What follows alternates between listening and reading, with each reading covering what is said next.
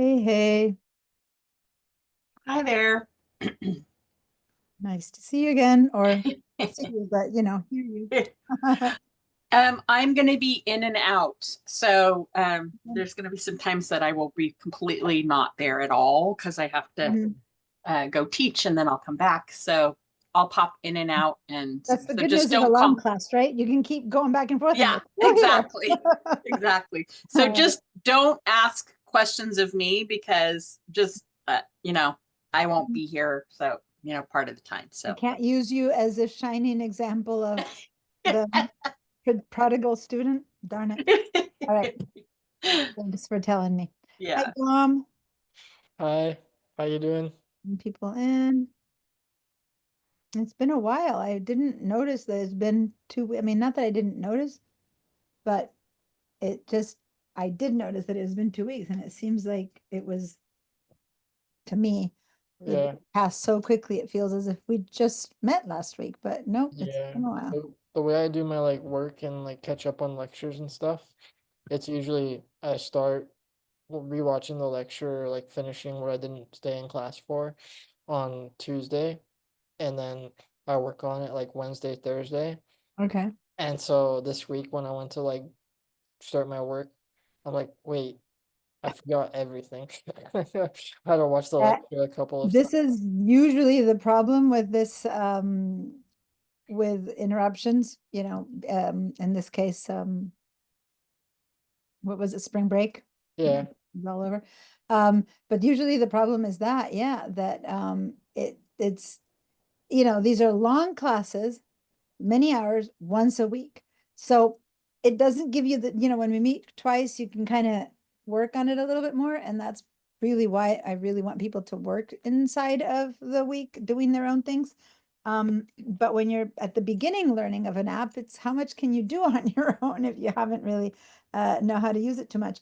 But then in 2 weeks of not meeting, it's like, wow, can you start all over again, please? I was just this morning in the Illustrator class, and I was doing the regular review that I normally do, and then I noticed I have to go much deeper because the regular review wasn't enough. It had been 2 weeks for them too, and I had to kind of breathe and do more than a regular review because yeah, a lot had been forgotten, even with the videos and even with the homework and even with everything. Yeah, it's not like jump on it, learn to write, and then you're off and running, right? It just takes a bit more than that. So anyway, hi Richika, nice to see you or see your presence. And Patricia, how are you doing? Good, and you? Very good. So who missed or wasn't here for parts of the first and second class? I think that some of you guys weren't here the whole time. Well, Moni, let me I'm I all watched caught the up. recording. Yeah, me too. okay. So I'm going to share this screen right now, which is our Padlet. Oh, I'm in the Illustrator pad. Oh, I put the other one in the other computer. Let me go to the Digital Design Techniques Padlet. Here we go. So here's our the Digital Design Techniques Padlet where I see the work. And Dom, I see you've been, I already saw that you've been doing the work. So thanks for catching up. Kristen, Chica, Tia can't make it today. She's on an airplane right now. A couple of people, but if I don't see your work here, I'm going to assume that you haven't done it or you aren't. And Maricel is actually sick, so two of the people who are here always aren't here today. But so Patricia, what's your situation? Have you been able to do some of the work, or just tell me a little bit about what's up? Hi. Not yet. So I am behind, but I'd love to have the opportunity to get caught up. And I, Okay, you got my information on how to get to the class recordings. yeah. Okay, so here's the Uh, class handouts. And then when you get in there and you open the class handouts, then that one there's Zoom class recording links is one of the handouts. And here you have the recordings for the first two classes. The first one, sometimes when they're really long, they end up given me 2 recordings instead of just one. So, and other times the same amount of time, it gives me one. I don't know why. And then I go and upload it and here they are. Okay. Okay. So, as long as you got the message on how to get to them, Yep. please catch up. Today I'm going to do a review, but I'm going to do a review based on, you know, having done some of the work before. But as Tom was saying, it's been a long break. And in 2 weeks, a lot has been forgotten. So we're gonna dig into that. Let me stop my share for a second. Now my request is usually you're completely free to do whatever you need to do for your comfort level. But if no one is behind you and there's no kids climbing all over you and there's no noise, I much prefer, as a request from me, if your videos are on, only because then I look like I'm talking to real people. If your videos have to be off for whatever reason, you prefer them off, that's fine. It's a request. It's not a make you do it, but just throwing that out because then I get to know what's happening. Other than that, you're going to be giving me feedback with the reactions button. So the reactions button, you know, at one point, Patricia, you gave me a thumbs up.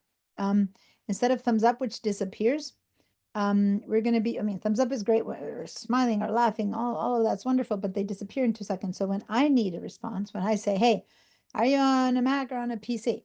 And then give me a yes or a no. When I mean yes or no, I'm talking about the green check mark or the red X. So the yes is green check mark and no is red X. So in this case, for example, are you on a PC or on a Mac? Give me a yes for Mac and a no for PC. So everyone do that. Just one little reminder of how we communicate in class and making sure everyone finds it. And Moni is working, so she's kind of in and out, so you might not see her answers all the time, but she already warned That me about that. feels like a trick question if you're on VDI, Oh, because I'm thank on you for Mac, mentioning that. If you're on but technically VDI, it's you PC. are on a PC. It's weird, but you need to tell me, like you just did, that you're actually on a Mac that's on VDI because there's a couple of things that, like screenshots, for example, will be done the Mac way, but everything else will be done the PC way. So if you're on a VDI and I say the shortcut is, you know, Control V, then use that one. And then on the Mac, you'll use Command V or something like that. Okay. So Patricia, you're on, so everyone right now is on a Mac, it seems, except for Dom. No, you're not on VDI. You're fine. Who else? Oh, none today, right? Today you're all on Macs. Okay. Usually I have 2 people on VDI, but not right now. So, okay, they didn't come. I'm the only person on VDI, I think. Don't I have 2, or is that in the Illustrator class then? Oof, I just drank something with gas and I was hiccuping. Soda. I'm on Windows. You're on, Moni's on Windows. Okay, I know there's some variety here. Okay, and Patricia, you have your own applications? Did you download the class files, Patricia? Not yet. No. All right. Do you remember how to get to the class files? 'Cause Could you we walk me opened- through it if you have a minute? I hate to keep you. All right. Are you comfortable with it's fine. I'll just show you rather quickly, but are you comfortable with uh Santa Barbara City College pipeline account passwords, that kind of thing? Yeah. Okay. So do you know how to get over to like my SBCC? Mhm. Okay, so head over to my SBCC. Okay. And I'm going to share my screen. And another thing that we do here is we share our screens all the time. And it's much faster to show you stuff when I can see your screen. Have you shared your screen before? Yeah. Okay, so can you go ahead and share your screen and then I'll walk you straight through how to get to the class files. That's the fastest way to do this.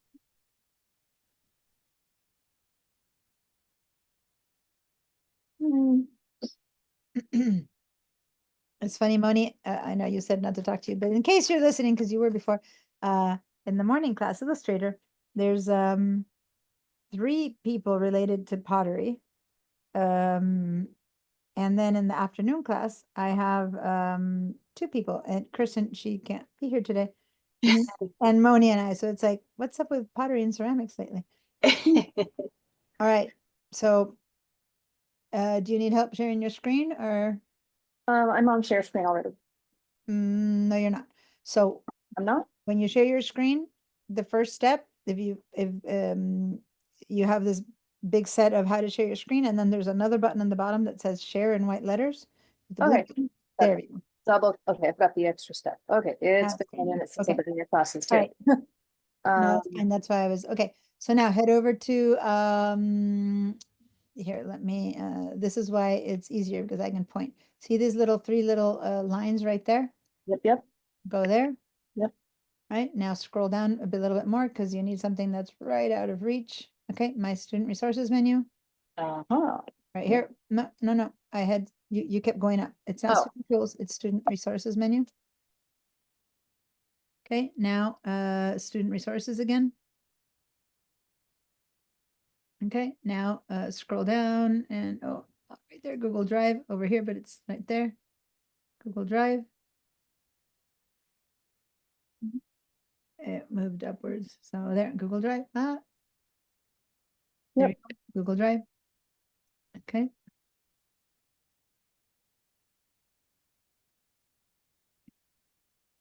It's much easier to show than to spend, hours walking you through it. Just click on it. Good to get it.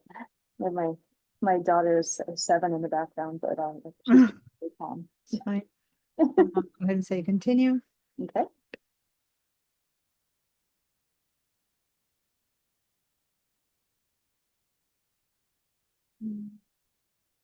Just cancel.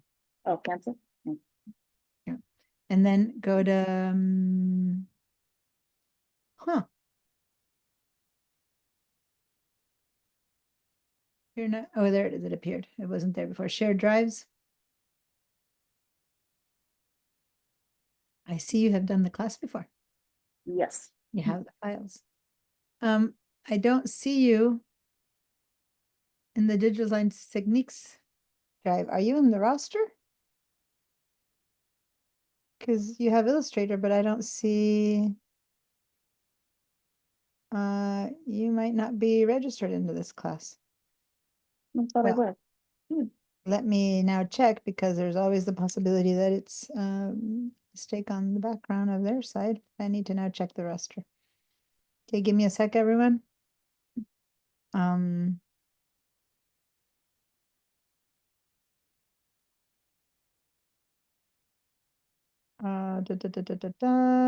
digital design techniques. Do you have a different last name, or do you go by Sure. Wood or Wood. by, I'm seeing Wood. over there, Alton or something like that? What's the other? Wood. Should be wood. What's that? It Just, should be wood. you're not in the class. Oh. Oh. So, not a huge big deal. You just need to register, but today you can't get the class files because the class files aren't available.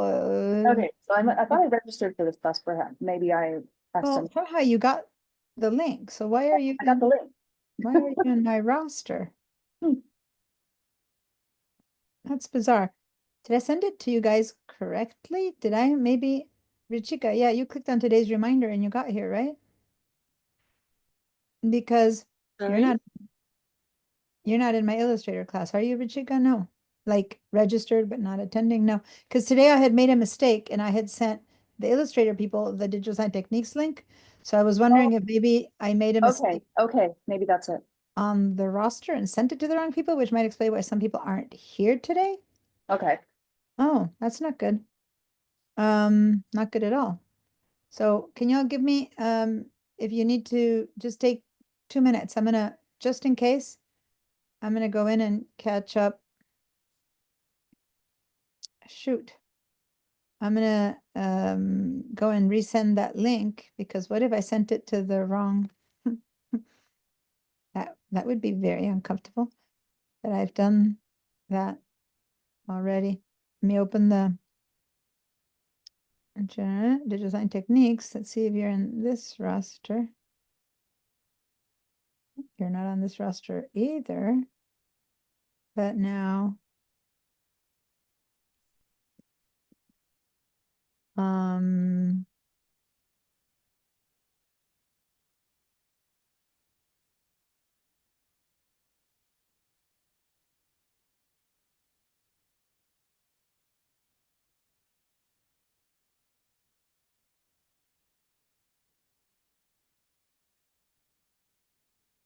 I'm just sending an email saying link for today's class updated. But yeah, this is bizarre. But I'm sending it out so that in case people are trying to get in and maybe something is happening to the link and they're waiting in Illustrator. I did that before in the other computer. Let me open on Zoom my Illustrator class, which is kind of bizarre, but let me. Sorry guys, thanks for the patience, but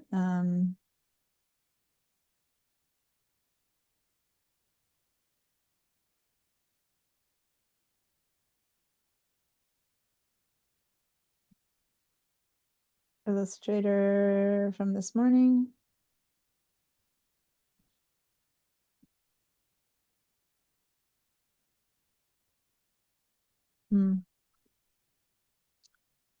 Give me a sec. I'm just clicking on the Illustrator class to make sure that no one is sitting there waiting. Being in progress. They're waiting. No, Being in this progress. is They're waiting. no, Being in this is progress. They're waiting. Being in progress. They're waiting. Being in progress. They're waiting.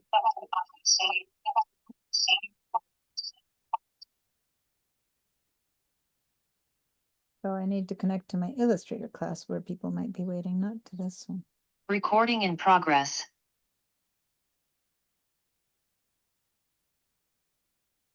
Okay, I'm just gonna sit there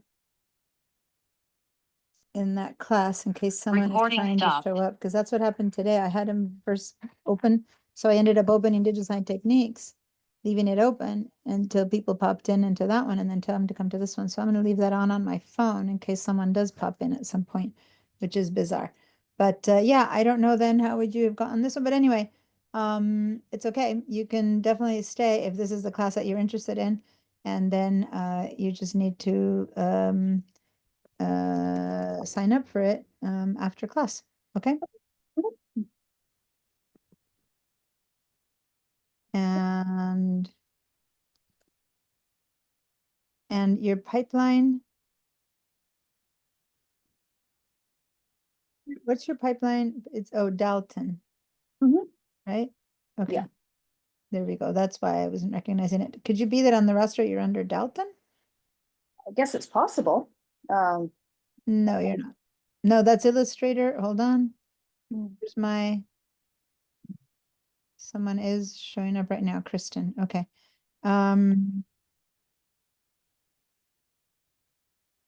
Let me check in for a second with my Illustrator. No, you're an Illustrator and you're Patricia Ann Wood is you're under the name that you're giving me. I just wondered if maybe that's what was happening. Okay, so you can't get them once you sign up. I'll send you the registry. Well, you know how to register. You can go register on the class. Then your digital sign techniques will pop up over here, and then you can download the class files. Okay. So I'm going to stop your share. And hi, Kristen. Thanks for joining us. I was making a comment a second ago that in my morning class, in my Illustrator class, there's a potter. I'm the wife of a potter who does pottery. Moni is the daughter of a potter, very famous potter too. And then now in this one, I've got you, and it's like, what's up? What's up with pottery? Suddenly, everything is like all about pottery. I love it. Dedicated potters, not just like, we kind of, but real, like, this is what I do, potters. That's not so typical. So welcome potters to my class.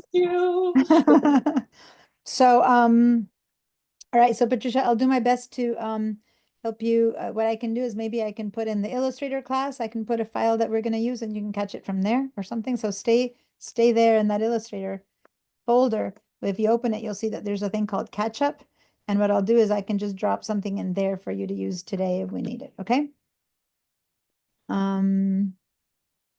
That was for Patricia, whose registration hasn't come through yet for this class. All right. So back to what I was sharing, which was the class. Let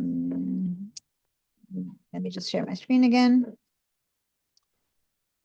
I was sharing the class I'm opening all the different shares, the class Padlet, and I am going to give you guys the code and put it in the chat. And there we go.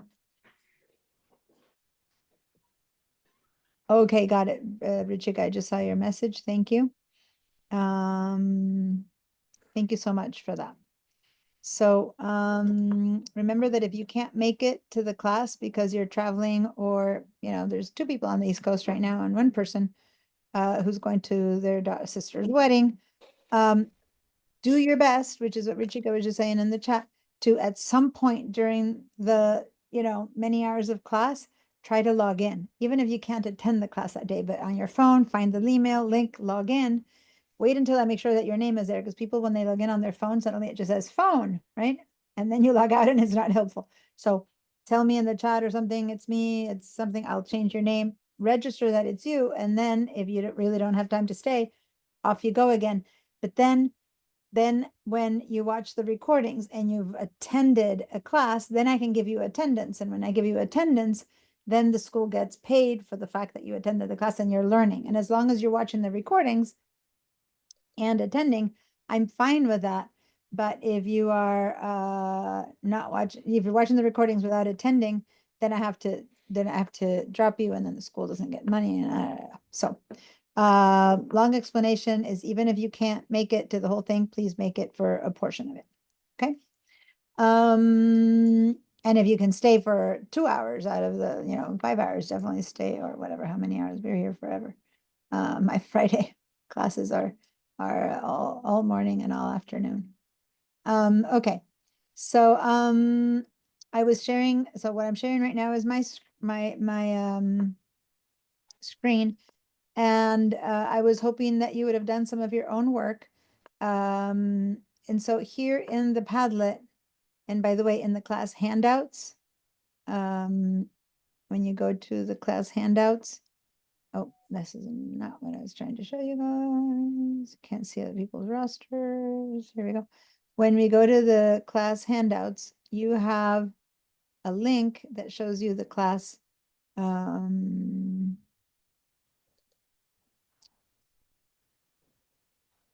class recordings, right? But then on top of that, in the same place, it shows you the class Padlet. Okay, so this is the link to the class Padlet. You also have it in the handouts. You have another handout here that that also shows you just how to use the Padlet, and the link is in there too. And I'm just pointing that out because as we practice, and especially in the 2 weeks that we've had off, I was hoping that you would create a little file and put some things in there, kind of using the tools that we've been using. But I mean, place in a photo of yours and write something over it. Again, I don't grade you based on homework. I grade you based on doing the work in class. But if you're on watching the recording, then for me to give you attendance, I need to see your work done in class, but also because then it helps you practice. And as Dom said, 2 weeks is a long time, and a lot of these things that you did during class might be forgotten. So please try to do that. And so I'm spending enough time here to show you it really works. This is my Illustrator Padlet. It's been going the same as long as you guys, and look at how much these people are posting. And when you post is because you're doing stuff, is you're learning. Versus, and I'm not trying to compare in a bad way, but here we just posted what we've done in class. That's it. There's no like extra stuff. And my goal is to get a bit of extra stuff. So force yourself, make yourself a little business card that you'll never use, and that is horrible. But and maybe you will discover you make a beautiful class, but by making that little business card, you'll remind yourself of how to place a file, how to move it, how to change things, and how to then ask me questions because something didn't work. All right. So I really, really, really am hoping that you guys will do a little bit extra than just the classwork. All right, off my soapbox, back to teaching what I'm going to teach today. And we haven't used in this class yet Illustrator. So we're going to do a teeny bit of Illustrator work. Then we're going to make something that we're going to bring into InDesign, just as we made a little bit of work in Photoshop and then we brought it into InDesign. Remember that? To do some work. So everyone, if you have Illustrator, please open your Illustrator program today. And always Bridge. And in Bridge, you're gonna have, these are the class files. If I ask us to open any of these class files, Patricia, I'll put it in your Illustrator folder, but right now, we're gonna kind of start from scratch. For what we're gonna do right now, we're gonna start from scratch. So, we're gonna go ahead and do a little bit of work with a simple example, which is this one. Oops, can't make it bigger, which is a little mini logo. We're going to do something kind of like this in Illustrator. So it's just the word turn, but it has some funky stuff happening to make it, I guess it's a bit of a palindrome, upside down palindrome, I don't know. So we're gonna do a little bit of Illustrator work with that. It's one of the things that people do a lot or mostly do is do logos, and logos many times are visual logos, graphic logos, but a lot of work in Illustrator also happens in text. So let's go ahead and do that in Illustrator. So we're gonna open up and give me a, I don't want to, since Illustrator might take a little bit of time to open up. If you have it open and ready to go, give me a yes. If you're still working on opening it up, let me know. No one's showing up to the Illustrator class, so it's okay.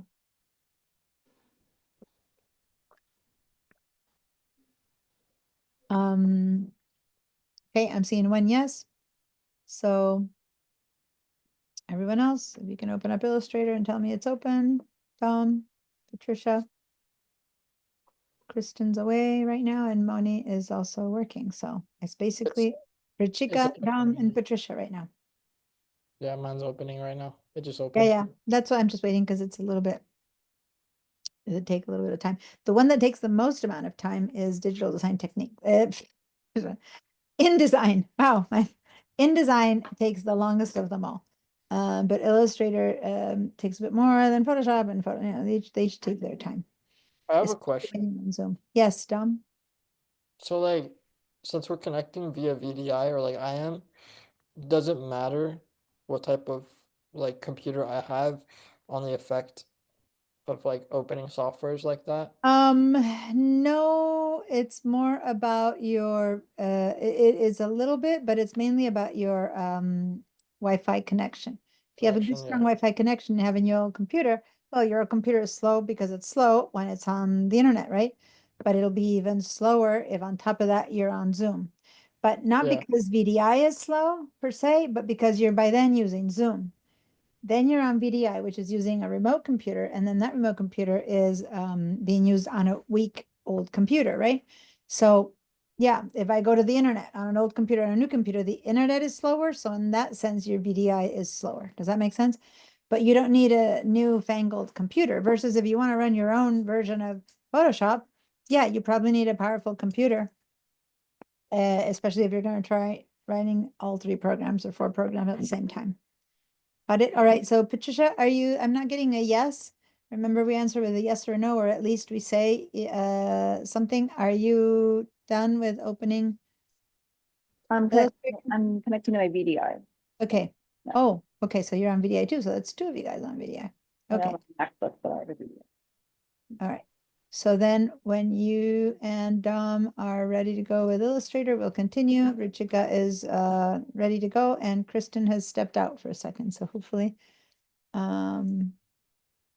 she'll come back soon, and then Richika's going to be gone for a bit, and Moni's gone. So it's one of those days, and then 2 people on the airplane. So it's a very travel-y day. Travel-y day. Travel-y and worky day.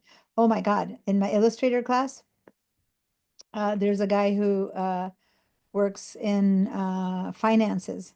And he was like, I'm so sorry, but given what's been happening, he's been getting call. I mean, he normally dedicates his time to this, but he was like getting calls. He works with clients all over the world, and he was like, I'm doing my best, but you know, the world is a bit in convulsions in the world of finance right now. So he was in and out, but at least he was in the class for the most part. But I can't imagine how he's sleeping. All right, Dom, you're on. Okay. Patricia, you're connecting. So what I'm going to do is I'm going to have us begin to open a new file. So let's head over to Illustrator, say new file. And then if you've never used Illustrator before, you might also have, I forgot to say, little welcome to Illustrator, that kind of thing in there. Click a little X, it tells you what's new in Illustrator. Click that X out there to get out of it, and then say new file. And we're going to head over at the top. We're going to head over to print.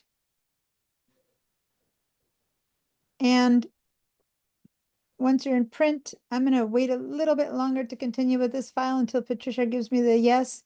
And if you need any help, Patricia, let me know. When you share your screen, I can help you get to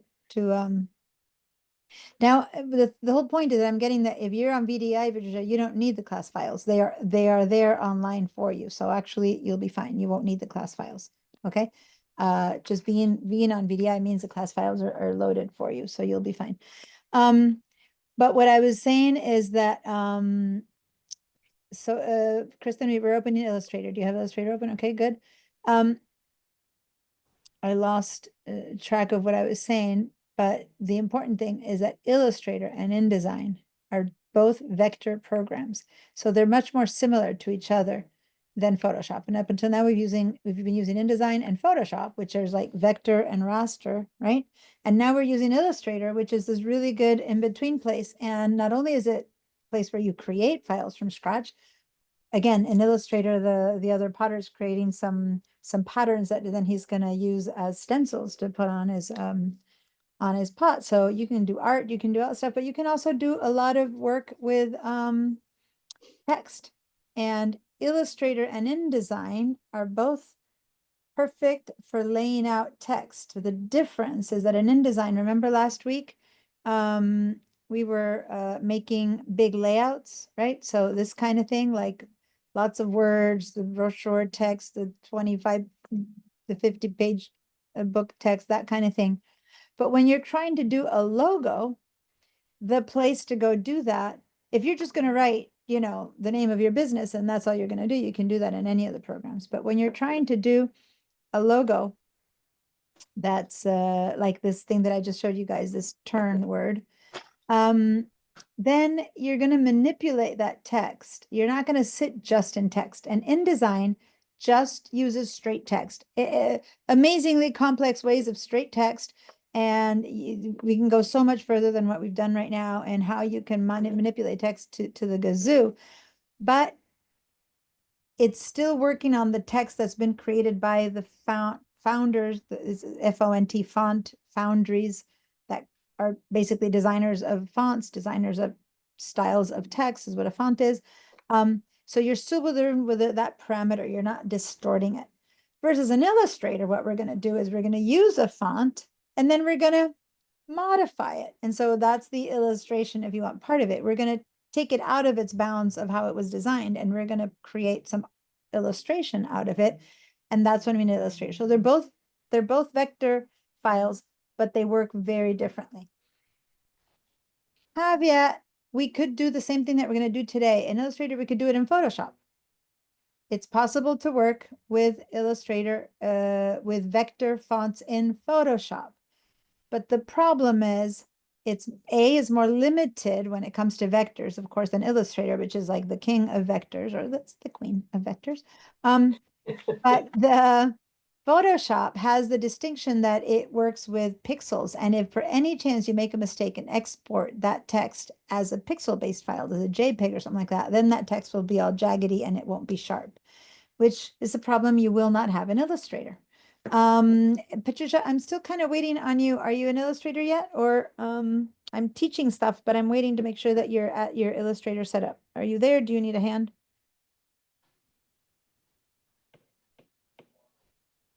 If you're talking to me, you're muted, so I can't hear your answer. Because if you need to share your screen so I can help you get your Illustrator up and running in VDI, I can do that. Patricia? I'm going on to the VDI right now. Yeah. You're good. Okay, so you don't need my hand. Okay, great. So anyway, point I'm making, we're going to do this in Illustrator. We could do this in Photoshop. We could not do this in InDesign. There's overlap, and usually there's 2 overlap each other. Rarely do 3 overlap each other. Every now and then there's something all 3 can do. So now, okay, so we said let's make a new file. Let's head over and choose print. And why am I choosing print? Because I'm going to create a logo. that I can use for print or for screen. So the largest common denominator for the file size has to be print. And then later you can make it work for anything else that's smaller. Let me say that if we only use vectors, we do not need to worry about being print or web.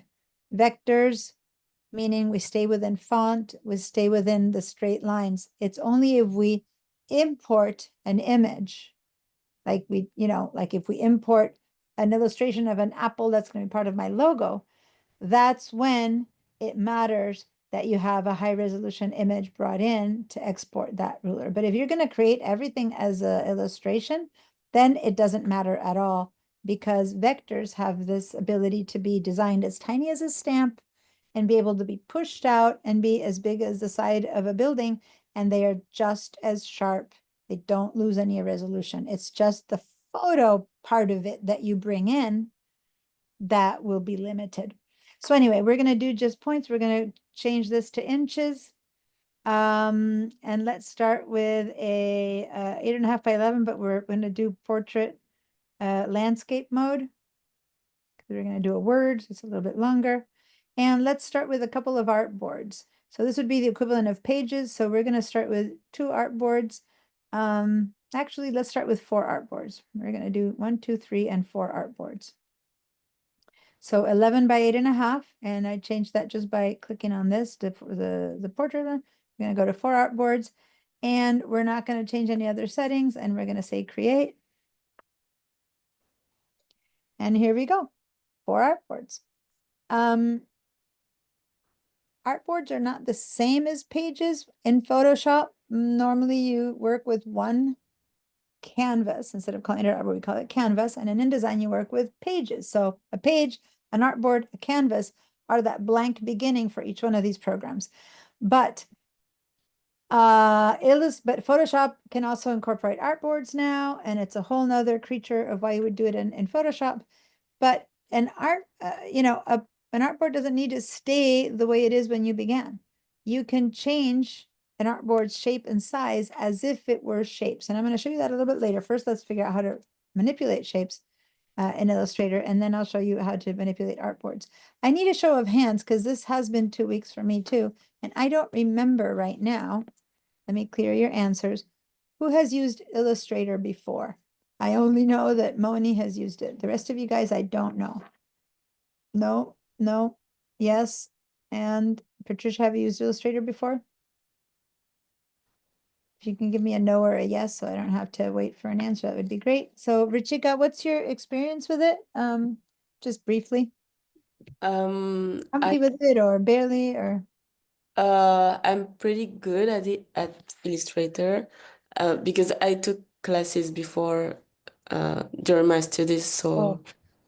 I already used. Marketing communication, you had mentioned that. Okay. Yes. And it's good because some people have taken a class before in high school and yeah, they've used it, but they barely remember, or nope, they're pretty good at it, right? And so I just wanted to have an idea. All right. And Patricia, you said you've used it before too. I see your yes. What would your experience be in Illustrator off the top? Just a few words. I took the class maybe a couple seasons ago with this Illustrator, and then I have some Photoshop experience, but it's all kind of Okay. Yeah, I saw that you had access to my old Illustrator class. So yeah. So you took that one with me. Okay, great. Just to remember how much to go back to 0 or start from the middle, depending on the group. Okay. So basically right now, I have just updated my Illustrator. Like the other day, I updated all my apps 2 days ago. And something a bit different is happening in my toolbar that didn't exist before, where there's like a name that tells me these are selection tools and shapes, and these are shape tools and draw, and these are drawing tools that modify. This has never been there before. Type tools. This is a completely different toolbar. I am in this mode called getting started. So let's all head over here to this that I'm pointing to, which is in the Mac, it's the final little icon on the top furthest right of your Illustrator. I think on the PC, it might be a little bit further in, then there's one more thing out there. Not 100% sure on the PC if it's the last one, but when you hover over it, it says switch workspace. And when you click on it, and this is what'll really tell you if it's the right one, because if you click on this one, that's not the right one. It's this one. It'll have names of different workspaces. And if you have first opened it for the first time ever, or if you have just restarted it or re-updated it like I just did, it'll be on the getting started mode. And so it's kind of more of a teacherly set of tools. Now, this is a new mode that didn't exist up until the last session. For eons, we started with Essentials Classic.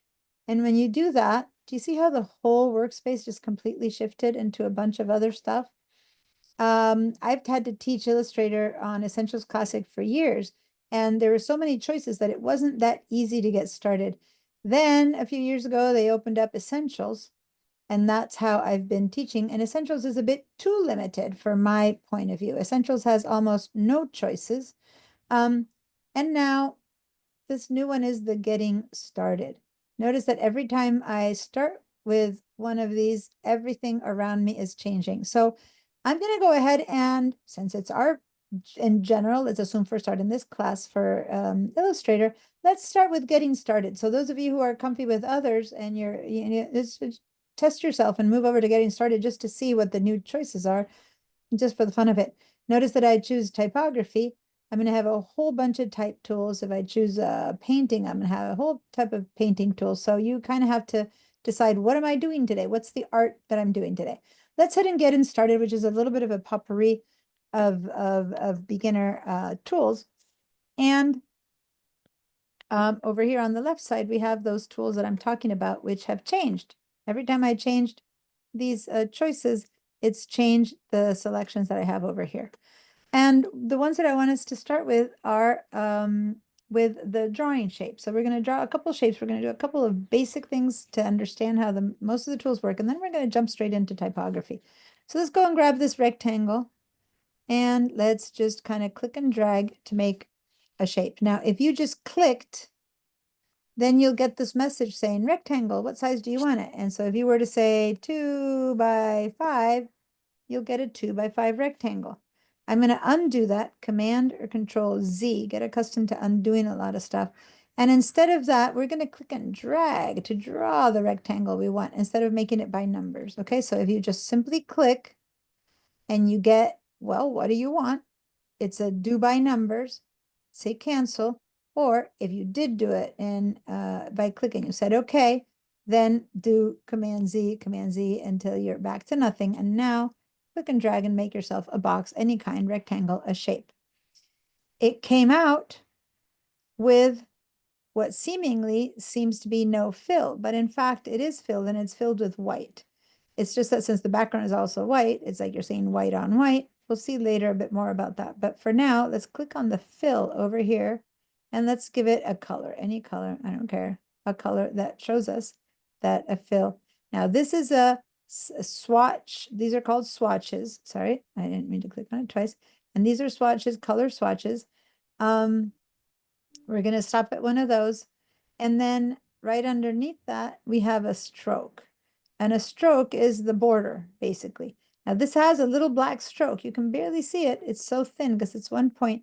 Let's make it much fatter. Let's go instead of 1 point, let's make it like 8, or let's make it 10 points. So now we have a fat stroke there. And if we want to change the color of the stroke, we need to click on the same ways we clicked on the green, white over there. We click here on the, and then we'll make this be, I don't know, bright red or bright pink or something like that. Let me make it even a bigger stroke. I'm going to make it 14-point stroke. Now that the appearance panel is set up to be a 14-point pink stroke and a green fill, if I go now, I'm still in my make shapes tool, and if I go make another one, it's going to come out with the same appearance properties, and I make another one, and I make another one. So I'm like, okay, I just made this one on top of everything, and this one, and I'm tired. I don't want to make any more. Stop. How do I stop making? You got to get out of the make rectangle tool. Okay. And I'm that, sorry, where was that? I was doing something. It was, so rectangle tool, right. shapes, you make one and then you go to the appearance and you change it. Right. Yeah. So how do you get out or not get out of it, but so you're constantly in it until Oh, you okay. maybe So click. what you do is you leave the make rectangle tool. You go to your selection tool. There's two. There's the one on top, which we call the black arrow tool, and the white arrow tool. The official names is the selection tool or the direct selection tool. And in InDesign, you guys already experienced a bit of the selection tool, and I haven't deeply gone into the direct selection tool in InDesign. We will get into there. Don't worry. But they do two different things. So the selection tool is that one, the direct selection tool is that one. Sometimes it's like the black selection tool or the white selection tool. They aren't at all similar, so don't confuse them. So this is the one that we use all the time. Like this is pick up, do something, make some type, make some whatever, and then boom, back to the selection tool. Do something, back to the selection tool. We want to live in that one. Now, why? Because with this one, we can select by clicking on the things that we made. And then let's go ahead and get rid of some of them by hitting the delete key, and then the delete key, and the delete key, and the delete key, and getting rid of all of them except for one. Now, let's go to the ellipse tool, which is right under the rectangle tool, and let's make an oval, a shape of some kind. And I don't want it to be the same colors, but it came out with the same colors. It always inherits the appearance properties of the last one that you made because it's still in those settings. So now that this one is selected, we're going to head over here and change its colors. I'm going to change the color of the fill and the color of the stroke. And I'm going to choose, I don't know, something here, a blue. Okay. And by the way, you can choose your own colors as long as they are contrasting colors. That's good. Oh, a blue border is not good for this example. You'll see why next. So I'm going to give it a boring old little beige or brown. I don't know. That kind of works. Border. You'll see why when we approach. Now, what I mean when we approach is because we're working really far off. Imagine if you're trying to do art and you had 4 pieces of paper and you're trying to draw. It's like you're way out there, right? I mean, these are 8.5, 11 pieces of paper, and we just made 2 circles, and we're not. This should be pretty big. So select one of them, whichever, I don't care. And then let's zoom in by doing Command plus, plus, plus, plus, and notice that the one you selected is the one that is getting centered upon, right? So if you selected the oval, when you do Command plus, when you do Command minus, you back out. If you select the rectangle, when I do Command plus plus plus, it's going to center on the rectangle.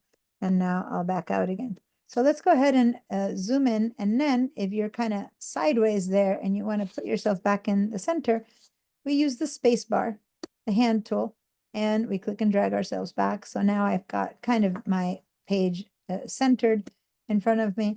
And now I can see the page I'm drawing on much more closely.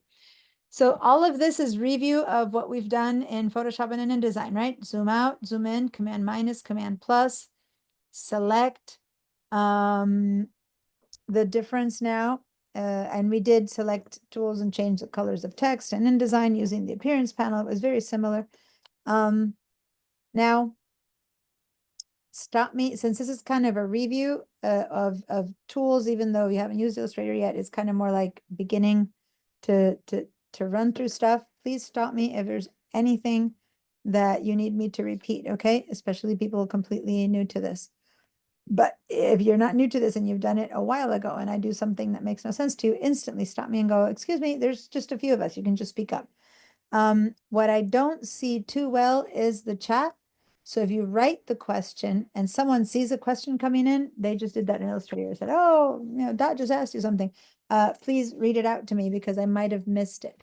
But other than that, just speak up or raise your hand, or when I ask how you doing, are you okay or not, just give me a no, and then I'll know that I need to repeat or spend a little bit more time on that, okay? Now, just like with Photoshop, you're not going to become Illustrator experts in this class. You're going to just learn some tools and then you can take the Illustrator class to really get good at it. Okay, so here we have 2 different elements. And the main thing I want to point out is that both of these boxes, when you select them, are being held by a bounding box. It's much more obvious in the oval, because in the oval, you see this shape there, and that's the bounding box. It's like a basket that carries my object. But when you click on the rectangle, the bounding box coincides with the shape of the box. So it looks like it's not there, but it is there. That is those blue lines that have white little squares. That's the bounding box. And it's the same as this, right? It's the same bounding box. And in fact, if I don't want to select anything, I need to click out in this like white space. This is what you call click away, or, click on nothing to deselect. And then when you select again, and this time hold down the shift key and then select the second one again, now you have one bounding box that's holding two objects, okay? We're collecting our eggs in a basket. Okay, so it's one bounding box. So now you can see how it extended. All right, let's deselect again. And the bounding box is the thing that allows us to distort the shape in very specific ways, which is basically you can make it taller, shorter, wider, or thinner. So I'm going to start with this rectangle, and notice that these little handles, these white, there's 1, 2, 3, 4, 5, 6, 7, 8. I was going to say 9, but it's never 9. It's 8 little handles. Allow me to grab it and make it wider or thinner, shorter, taller. And if I go to the corner one, then I also get both at the same time. Okay. Now it's the bounding box that I'm changing, not the shape. And we'll distinguish that in a minute. And this is an important distinction also for InDesign, which is it's easier to understand it in Illustrator. When we get to InDesign, it gets a bit more confusing. So if you get the concept here, the bounding box is just the holder. And in InDesign, that's called a frame. And remember, and I'm going to just remind you here that we had frames that held our, I forget that when I zoom in on InDesign, we had a box that held our text. That's the frame. Well, that's a bounding box in Illustrator. It's a frame in InDesign, okay? It's the same thing. It's a holder for your stuff that's inside. And it can hold text, it can hold a pink and yellow box, it can hold a photograph. So in InDesign, we call them a frame. And in Illustrator, we call it a bounding box, okay? And when you manipulate the frame, you manipulate the bounding box. Now, what I'm going to do is I'm going to open my InDesign to give you, instead of just static examples, I'm going to open that little postcard that we did. If you have it, fine. For those of you who didn't take the class and you don't have it yet, don't worry. Oh, I moved things to another place, didn't I? Okay, I'm going to go to Bridge. I believe in file formats, we had made some stuff. I think that was this one. I'm going to open it from here. And InDesign, just because I want to give you, you don't have to have both files open. Sometimes it really slows your computer, and I don't necessarily need InDesign right now. I just want to show you the places where there's similarities, okay? And so here is the text that we wrote, and see how it's held by a bounding box, that if I were to make it smaller or bigger, my text becomes, bigger or smaller. That's that same idea of what I'm doing in here in Illustrator with this bounding box. Now it's much more obvious here that it's not about the shape it's holding, because the bounding box is still going to be a rectangle, and I'm going to use this to make it taller, thinner, fatter, or both at the same time from the corners, okay? Now there's one more thing that this bounding box does, which is if you hover outside, like of one of the corners, about 1/4 inch away or less from it, then you click and drag, then you can spin the shape on its axis, okay? What's the axis? That center point. So now I'm going to undo, and that's the point that is spinning on. So now I can spin this shape from one of the angle corners. I'm going to undo that because I want these to stay straight, but just showing you that, and that is where the similarities continue, because in InDesign also you have a text box that can be from the outside manipulated into being not straight, okay? All right, back to Illustrator. Now, I'm going to try to overlap these objects, and what I want is the rectangle to be on top of the circle. So I'm gonna grab this one from the fill and I'm gonna drag it over and, oh, whoopsie daisies. Can't do that.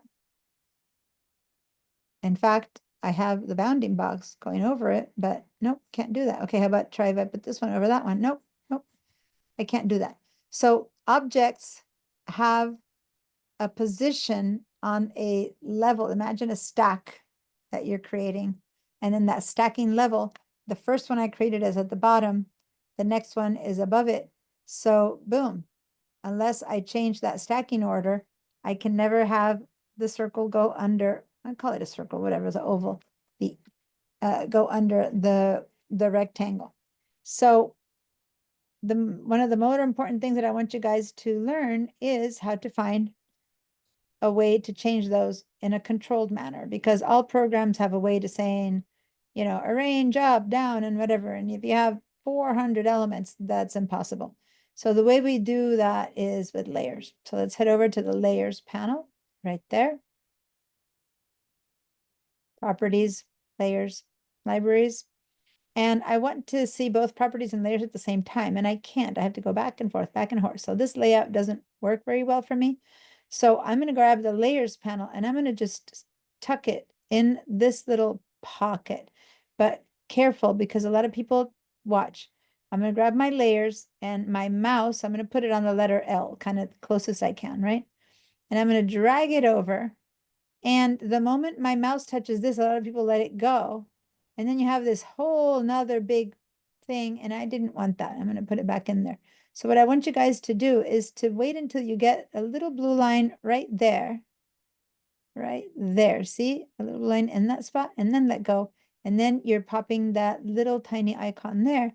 And now you can have properties over here and layers over here.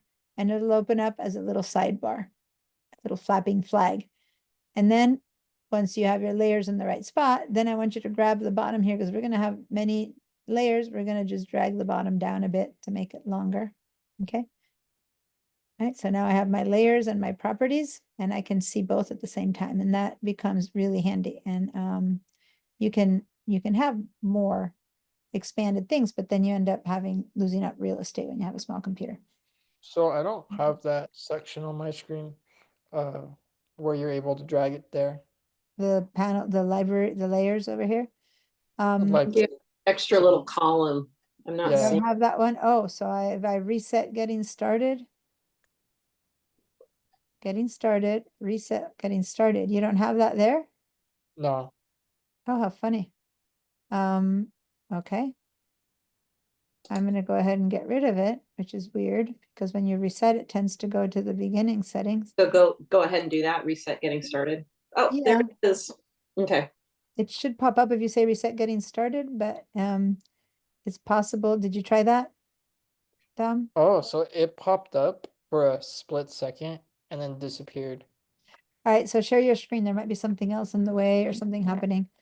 So go Yeah. ahead and share your screen. And you guys, this is the perfect kind of comment, because then I'll be working on stuff. And if you don't say anything in the background, you're not actually getting things done that you need to get done because you're worrying about this one thing. So please just speak up when something isn't the way I am telling you it should be. Okay.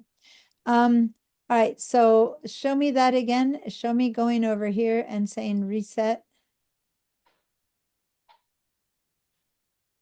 Huh. Yeah, that's bizarre. Okay, so it's really bizarre. So let's do this. Let's go over here to window. And let's open something else, something that'll open separately. Let me see which one would open separately in this case. I think artboards would open separately. Click on artboards. This is just to trick. Okay. Then this doesn't work, so close it. No, that's not what I wanted. Okay, so then I'm going to tell you how to do this. Grab layers. Mhm. Okay. And then just drag it out and it'll just be its own thing. Yeah, and put it right there. Yeah, perfect. And then go to this little double-headed arrow there. And collapse it. Yeah, and now grab it Oh, here and drag it in to make it even smaller. like from this, no, layers was fine, leave it where it was. Put your mouse, no, no, it's Aw. not connected, so now grab it again, and oops, now we need to open Oh. it. Hold on, go to window, Okay. way over there, and open up layers. Okay, so now grab it from the name layers and pop it until you see that line. Yeah, there. And now it comes in big, so this little tiny double-headed arrow makes it smaller. Otherwise, it's always big, right? And now, hold on, I've done so many lines, let me just clean it up. Okay, now grab it from here until you get a double-headed arrow and then push it inwards. Bing, there you go. So you've made yourself that thing that for some reason it wasn't giving you. No, libraries, we want to leave where it was. Properties, I mean, we wanted to leave where it was. So move properties back. Yeah. And yeah, let go. Perfect. So properties is there. And then now layers to open them, click on that and it pops open like a little flag. And Okay, drag cool. it down so that it becomes bigger. Grab it from here. Yeah. And then now you see both. Now, one thing that happened in between is that the libraries ended up separate from properties. So grab this and pop it up there again. Let me just clean all my 25 different layers and just pop it up there. There we go. So now we have long properties. Now, if you get these kind of things because it's so new to you that it's telling you stuff, just say done right now because we want to get rid of it. It's just teaching you stuff. And then go back to properties and that's the right layout. And then layers, when we don't need them, you click on that and it flaps in and then flaps out when you need it. Okay. Thank you. So that's kind of a good layout. Now, one thing you can all do if you don't want to lose this layout is, and normally I don't, this is going to be teach this right now, but it's good for every Adobe program, not just for this. Once you settle things in and you mishmash and you move and you make your own setup, that's not one of the many ones. Go ahead and click on the workspaces, right? Then you can go over here and create a new workspace with just your name, or in this case, like a certain client, or in this case, you can call it a class layout or something like that, you know, class workspace or my space or whatever you want to call it. And then you say, okay. And then when you go to the workspaces, you'll see that at the top, you have a choice that you just made. That is the class layout. Okay. Cool. You don't have to do that, but say that, mess it up now, grab properties and drag it out there. And you know, you're messing it up. It's totally different. Now, what you do is you go back here and you say reset class layout. Boom, and it pops Oh, that's back. cool. Oh, well, in this case, it stayed open. How weird. Usually the reset, it should pop in again. There we go. It's, oh, because you had expanded your libraries. Okay. It kind Yeah. of goes back to the initial setup. And I'm showing it only because in this class, I'm also trying to show you how to work across programs. And this is one of those things that you'll see in any Adobe program, no matter which, has a way of, I'm going to stop my share now, modifying your workspaces. So I'm going to share my screen right now. And if you guys kind of caught that, and I went kind of fast, but all I was doing was showing you how, for example, in Bridge is the only one that it's a little bit different. But in Bridge, instead of having it over there, this is the essential layout. This is a libraries layout. This is a film strip layout, outstrip. Go to essentials layout and I want to reset it. I go to reset to saved layout, right? Libraries. If I mess something up and I do something weird and I do whatever, I can just mess things up completely. And I go over here and I go to reset to save layout and it goes back, right? So that's always a possibility. And all the other programs, it's the same. Here I was in InDesign, we've been using essentials and I can say reset essentials. But see how this whole panel disappeared?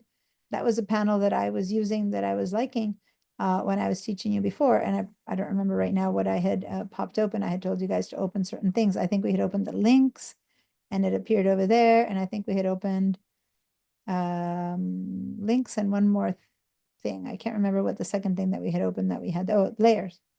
No, layers is there. I think it was just links and layers. But anyway, I had something else open down there. And then once you notice that you're doing stuff that isn't part of one of the basic setups, then you just create your own. So here I have Diana's workspace where I also have some font issues and other stuff like that. So you can do that for every one of your programs. I'm going to go back to essentials and just open links. And I think that's probably where I had you guys last time. Okay. So they're all the same. And if you go on to the other programs, you'll keep finding that the workspace is pretty crucial to get it set up the way you like it and then use it that way. So I am going to bring the layers out here and make it bigger. And now all of that was a preamble to how do we use layers? Well, notice that over here, if you can see in the tiny little thumbnail, I'm seeing green and yellow. So it's basically showing me what I'm seeing because the layer is everything. I need to open this little triangle right there. Right there. Whoops, it disappears when I'm putting the circle. That little triangle is going to show me the rest of my tools. So I'm going to go ahead and clear my pink drawings. There we go. So I move on that, and now I've got each of my elements that are stacked. So everyone put one on top of the other. And now we're going to go to that entire layer and we're going to drag it down until that little blue line moves down to the bottom of rectangle, and boom. Now I have altered the stacking order or stacking layer. Before it was strictly in the order of the last one I made sits on top. Like now I can move it around and put the bottom one on top. So make sure you're stacking them so that you can see it happening. And then you can move it down, up or down. It doesn't matter. And this is the only thing you don't have to have your element selected for. Just about everything else in the world, you need to have selected your element to work on it. The only thing that you don't is here. If you just alter the position of these, even if the selections aren't happening, and you know they're not selected because there's no bounding box around them, then this still works. Okay. So now I'm going to leave it upside down, meaning the rectangle on top of the oval. And it's been a while. I've taught you a bunch of different things. Give me a yes if you've been following it all. If you need any kind of repetition or support or help, let me know. Other than that, let's go with a yes or a no to see how we're doing. I just panicked. I was talking to my mom during the lunch break that I had between classes, and I just noticed that I have 2 more weeks of teaching and then class is over. So guys, we only have 2 more classes to go after today. Today is long, we just started, but this class goes fast because there's so many days each day, but they're compact. So, all right, I'm seeing yes, yes, yes. I'm not seeing a yes from Patricia. I'm not sure if, perfect. So just give me a yes or no so I don't have to like call on you. But definitely sometimes you're grappling with it, right? You're still working on it. So you don't know whether to say yes or no. That's fine.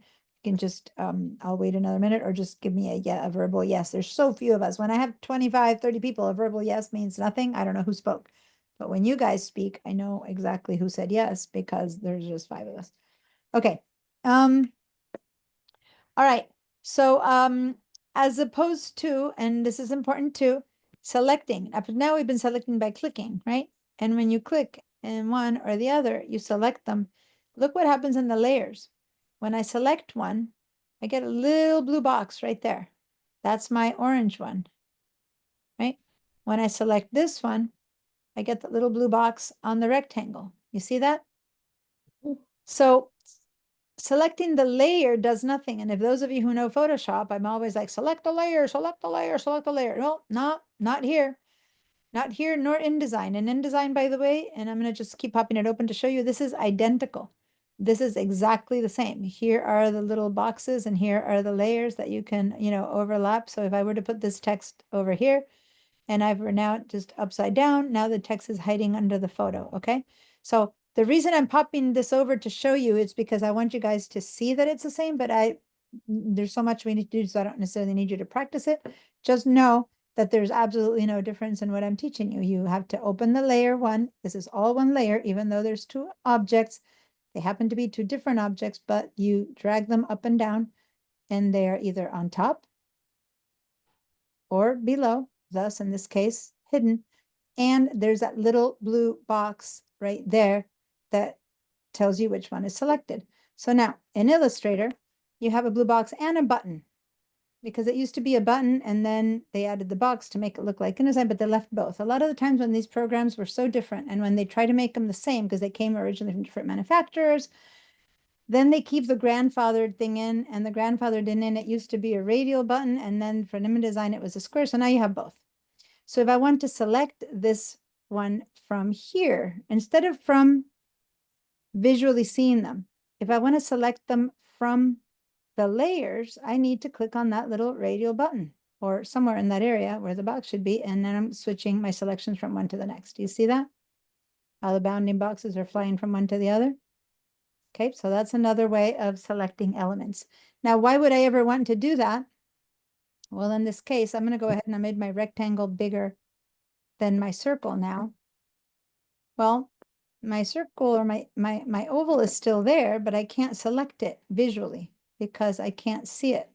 And there might be a reason, a structural support of something. There's these reasons why things might not be visible, or it might be so tiny, maybe, that I don't like, I have such a big, it's hard to make something tiny when you have such a big border on it. But sometimes if it doesn't have a border, it's so tiny that for one reason or another, it's very hard to see or select.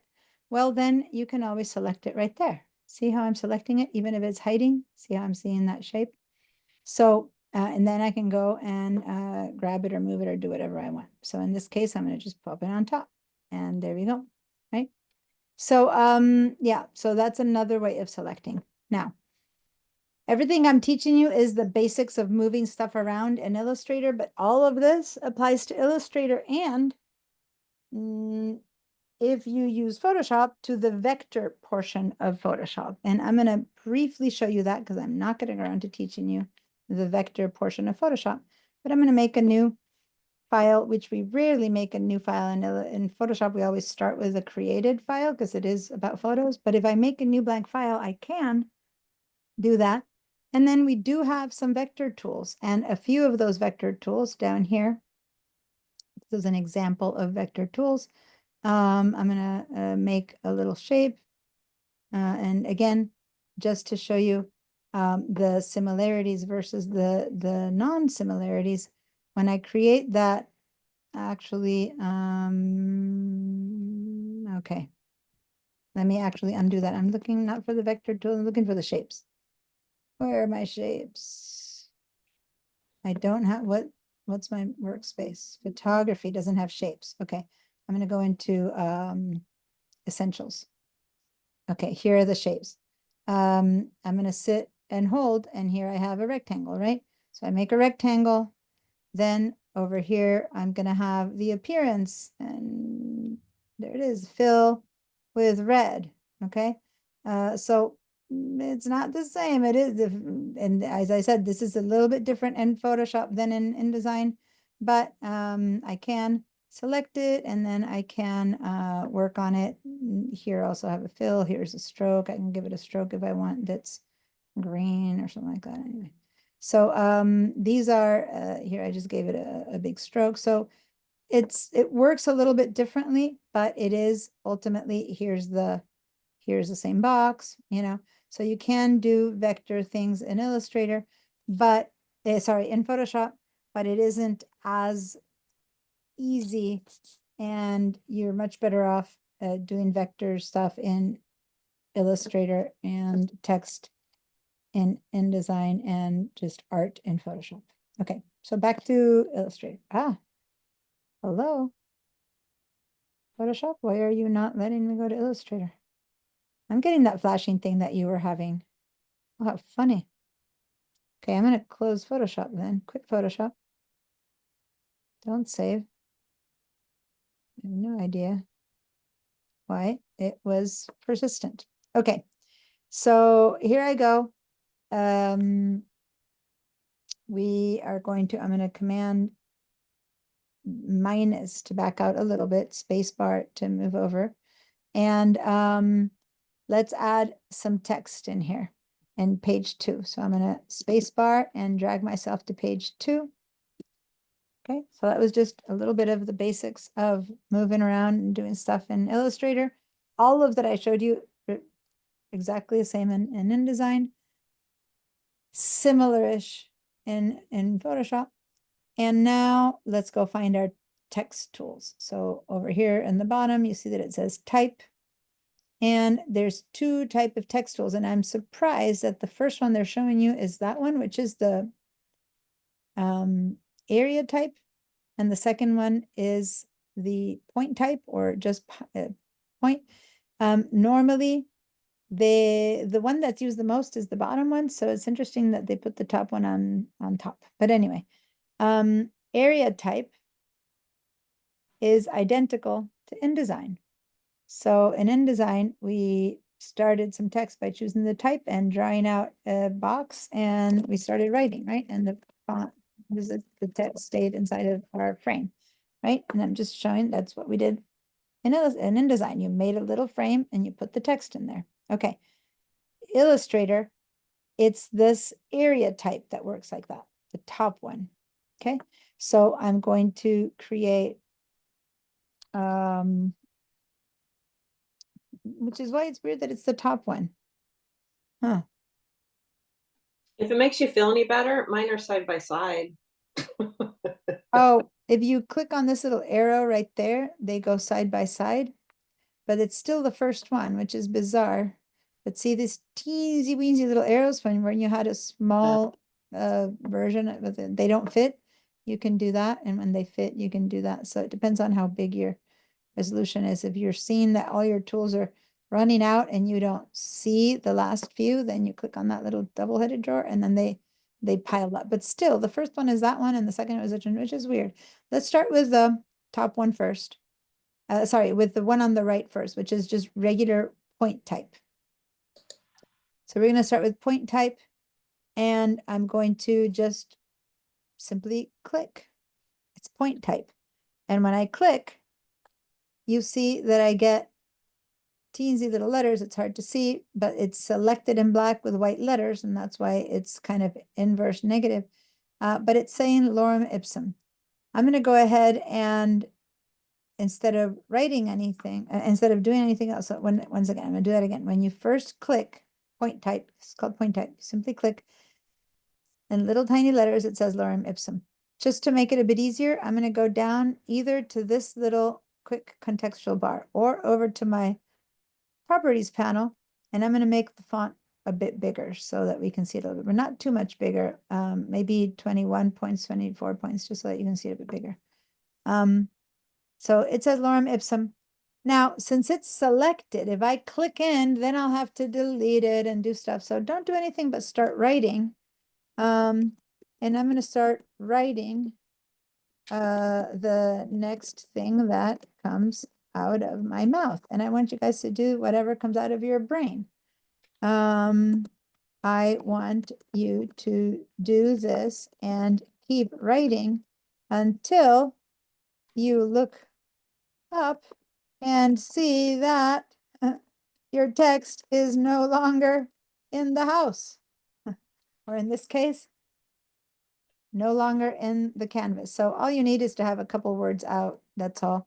I'm going to hold my tool, go back to the selection tool or V, and then I'm going to drag. And as you can see, I kept writing and kept writing and kept writing, and the text kept going. We're not accustomed to this anymore, right? In Word and all these places that we write in, text tends to wrap up, doesn't it? At the end of the page. So go ahead and give me a yes if this happened to you. When you started writing, it just kept going. Give me 1 second. I need to step out to my dog.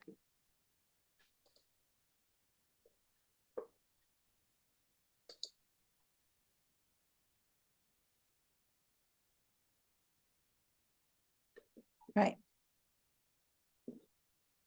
So I'm seeing yeses, not from you, Kristen. Okay, what happened to you? Did you use area type or a point type? The second one. The one The one without the Superman box around it. Ah, that's why. No, we were looking at the second one, the one that's called just type. Used to be called point type, now they're just calling it type, but it says enter text at a point. Okay. Yep. So you simply click and then you start writing, write something, and you'll keep going. Let's click on a non-compound, non-masking path to create text inside a path. Huh. Did you just simply click and get the lower Let me menu? do the Control Z maybe, just delete what I originally had. Yeah, because you have a shape, then that'll work differently, yeah. So go ahead and start with on the blank page with nothing, Mhm. okay? It's still telling me you must click on a non-compound. So are you sure you don't have the area type? Go ahead and share your screen at this point, because I need to see what's happening. Mm. It's this Do one. you need a hand to remember how to share your screen? No, I just, Okay. there's literally a half a dozen of them to choose from. Yeah. All right, say okay. And I still see that you're still working on the type, that's the area type. So this is the one that we're using, the second one. That's the one I used originally. Maybe, but right now that's not the one that was being said. Okay, simply click, no. Oh, that's why, because you're clicking and dragging. I went too Go ahead big. and undo that. Command Z. Mhm. You just need to simply click. Just click. There we go. That's why it's called point and click. Okay.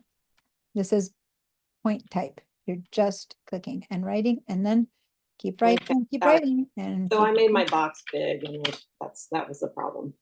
Okay, so I'm going to stop your share. No, but keep writing. I need you to extend yourself out of the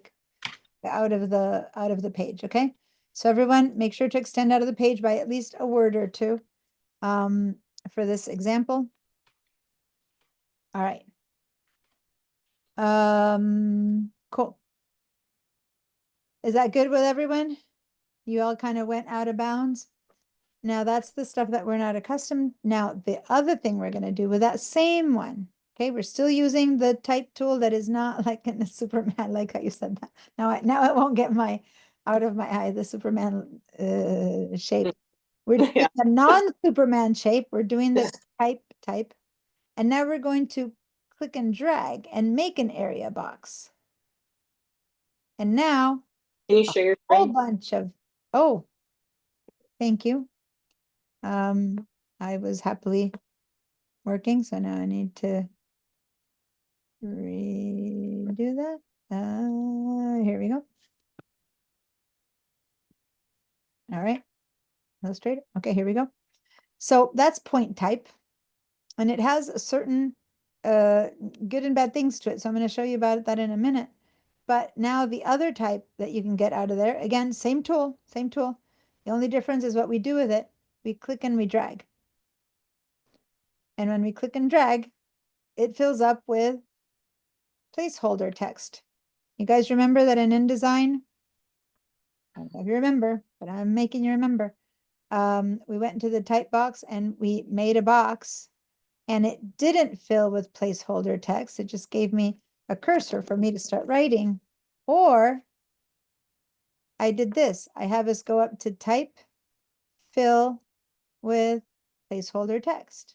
Remember that? I don't know if you remember that, but I made you guys fill it with placeholder text. All right. And in Illustrator, the text just comes in. Okay, so here you create your area box and folder text just fills. Again, it's been highlighted, ready for you to replace it, but let's not replace it for now. Let's just move out of the type tools, go back to our selection tool, and now we have two types of text. I'm going to do Command minus a little bit. I'm noticing that Mary Ellen isn't here. She usually comes to this class too. Okay. So I'm backing out because I have this one. I made it so long that it keeps going and going and going. But this is area type. We still use area type just like we did in InDesign. And that was a bit the point of last week's class in InDesign. Who remembers what happens with this area type? If I make my box smaller, do you remember what happened in InDesign when I had a bunch of text and I made my box smaller? You would get like an error pop up. Well, That's true. And guess what? Another good reason to use InDesign for layout is that here you don't see any error popping up telling you did something wrong. The only thing you see, and everyone please do that, make your box, grab it from the corner and make it small. They are very small, really tiny.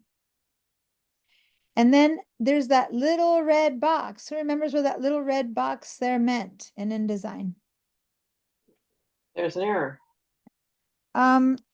It was not necessarily just an error, but Tell if I make a big text box, right, and fill it with, and I'm just showing it to you where we did it, right, which is an InDesign, and I made it small, what did that little red box indicate?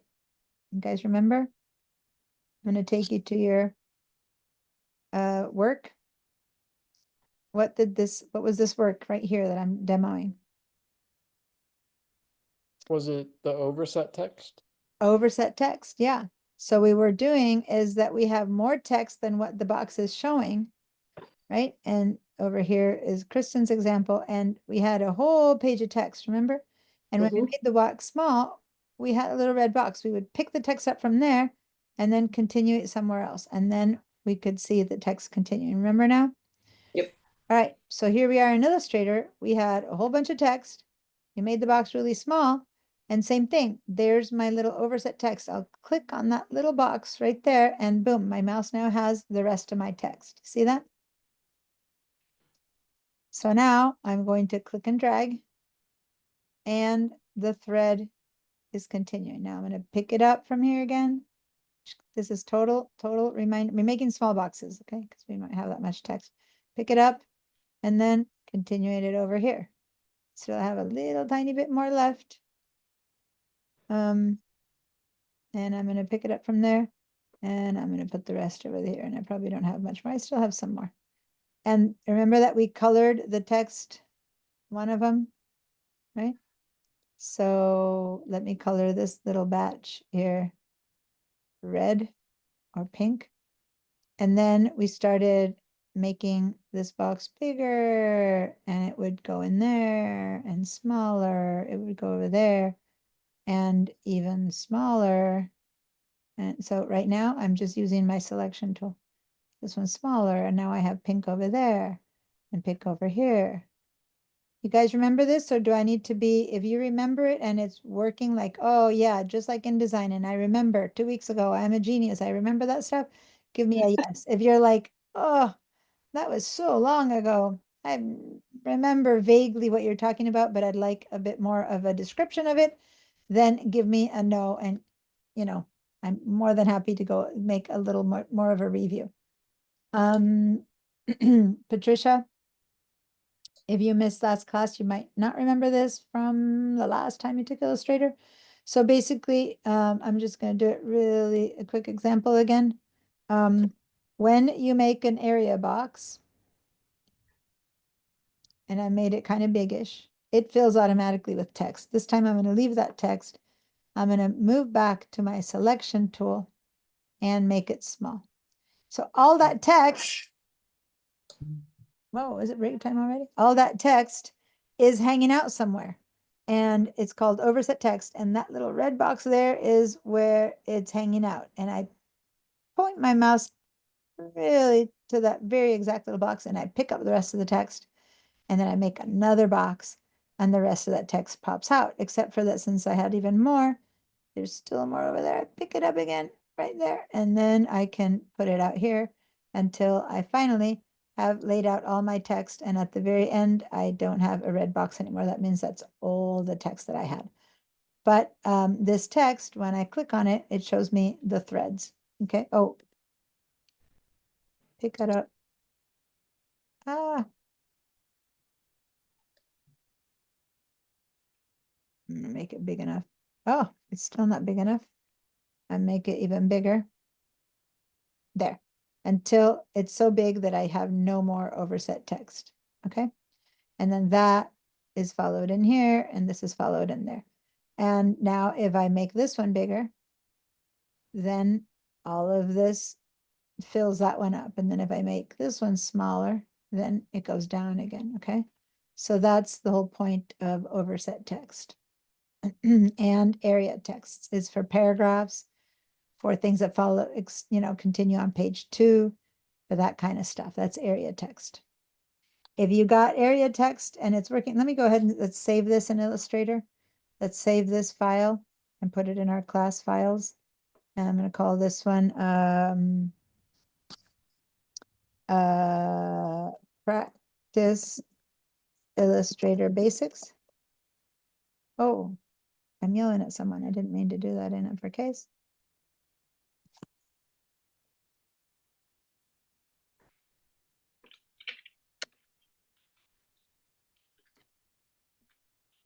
And I'm going to save that.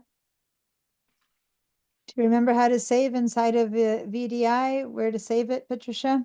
You need to put it in your My Drive.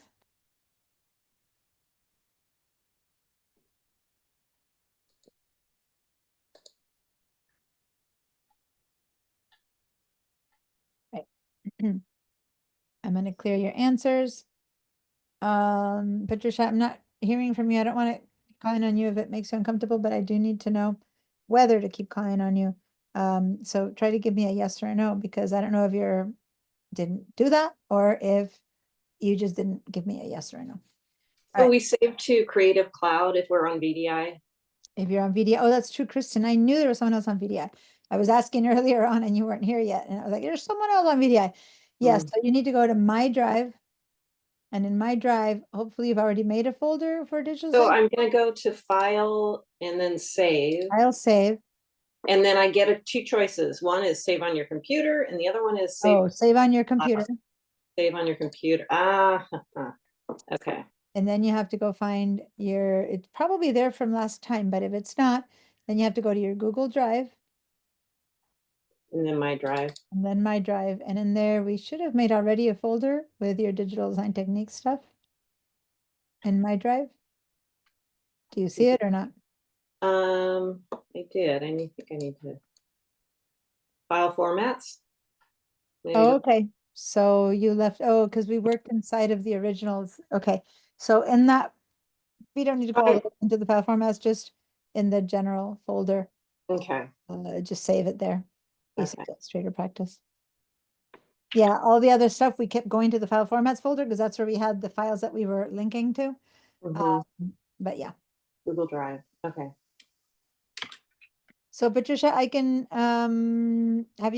we haven't opened a file yet, but in the Google Drive is where you'll find your files. So if you need to at some point, I'll show you, but right now just go to Google Drive, My Drive, and save it there. And I am more than happy to walk you through it for a second. Do you want me to walk you through it?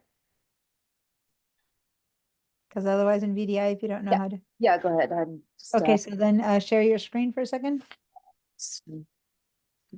And then we're gonna go in to talk about the intricacies of text after we take a break. Okay, so now on the left, hold on, let me get my drawing tools. My Zoom drawing tools. Okay, so you need to choose your Google Drive. Oh, you're already in My Drive. Okay, so then you're fine. Spring, because you have the 2024 stuff. So yeah, just go ahead and did you already call it text practice? Or is that from last time? No, it's 2024. Okay, so all of this is from before. All right, so let's make a new folder. Click up here. Yeah. Yeah. And then call it 2025 digital design techniques. Oh, what? Sorry. That's fine. Yeah, you have the uppercase, you have the caps lock on. Yeah, I feel like I'm taking too much of your time. Sorry. No, don't worry. I mean, now even Dom can only do half of the class. Moni is working. 2 people are traveling. Rachika is in and out or going to be in and out when she starts working. So really at this point, it's you and Kristen. So relax. No Yeah. problem. Double click on digital design techniques. And now let's call this one, what did I call it? Illustrator basics or something like that. Yeah. I think I called it practice, Illustrator practice. Basic practice or something like that, yeah.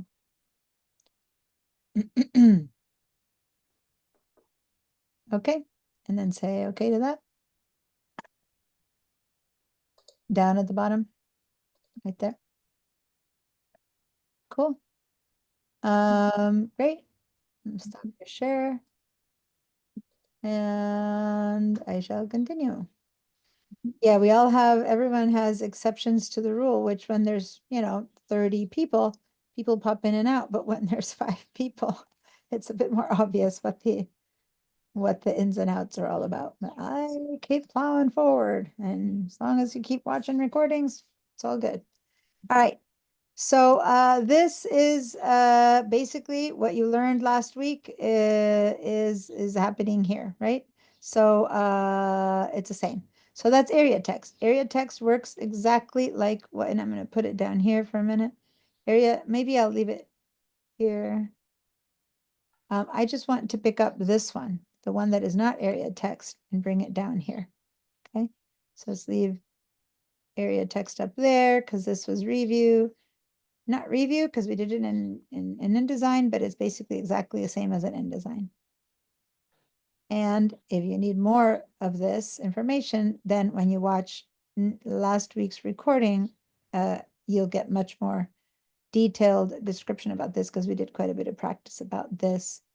Not last week, 2 weeks ago before spring break. Okay, but now here comes this one long one that mine is so long that it always goes over two artboards. And here, when I make a box bigger or smaller, all that happens is that my text flows in and out. It becomes smaller or bigger, but I'm not distorting my text. But look what happens on point type text. What if I try to grab this bounding box and make it bigger? Oops. Wow, Oh. I'm stretching it. Or what if I grab this one from this side and I push it in? I'm squishing it. Basically, point type text acts as if it were an object. It gets squished, or it gets extended, or it gets taller or shorter. So it works as if it were a graphic. Does that make sense? When I Which T was that? what's that? Which T was that? It's the same T, but okay. And let me backtrack for a second, guys. Wait, backtrack for a second. Watch my screen. Oh, hold on. Watch my screen. This is just a point I'm making. If you grab a shape, right? When we made that shape, if you click and drag, you make a shape. If you instead just click, you get a box asking you what size and you want it 1 by 1, and you say, okay, so it's the same tool, but 2 different things happen if you click or if you drag. Does that make sense? Yes. So it's the same tool. Okay, same with type. It's the type tool that if you just click, then you start writing and it goes on forever. And it behaves as if it were an object, right? It gets destructed and destroyed if you do, it's a bounding box that holds my text.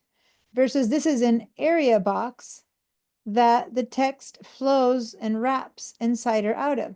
And how you get that one is just by clicking and dragging and making an area box and it fills with text. So it's 2 different creatures. And the only difference is whether you click or whether you click and drag. Got it. Does Thank that you. make sense, you guys? Mm-hmm. Trisha? So this is a simple click. This is a click and drag. If I do in and out, my text reflows. This is an area text box and it works just like an InDesign. This, on the other hand, is object, a piece of art, so to say, that I can distort like I could distort a shape, only, tall, thin ellipse, it's just a shape, but tall, thin text, it becomes a whole different creature and hard to read or easy to read, but it's a different thing. Does that make sense now? Yes. Got And then it? how do we get back to being able to edit the text in there?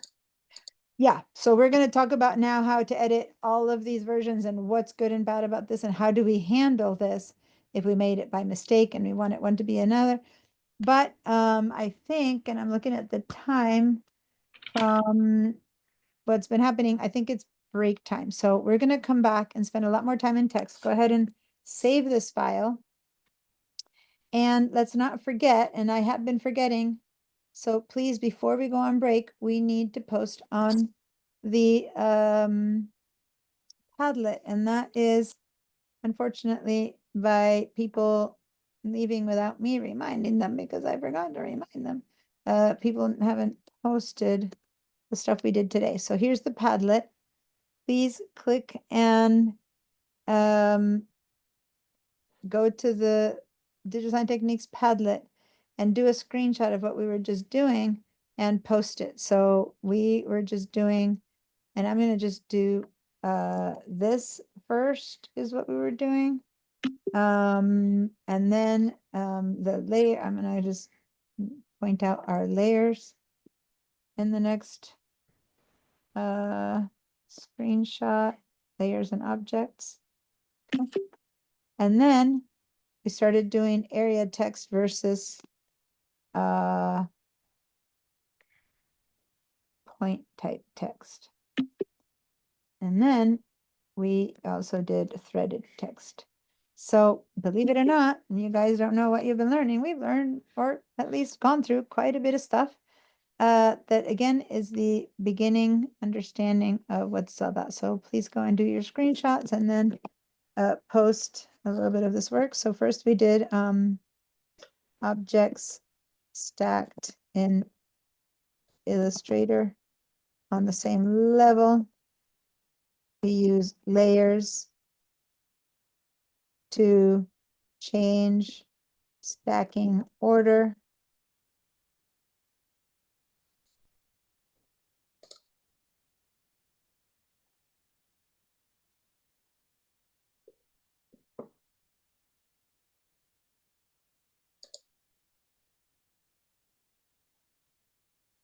Oops, that's the first post I'm going to make. And then I'm going to post Illustrator text.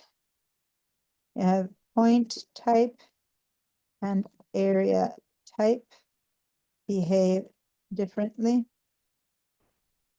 Point type, click.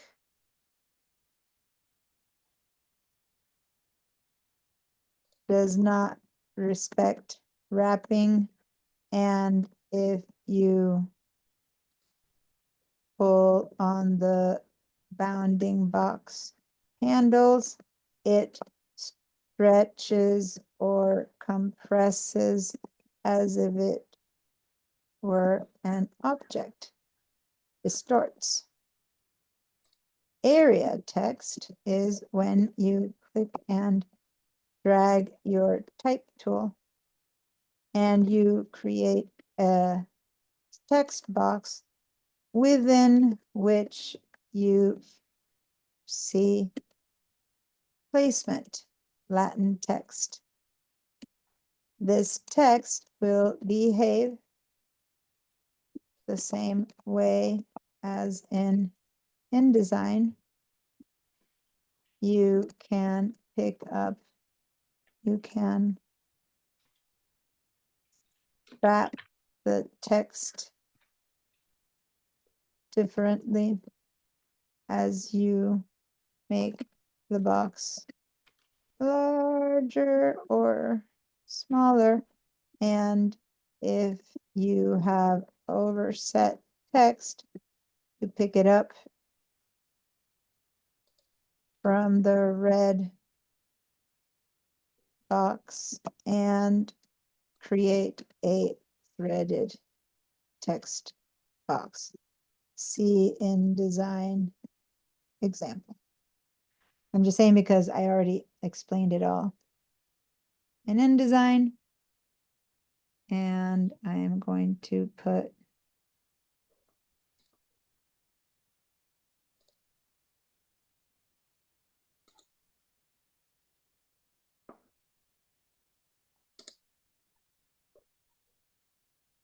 last post will be just about overset text, threaded text.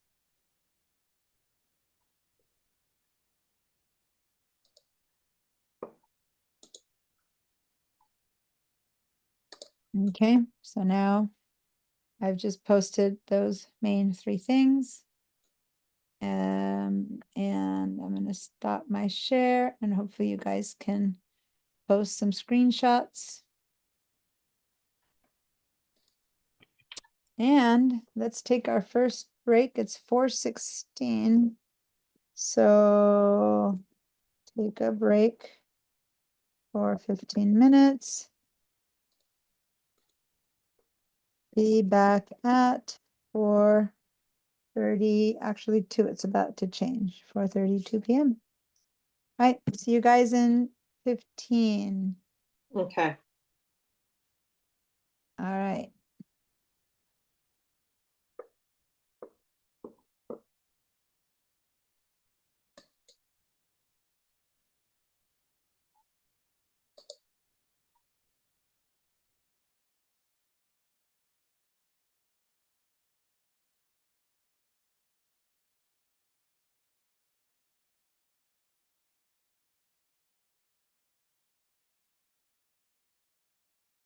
Fifteen minutes, starting now. Actually, Patricia, are you still there? If you're still there, I want you to try and sign up for the class. But anyway, let me not try. You need to sign up for the class. Let me. Yeah, yes. How do I do it? Oh, you're there. Yeah. So let me get the CRN for you first in a second. I think what I did is I signed up actually for the instead of the Illustrator class by mistake. Okay. yeah, so I signed up for the Illustrator and then I clicked on the And link you there. haven't shown up there. Yeah, but it's not the same. Anyway, so 6, 7, oh. That's my alarm that I need to give you a break. 67332.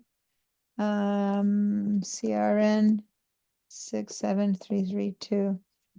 Digital design techniques. And let me confirm. Let me go for a second to my class management tools, because next thing you know, I'm going to give you the wrong number and then we're in the same problem again.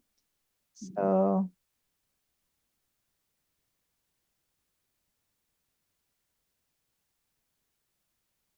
I have it written down here. 67332. Yeah, I put it in the chat. It's correct. So 67332. Okay, perfect. And then I can drop you from, yes, because you're in the Illustrator class. So. Yeah, I think I signed up for the Illustrator. But how did you end up today here? I clicked on the link that it was you emailed Oh, me. because I sent you the welcome when you said you were going to sign up, Yeah. but not because you were in the roster yet. I just did it so you would have the stuff to join us before you got it. Okay. I'm like, how did that happen? Because I send a reminder every morning and you wouldn't have gotten that one Yeah. because you're not on the roster. Okay, perfect. Got it. All right. Okay. See you in 15, a little bit less by now. Say hi then. The teacher. Mhm.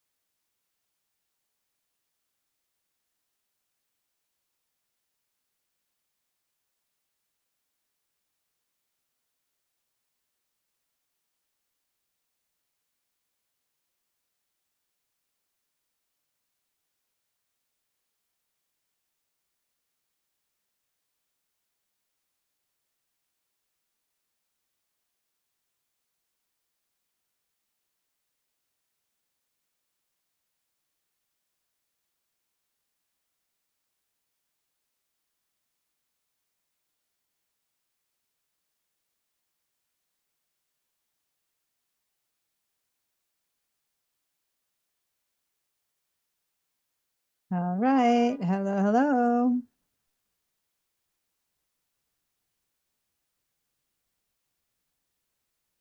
Hello.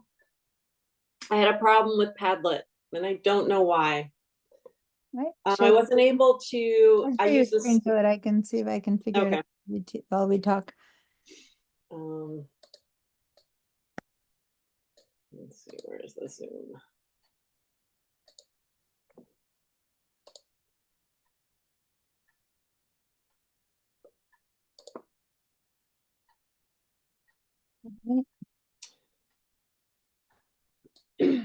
So, So I'm using the snipping tool. okay. So when you do the snipping tool, it doesn't stay. Okay, so go ahead and say copy. Mm-hmm. Now go back to where it says your name on Padlet. Mm-hmm. Now, where it says write something incredible, click in there. Mm-hmm. And now do the shortcut for paste, which is Control P. Yeah, Control V. Mm-hmm. I don't know what's not working. Okay, so maybe the copy isn't working. It seemed kind of grayed out. You know what? I have this selected. Okay, let's try it again. Yeah, but it still doesn't have a habit of right. pasting. Yeah. So here's the thing, when you're doing the snippet, the way I do it is you have to save the file and pop it in the way we do in the on the Mac. Let me show you. Okay. Go ahead to edit. I wonder if in edit you can copy. Say copy from there. Control C. Okay, and now go and say Control V. Okay, so nothing happened. No, Control V like for victory. Okay. Right. Then you're gonna have to save it as a file. Or, oh wait, I know what's happening. No, no, no, no, no, no, no. Hold on. Okay. Okay. This is so weird. This happens with VDI. I forget that you're on VDI. I need to remember you're on VDI. On Do I need to VDI, use my computer? you are inside of the system of VDI. So Mhm. whatever you copy in there has to be pasted as if you were using Padlet in VDI. They're not talking. Or if you're going to be using the Padlet outside of VDI like you are, which is fine, then you have to go and use your snipping tool of the outside version snipping tool. Okay, so I'm inside. Your snipping tool is inside, but your Padlet sits outside. Okay, so I need to outside. That one, exactly. Is that one? I gotta go find my screen. I see it. Well, you can just snip what you snipped. Just snip that. Oh, okay, do that again. I mean, just for Snip, the snip. snips Oops, aside, dude, right? I end up with that weird thing in there. Hang on, get rid of that. Yeah, and then just snip that, which even though it's just what the screen sees, it doesn't care if it's in or out. Okay, so I have Now to you go go. in there and now Control paste. There you go. You Yay! adjust, it's like you're trying to, pick up a coffee mug at home, but the coffee was left at school. Like it's two different systems, right? Okay. We just weren't talking. They weren't talking to each other. So perfect. Outside. Had I not looked at that and seen the little icon for VDI, I wouldn't forgotten because that was the clue. And I sometimes am a visual person and you could describe this 10 times and I would have still not known what was happening until I saw it. Whenever you see me say, just share, it's just because I need to see it to know what's happening. Yes, absolutely. And especially sometimes people don't know how to describe what's happening because that's the problem. They don't know what's happening. Right. So anyway, perfect. That worked out. Okay. And then I'm gonna stop your share. So the only other person here right now officially was Patricia. I see a yes, that means you're here. Was that from before, from now? Let me clear your answers. And if you say a yes again, that means you're here. And Moni is still working and Virchika had to go to work and Dom can't do such a long class. So it's just us. It's just us women. And yes, thank you, timer. I'm back. I don't need your reminder anymore. So Patricia hasn't said yes again, so that means that yes might have been from before. Is it just you and I, Kristen? Patricia, are you there? No, I'm here. I was just trying to register. Got it. You're there. Okay. Just seeing whether it was a trio or a duo. I have never, okay. My smallest classes have been like, I think once I've had 3 people once, but normally nothing is smaller than 7. This is bizarre. And on top of that, it was almost worse because this one was full from the beginning. People signed up to it very early on. Like I had 20 people from day, from the beginning of the semester. And the problem with that is that then by the time the class starts, because it starts pretty late in the semester, life has got in the way, things are happening, and then they can't make it. Versus when you sign up a bit closer to the class, then you're more aware that it's happening and you're more committed. So whenever a class fills up at the beginning, I get that one that's not going to start late. I get a little bit weirded about it because I send my reminders, but I don't hear back. But then the space has been taken by them, right? So, but it never this little. This is weird. Oh well. More so, the few who are attending need to try to check in whenever you are not here because more so, I need attendance to be able to have them offer the class again, or they go, oh, this class isn't being used. Okay. I think it's just a hard time Friday evening. I don't know this. I've never gone this late Friday. My classes usually finish Friday. If I teach on Fridays, the latest one finishes 4:35. Yeah, it's hard. I've missed a couple of things already, and this is our 3rd class. Yeah, this is bizarre. I'm never gonna do this schedule again. I don't know what the reasoning was. Now I'm being a bit more careful for the summer and for the spring. I've checked the schedule before they set it up, just to make sure that weird things like this don't happen. I myself, I'm like, oh, Friday 7:15. Really? People are like, you're taking a 5-hour class and A Viber class on Friday evening. Yeah, Yeah. it's like, I know, I'm a dork. clearly it's not working. Look at the attendance. And it's not the teaching, meaning Mm-mm. I've taught enough that I know when it's one or the other. This is Mhm. clearly the schedule. But anyway, let's continue. Okay. So let me know if you need any help with registration, Patricia, but for now, let's just continue with the class, okay? Come back to the class and we can work on if you need help support with registration later. Okay, so back to Illustrator. All right, so this is the time to spend a bit more time with this one, the text that will be able to be used as illustration, precisely because that was where we started. Remember, I showed you that we're going to do a little text kind of logo. So now let's create a new file. Make sure you've saved this one. And let's create a new file, Command N, or go to File, New. And we're going to use the same setup. Okay, so now it remembers the last one we saved. It's kind of going with 11 by 18 by 4. So all we need to do is say create.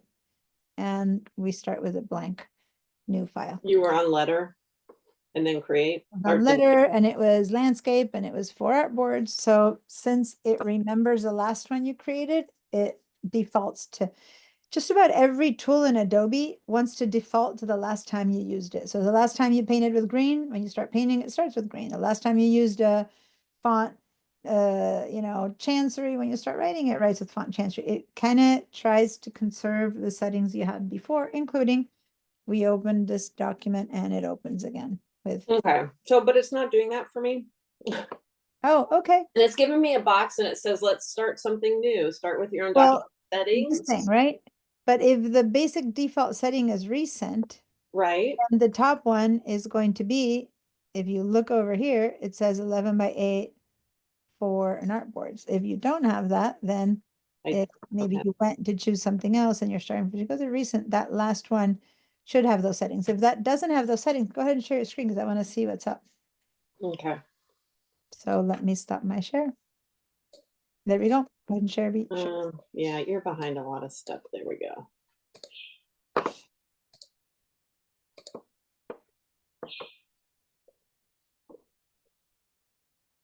Okay, so go ahead and click over there. Okay.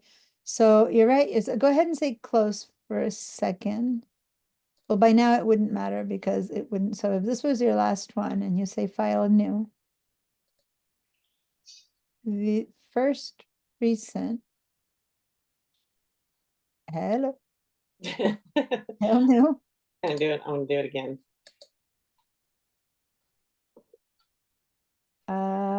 Is it too late and Friday for Illustrator? Yeah. I It's heard out you, for a lady. glass of wine. I'm going on. I am just going on. Ugh, Okay. nothing going on. Hello. Okay, Just, let me try Control N. yeah.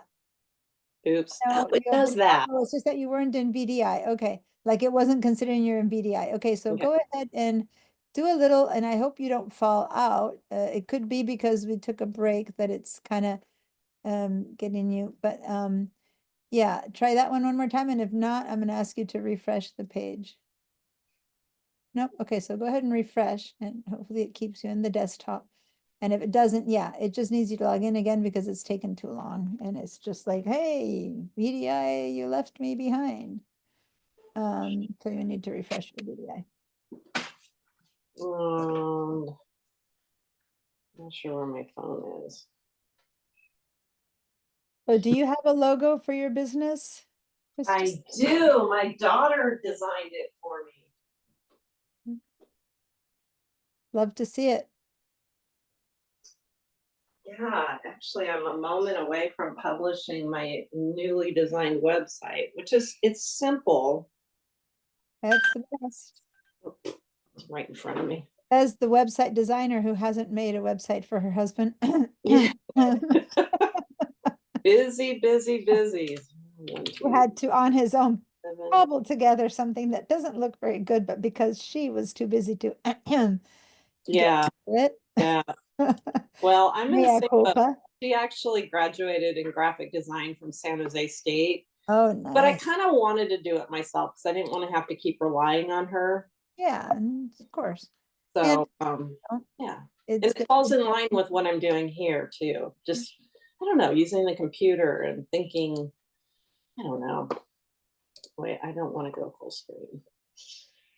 Okay. All right. So now hit that for, yeah, full screen to go. And now go to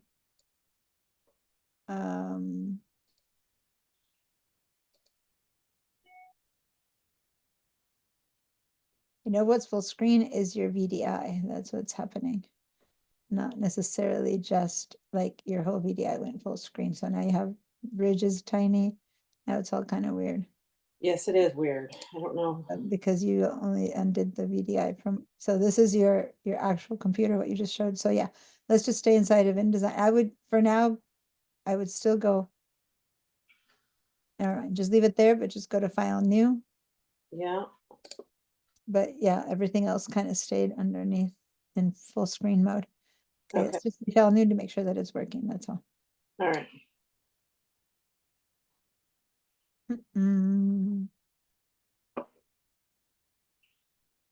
Yeah. That. Oh, I don't like this at all. This is very off. Yeah, you were supposed to stay in VDI in full screen, but not outside of VDI, and that's a problem. You've got like your whole, the rest of it is in is in full screen. What do I do? VDI. So go ahead and make these individually full screen again. So click on that to make it full screen. Then now go to your tab, click on Illustrator. Yeah, and then make that one full screen. And go back to InDesign. And make that one full screen. Okay. And then right now what's happening is that your VDI is what's full screen, but to do the, I think at this point, I would say restart your share. I'm going to stop your share for a second. Restart your share. Do you still see your outside and your inside bottom bars, for example, before you start? I don't see an inside, but I see an outside. All right, so then give me the full window. Because before you were showing me both of them and now you're not. Right. So I really want to come up here. Yeah, but that's Actually, gonna do InDesign again. That's gonna do the individual apps again, not the whole window. So go ahead and click on this little tab right here for, give me a second. Got my pen. Click on this one and let's see if we can, because you already said yes to it. So right now it's giving you the whole, go to the student desktop for a minute. Let's see if it switches. It probably won't. It'll probably stay where you are. Yeah. So unfortunately, because you told Zoom or VDI to fill out the screen unless you disconnect and connect again, now you're in that full screen mode. So why don't you do that? Go ahead and go there for a second again. I just hope it doesn't corrupt the files. Go ahead and log out for a second. but I don't want to. Well, you just did by default, it had gone off, right? All So right, you want me to do this? yeah, All right. just hoping that, well, I mean, you're the one who wants to have your double, right? No. No, I don't care. No, No. okay, then say cancel and don't, and then stay, live this way. I will try. Close this again.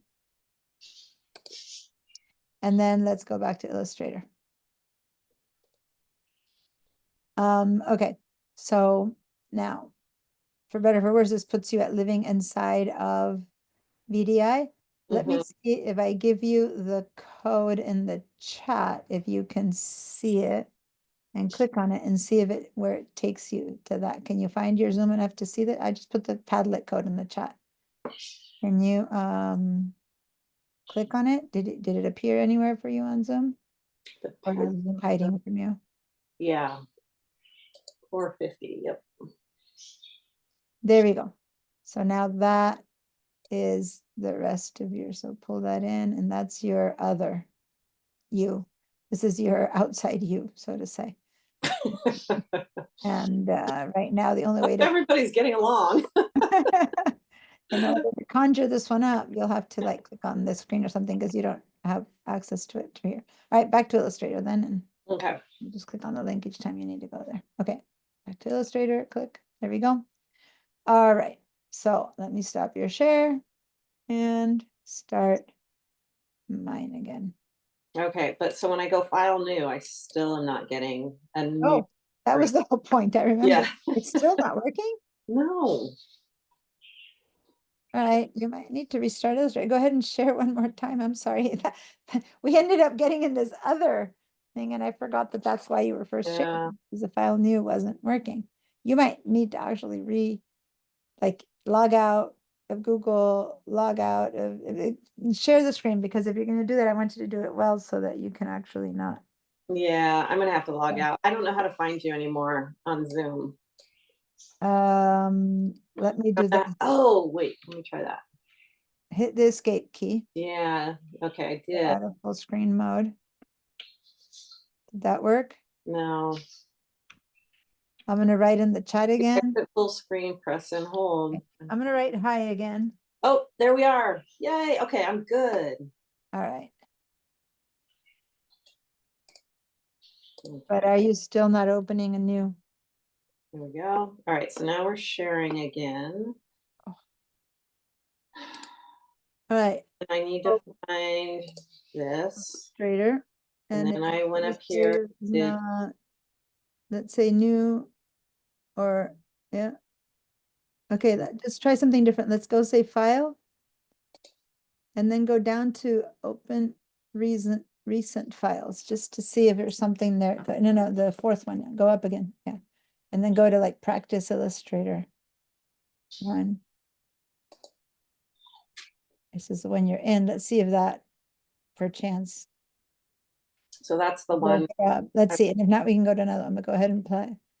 Now, file new. Wow. All right, let me see if I open up another one. Changing order. Mm-hmm. Yeah. Now say file new. So it's kind of listening. So last thing that I have to give you, and then after that, I don't know, is let's head over here to window. Sometimes you can get your like welcome window, new window from there. Which one was it? New window.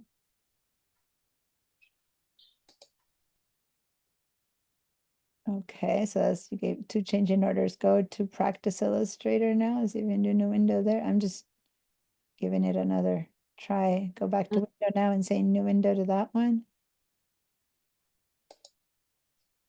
All right, now try file new. Now you have 4 open windows. So let's see if this activated it. No, then you have to close Illustrator. Okay, so just close Illustrator. Don't do close VDI. Just close Illustrator. Go over here to this X right there. Okay. Just close Illustrator. Say yes. So much pink on your screen. Okay, and open Illustrator again, and hopefully that's all it takes and not a whole restart.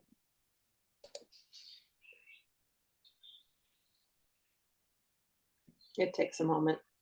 Mm-hmm. Now, I still recommend that inside of VDI, that you should have each one of these. Okay, close that. And then I would recommend go over here to InDesign and expand. That you see it over there. I'm sorry, which pink one? Go to in for a second. Just go to InDesign Oh, and fill your screen inside of VDI, not your entire screen of everything else, but yes, inside of VDI. So up there, yeah. And then go to bridge and expand that view. And then the best way to get accustomed, and then you just flip from, yeah, program to crop run down there. mm-hmm. Still see your outside world. Okay. Okay, so now let's see. Illustrator, click on Illustrator, yeah. And let's see if you say, oh, and this one isn't expanded yet. Go and expand your Illustrator. Okay, now let's see if we can get a new file. No, I guess, yeah, new file. Now you have to start from 0. It certainly doesn't remember you, which is what we had first started. At least it's making you, so points go to inches. And then say,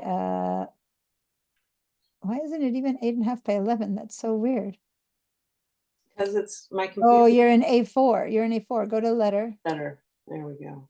Okay, and then inches, and then four artboards. Okay, now say create. Okay.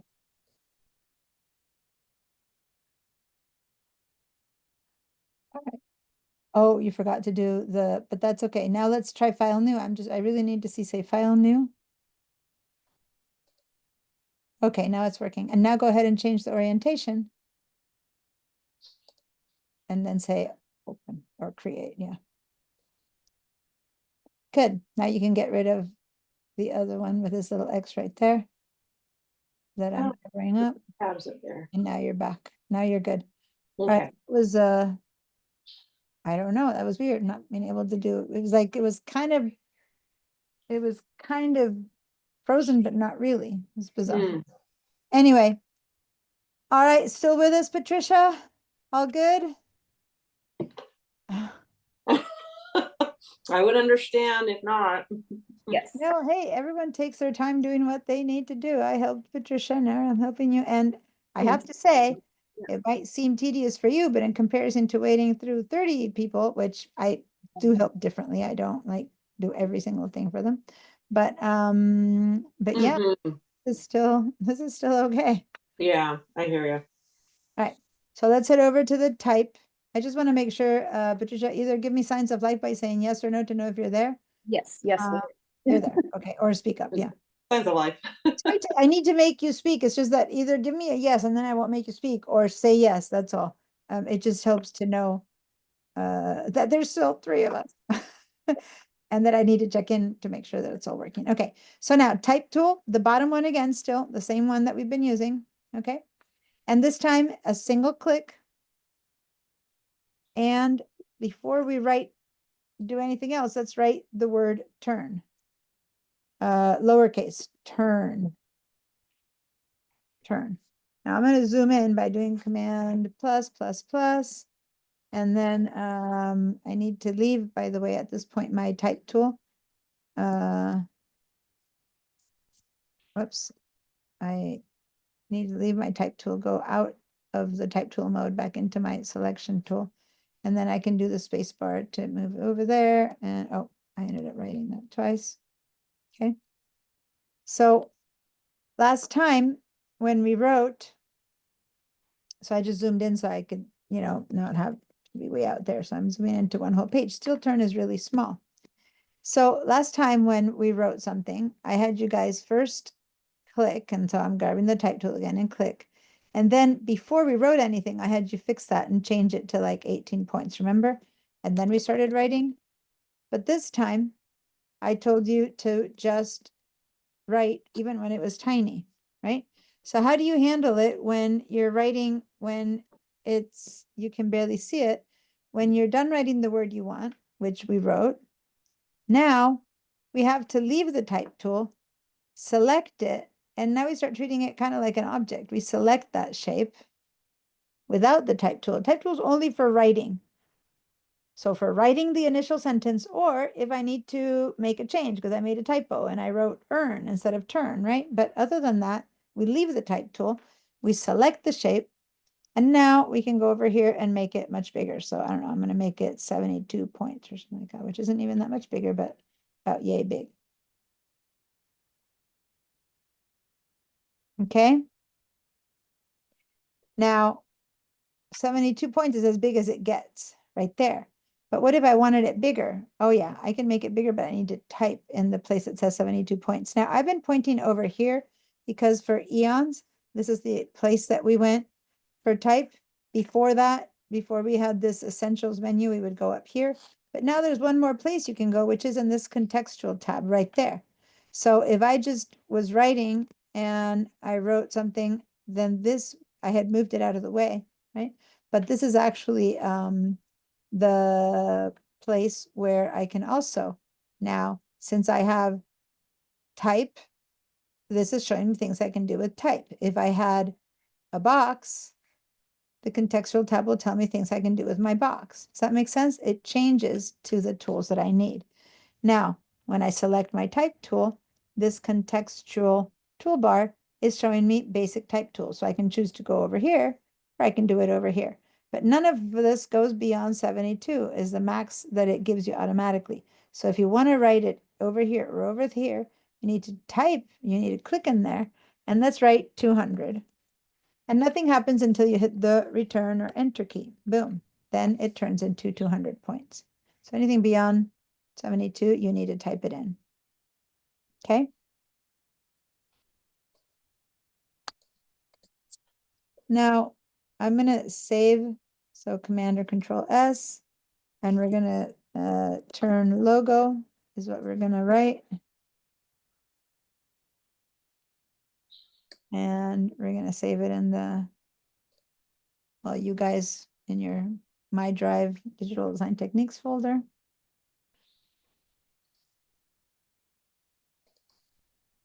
All right. So when you're done writing turn and you're done saving the file, give me a yes. Illustrator. Yes. All right. Yes. A verbal yes from Kristen and Patricia right now is all I need because it's just two of us. So Patricia, you there or you're getting there? I'm getting there. Can I share screen for a moment so I can get? Yep. Stop my share. Go for it. Yeah. Everything's slowly coming back. I'm just feel a little challenged. Don't worry. So yeah, you have some stuff going on here. The Illustrator options to save are kind of hiding from you. They're down there. So you have to grab this box and move it a bit higher so that you can save. So grab it from there, yeah, and drag up higher. Oh, you can't. So then grab this. It's okay. Then grab this and drag it down. It's a scroll bar. Oh, not so much. No, no. Oh. The scroll bar, not the whole box. Move it up as high as you can. Okay. Point as high as you can, yeah. And then this is a scroll bar because you Yeah. need to get to the bottom of that. There we go. Now say okay. Okay. There you go. You have a very high resolution on your monitor, so everything looks really big and there's not much space, but I see you have so much space here. So why don't you grab this and just drag it down a bit so you see a bit better because it seems really tight and compressed unless you're doing What something am I doing? based. So I'm seeing a lot of space here outside of Illustrator. Do you have anything there that matters? No. It's Yes, like- I would pull that down a bit so that you can use that space and oh, now you have a bit more space around your Illustrator. Yeah. I'm also noticing that your your panels are very different. And you are still in the Essentials classic mode, which shows you a ton of tools more than the ones I'm using. So it's kind of hard to follow me when I'm telling you pick this up and then your tools are so different. So head over, no, not from there. Click away. And then go to this window there. Not window, this button. And instead of Essentials Classic, we had started, we're in Getting Started. All right, and it's not that it's better or worse, it's just that you want to have the same tools that I have, right? And then here you have one program over the other, and it's hard to know which tool is the right one. So it would be easier for your brain if you were to just click on, so what, it's like you have your, this is VDI, and it looks like you have your own program back there. Is that your Illustrator? I do not have Illustrator. So what is that? That was that's a Oh, screenshot. it's a screenshot, that's why. Okay, close your screenshot. Yeah, got it. Because it felt like it was a different set of tools and it's, yeah, it was, so move it a little bit more because you didn't move it enough. We're not seeing the whole thing. Move this a bit more to the left so that we can see everything. And no, don't stretch it. Because I still need to, what I'm missing is what I'm missing. Yeah. There we go. Lane, could you please go to Perfect. my new room? Okay. So now, yeah, you have a teensy weensy artboard because your text is only 18 points. So what's missing or what's wrong is the size of your artboard here. Which if the text, I mean, let me confirm. Select your black arrow tool. Yeah. And then click on this text just to make sure that it is the text that is 18 points, unless it says 1800 points or something. No, it is 18 points. So let's go to your artboard and let's go over here to file or edit. I'm not sure. Try file. It might be edit.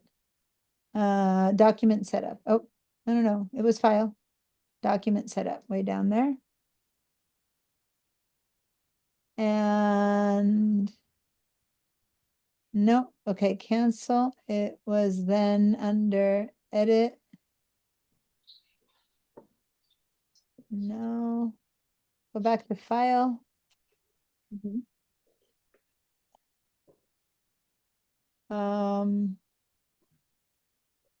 Something's weird. I can't tell. Go ahead and do a file new for a second because it'll show us what the setup has been for this one. File new. Oh, your whole document is a total of 11 points big.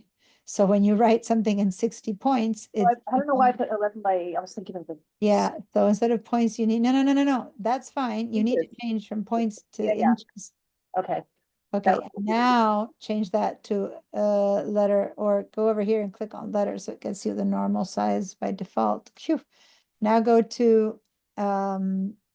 landscape Uh-huh. and give us 4 artboards. And you might want to change this back to points. Never mind. There we go. Phew. Yeah, so the other one, go ahead and turn it off. The one that says turn, we'll just save over it, right? Okay. Yeah, close it without saving, or it's already been saved. So now save this one, file save, and call it turn. And so select this one. select the same one. I wanted to override it. Yeah. And then say save and it'll say, you got to file over it. And you go, yeah, that's fine. Okay. And then say, okay. Um,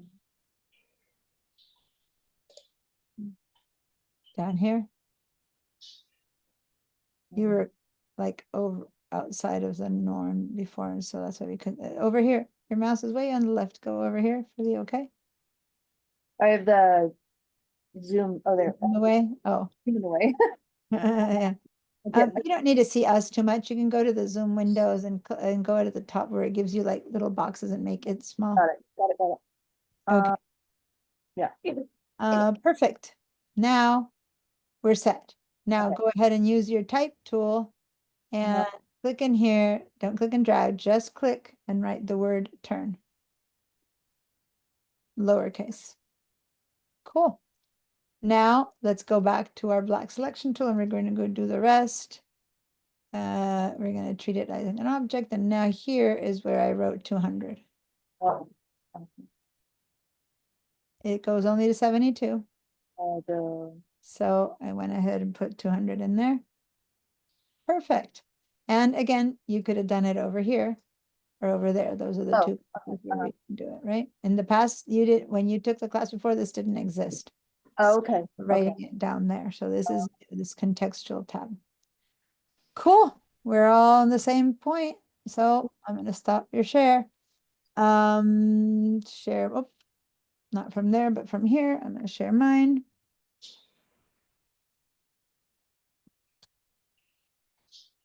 Here we go. All right. Now go ahead and put this turn somewhere down here a little bit. And what we're going to put up here on top is that file that I told you that we're going to kind of try to imitate. So go ahead and say go file place. And your window will open up for you guys. It's a little bit different because you're on Windows, but you'll go to your good old Google if you need to, but otherwise you might already be in there. But if you are not there, then go to Google Shared Drives because you might be in My Drive. Now, Mhm. if you have, you actually copied the files to My Drive, Kristen, already, but Patricia didn't do that. So Patricia, you need to go to Shared Drives. Oh, you're not in the class yet. Are you? Did you sign in over break? Did you register for the class, Patricia, over break or not? If you're talking to me, you're muted.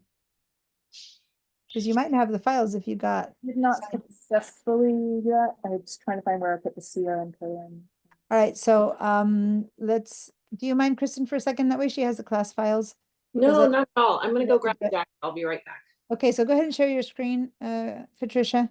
Let's do this. That way you just have the class files and we can stop having the conversation about class files. All right, so go ahead and let's go to your dashboard.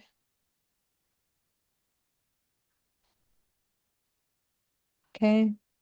And then go over here to the first thing you should scroll up a little bit more because you're not totally scrolling. You got there. Class registration and schedule.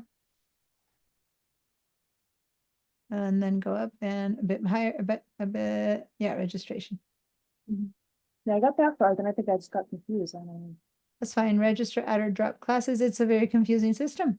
Okay, thank No you. idea why people with no summer 2025. Nope. Switch Yeah. that to spring 2025. Cool. Now Yeah. submit. It's just easy Oh, when someone okay. guides you. It is not easy when someone doesn't. Go ahead and submit. Submit. You know, just basically this is your choices from before. So Oh, okay, okay. no changes, then continue. There's that. Like if you have any changes, change them, but if not, continue. And then down at the bottom of this, opt out or submit your choice. Yeah. It's Okay. better for the school if you do, but okay. Yeah. Submit. All right, if you don't want to, just say opt out. I'm not gonna. Where's the opt-out? Oh, it's at the bottom. It's my toolbar's in the way again. Over here, it says. Oh, submit. there it is. Okay, my toolbar was blocking it. Okay, Now continue. got it. Now say yes to this one. You should do it. It's a harassment training, but right now just say continue. Okay. Continue. Yep. And now scroll down. There we go. Here, Okay. you're gonna write- Okay. And the Yep. number is 67332. Two. Yeah. Submit. Submit changes. And then scroll down to make sure it made it. Okay, you're in. Now, let's see if that is instant or not. So let's go over here to the VDI and let's see if the files are available for you. Now, say cancel because it won't be that. We'll say cancel first and then we'll try again. It might not be instant, but now say filed place. Mhm. Go to Google Drive. Mhm. Share drives. Mhm. Nope, not yet. A bit too fast. Okay. So we'll wait, but it's okay. You can, we'll come back to this. You probably need to refresh your VDI or sign out and sign in before it. Probably so. As you go ahead and say cancel. Oh, I was gonna put the file, oh, you know what I can do? Go and do that again. Hold on. I'm gonna put We're the just gonna file- grab the turn that's already there, Yeah, because I think I saw it. no, but she doesn't, I'm gonna put it in the Illustrator class, so hold on. I'm gonna just do that. I'm gonna copy it right now and put it in the Illustrator class for you. It's as simple as that. Give me a second while I do that. And then you do have it. Oh no, but that's an old Illustrator that no, that's the new one. You're signed into you're by Okay. mistake signed into the Illustrator class. So go and say, here, I'm gonna put it in the right place in the Illustrator files, and the students there are gonna be like, what is this file doing here? But that's okay. They don't need to know. It's uploading as we speak, so give it a second. All right. So now go to filed place again. Mhm. Yep. Go to your Google Drive, shared drives, Illustrator, catch up. I put it in there. There it is. Grab that one. And now just click and drag. I was gonna have it where you have it, just put it here anywhere and then click and drag. Anywhere. Yeah, and then you'll invert the order. Yeah, there we go. Okay, and now just go to your selection tool, which is twice now I've seen you select the white one, and it's the black one is the basic one that we need to use. Now move this one up and that one down. Like maybe take this one out of the way first. Select this one and move it out. Anyway, just put it here out because that's where I want the other one. And now move this one up to this spot. And we're going to use it as a thing to look at, as a sample. And then over here, we can work on it. So perfect. You got it. And I'm going to stop your share. All right. So now you have it. When you go save, you're going to have to go back to my drive. Okay. All right. So share my screen.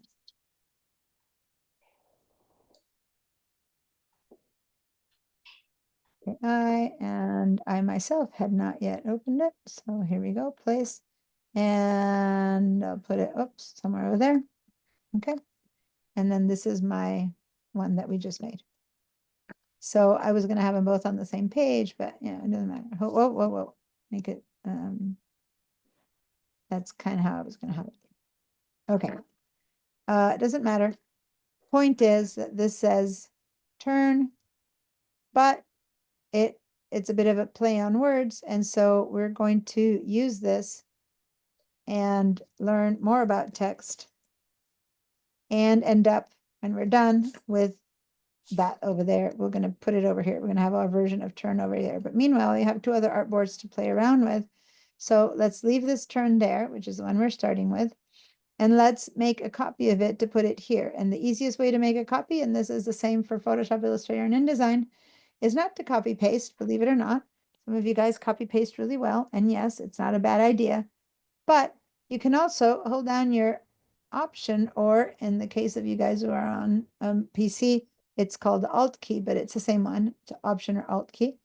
And then notice that now, first of all, it needs to be selected, okay? Select our text turn, our version. And then hold down the Option or Alt key, And see how my mouse turns into 2 arrows? And so now I'm going to click on that and drag out, and I have just dragged out a copy. Pretty cool. That's very cool, very efficient. It's very efficient. If nothing else, I teach you to be efficient in these programs. So did that work for you, Patricia? Did you select, you need to hold down the Option key while you touch and drag out, and you pull out a copy. Yes. Sorry, I'm drinking water. Oof. Oh, that is not very fresh water.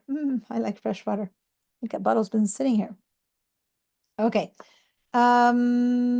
So first of all, let's make another copy because we're going to mess around with this. So now you basically have 3 versions of the same thing. Okay. So first thing we're going to do is grab this one, the top one. And if I want to edit or change the text and, like instead of turn, it should have said burn, I'm going to have to choose the type tool because the only thing that I use the type tool for is to write my letters, right? And so let's go back to the type tool. And then I'm going to put my mouse here and try to select that T. But be careful, if you put it anywhere nearby where you see these boxes, you're about to write a new word. It needs to be right on top of this one. It's so big, it's hard to make a mistake, but sometimes when it's small, you make a mistake. And then we're going to just either select the letter and type the B, or we're going to hit the delete key and type the B. Basically, maybe we're going to write burner. So I'm going to go over here to the end and write burner. So anyway, anything you're going to do that's typing, you need to do with the type tool. There's only one other thing we do with the type tool, and it's only if you want to isolate a certain portion of the text. So say that I only want to make my R be uppercase, then I'll select the uppercase and I'm going to the R and I'm going to do the R, right? Or if I wanted that R to be a different color, so then I can put color either over here in the appearance panel, or I can use this little guy over here too and make it red, for example. Now I don't see red. When I select things with a type tool, it's selected. So you see the inverse. Suddenly I'm drawing a blank. When the color, the opposite of the color is the primary color is the, help me, color theory here. I can't remember the name. You see the negative, so to say, the opposite side of it. And that's why I don't like using the type tool to choose colors, because you can't see the effect. I chose red. I swear I chose red, but look what I'm seeing. It takes me leaving and choosing another letter before that becomes deselected, and then I see that it was red, right? And then I go over here and I make this one green and it looks pink until I click away. So yeah, unless that's why ideally, unless you're doing an individual letter treatment, you're making one letter bigger or smaller. I'm going to make this letter only 14 points, and suddenly it's a tiny little burner. So unless I'm really messing with things up like that, now I'm going to make it be 100 points so I can see it. Then for the most part, we are not going to do that anymore. What we're going to do is we're going to move to the selection tool. Okay. So this was me using the type tool. For text-based changes, that's cool. But other than that, we're going to use the selection tool. And then the selection tool, now we're going to do it to this one, the bottom one. Okay, so grab your selection tool, your black selection tool. And now we can change the color of the whole thing at the same time. So then I can go over here and make it green or purple or blue, or I can go over here and make it blue, purple or blue, okay? And try to avoid these weird fills because right now I really want to see the text. So for now, just keep it to, straight colors. We're going to explore the other stuff, but right now keep it there. All right, if this worked for you that you use your type tool, you can also make it bigger or smaller. So now you can make it be 250 points, for example, and hit return, and it got bigger. Okay, so unless you're going to an individual letter, you're good with using the selection tool, selecting the box that has type in it and changing it. You can change the font to, whatever else you want. Right now, I'm happy with the font I had, but there you go. In this case, with a type tool, I could have changed just one letter's font as well, right? Turn it into that. And so you can just do all your changes with the type tool if it's to the individual thing. But to the whole thing, you can use a selection tool. Is that good? Is that clear? Yes. All right. So the next thing we can do with the selection tool, remember, was modify the bounding box to squish it, right? Or stretch it. Now, this is different than changing the font size. If I want to change the font size, right here, right now I have it at 225, right? If I make it bigger or smaller, I'm not sure if I'm doing it right. And yet I did change the font size. See how it went down to 51? But I did it in such a way that I'm not being honest to the type and I'm distorting it, and type type designers are gonna hate you. And in fact, if you actually say that you're using their type and you do that, they could even, you can get into trouble. But anyway, so see, it does change the font size, but if you want to do it in a way that's not distorting it, then you have to do it. And now I've done so many distortions to that anyway. Let me go undo, undo, undo, undo, undo, undo, undo, undo, undo. Okay, here I have that font again. So if you really want to make a change in font size, instead of using numbers, you need to hold the corner, hold down the shift key to constrain the proportions. Then you hold down the corner and you make it bigger or smaller. And this is truly changing the font size without changing the shape of the font. Does that make sense? Yes. So you go over a corner, shift key held down, and you can increase or decrease the font size just visually, but the shift key held down, you first let go of your mouse, then you let go of your shift, okay?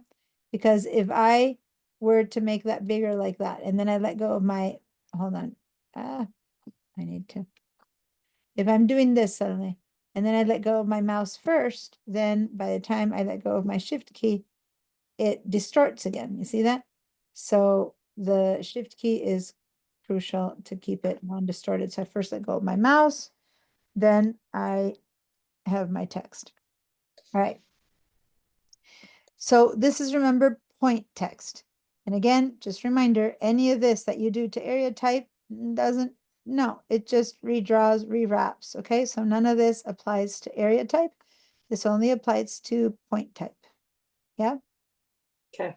So back over here, let's save. And now we're going to start just trying to create that logo, which there's no way right now we can create that logo when our font is font. At most, we can change it to a different font. You can make it taller or skinnier, but you can't play around with it as an illustration. So we're going to first have to turn this font into something that is not font anymore. All right. So let's make one more copy. Let's go to this one, our base set. Yeah.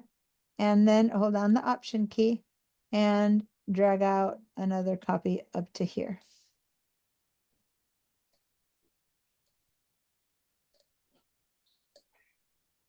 Move this over a little bit here so I can zoom in and you can see both. All right. Are you all with me? Yeah. So here's the deal.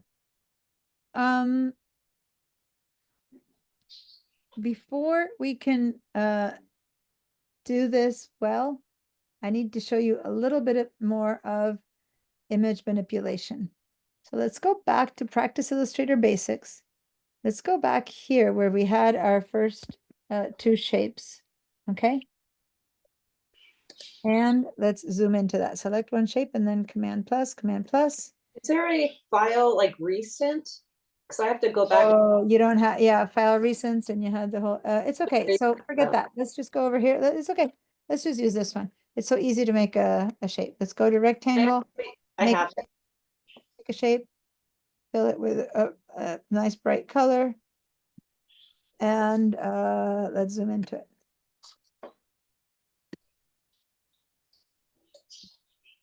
Make a rectangle, fill it with a bright red color. in the Illustrator class, I'm going to teach you so many other ways, so many other ways of manipulating a shape. Right now, I'm going to teach you only one, okay? So one way of manipulating this shape. We're going to switch from the black arrow tool to the white arrow tool. Black to white. Now, pay attention what about to happen. In fact, let me make this a little bit smaller so I can zoom in better so you can see it better. Here we go. So I'm going to switch. Let me move this out of the way. Then I wanted you to see the corners better. There we go. I know when I share the screen, things get small. Okay. So now I went from the black arrow tool to the white arrow tool. And look at the difference, first of all. The black arrow tool, see how it has a box in the middle, a box there? It's the handles that we were using to modify our shape, remember? Mm-hmm. That's the bounding box handles. When I switched, so really it's the box that holds the container. It's the container, it's the basket, right? That the black arrow tool is. When I go to the white arrow tool, it's called the direct selection tool. It is actually modifying the object. It's not modifying the container of the object, okay? It's the object itself. It's like going in. And again, this is a concept that when we go to InDesign, it's going to be really important. And I'm going to just demo it really quickly. And we haven't done this yet. So this is a quick little just preview. This is a photo, right? And if I manipulate the box, right? Has the photo changed? Look at the guy's shape and face. And I manipulate the box, the container. All I do is that I see more or less of him, right? Right. Photo hasn't changed. Does that make sense? Yep. If instead I use the white arrow tool, then I can manipulate the photo itself. I manipulate the contents of the self. Now we're going to practice much more of this in InDesign, but see the difference? The white arrow tool is the object itself versus the black arrow tool was the holder, the container of the object. Okay? So don't worry too much if you understand it right now, the doingness of it. Just consider basket and eggs, right? The holder and the container. So now back in Illustrator, the black arrow tool was the holder of the object. It happened to then, when you shrink the holder, the object gets smaller. But for the most part, it's like cropping into it. But with the white arrow tool, what we're seeing, see how there's no handle in the middle anymore? With the white arrow tool, what you're seeing are the elements that give shape to this container, which is the anchor points. There's 1, 2, 3, and 4 anchor points. And in between the anchor points, they're connected by a path. See how the little pink word that says path when I hover over it and the pink anchor point hover over it? For now, please ignore this little round widget. Just make as if it's not there. We'll talk about that later. For now, only click on the actual square little anchor point and then click on it one more time. So it's not a double click, it's click on it and then click one more time. By doing that, I have isolated it. See how this one's blue and the rest are white now? And let me show you again. When I select this object first, they're all 4 little blue squares. When I select one of them, one more time, the rest went white. You see that? Tiny. You'll probably have to see it on your own. All right. So what now, basically, oh, Marianne, someone showing up. Yay. All right. Let's see. Oh, there she is. Give me one sec while I welcome. Hi, Marianne. Can you hear me yet? Hi, Hi, how are you? good. How are you? Am I the first one in? No, the class starts at 2:30 p.m. Oh my God. Yeah. No. Yeah. It's okay. It's hard. It's Friday. We haven't met for 2 weeks. Don't worry. You can catch Oh up my on the recording. God. Ah, It would be strange to have a Friday class start at 5:30 p.m. It's hard enough that it ends so I'm late. sorry. I have other classes, so I messed up. I'm so sorry. Okay, No, I'm just gonna leave. Sorry, I didn't mean to to disrupt. It's Sorry. good to hear that. No, we're starting on something new, actually. We're an illustrator, manipulating an object. So we're totally fine if you want to, be with us. Don't leave. It's better to get half a class than no class. Yes, Oh man, stay. What's I'm that? just so disappointed in myself. Okay, I'm really sorry. I'm gonna mute myself. No, don't mute yourself or I can't talk to you. Yeah. Just open Okay. Illustrator, and when Illustrator is open with no fanfare, I'll show you what we're doing, which is just one little box. And don't worry, I'll help you catch up really quickly. Because Okay. we're starting on something new. Um, Yes, you missed some stuff. That's fine. You'll do that when you watch the recording. Now we're actually about to do something new. So open Illustrator and then let me know that it's open, okay? okay. Okay. But as soon as it's open, let me know. That way I can help you instantly. Meanwhile, I am resharing the window that I was sharing. And this is Illustrator's box. Oh my goodness. Now it's Jinsu. What's up with 5:30? I guess people getting out of work. I'm panicking because I'm okay. Let me just calm down. Yeah, it's Okay. fine. In fact, someone just showed up even after you. So there you go. Your Really? last one. That I hopefully that'll don't make you know feel how better. I got messed up. Like, Hi, Jinsu. How are you? Thanks for joining us. All right. So Marianne, shh, yeah, I'm Relax. trying to. Okay. no problem. What you get, you get. What you don't get, you don't get. So I was talking about the differences between the black and the white arrow tool. This is called the selection tool. This is called the direct selection tool. With the white arrow tool, and don't worry, don't just open Illustrator. Don't listen to me. I'll help you catch up when you're done. So just focus on opening up. So Okay. not to everyone else. With the white selection tool, when I select and I reselect one point, now I can grab that point and move it, and I am distorting that shape. See that? That is awesome. No. Now I'm going to grab the other point and move it. And then the first one and move that. So there's 4 anchor points, and I can just do some funky stuff with it, right? Kristen, the way you reacted, you got to take Illustrator. Maybe I'm just easily entertained. Maybe it's the end of the long day, and that's just whatever's funny. Yeah. All right. No, I find all of this stuff really interesting. Yeah, it's amazing. Okay, so Patricia, have you been able to grab your little anchor points and manipulate your square into, or your rectangle into some other weird shape? Yes. Yes. Okay, great. So those are the anchor points that we're moving. Okay. Now notice that I can also manipulate this from the paths themselves. So the paths is that line that joins the anchor point. So I can just grab the path. And when I do that, I'm manipulating not only the path, of course, but the 2 anchor points that hold it and the 2 paths that are connected to it. Does that make sense? Because that's how it goes. You have 3 things. So a point, an anchor point manipulates 2 paths. 1 path manipulates 2 anchor points and 3 paths. Yeah. So you can see how we distort things, right? Now, I don't want us to get too crazy with that turn word because in Illustrator itself, it would take quite a while to teach it because it takes a lot to teach correct long-term manipulation. But I do want to show you a bit more about manipulation with curves because the word turn is going to have some curves. So let's head over to a different shape. Let's make an oval right now. Instead of this rectangle that we made before, let's make an oval. Give it a different color just for the fun of it. All right, so now I have an oval. Yeah. And now I'm going to go choose, there's so many tools that I could manipulate this with.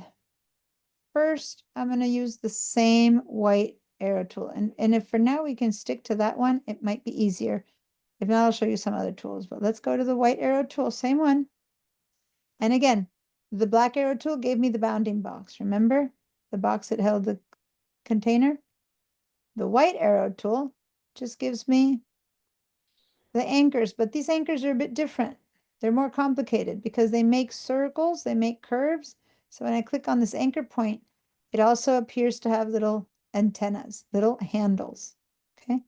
So these little handles are going to help me manipulate. First of all, forget about the handles, let's just grab the anchor. And yeah, when I grab the anchor, again, I am modifying my shape, right? Just like I did there. Grab the anchor point, and the paths connected to it are modifying, only this time it's modifying the two curves. All right, Excellent. is that working? Yeah. Patricia, you good? Marianne, whenever Illustrator is open, I'll help you do this. Yes. Okay, I'm sorry. I'm still loading. No problem. No, I'm not telling you to hurry up. I'm telling you, warn me when it's open. I don't want you to think, oh, I want to interrupt her. No. Interrupt me, because then I can help you catch up whenever it's ready, okay? All right, so then what are these handles?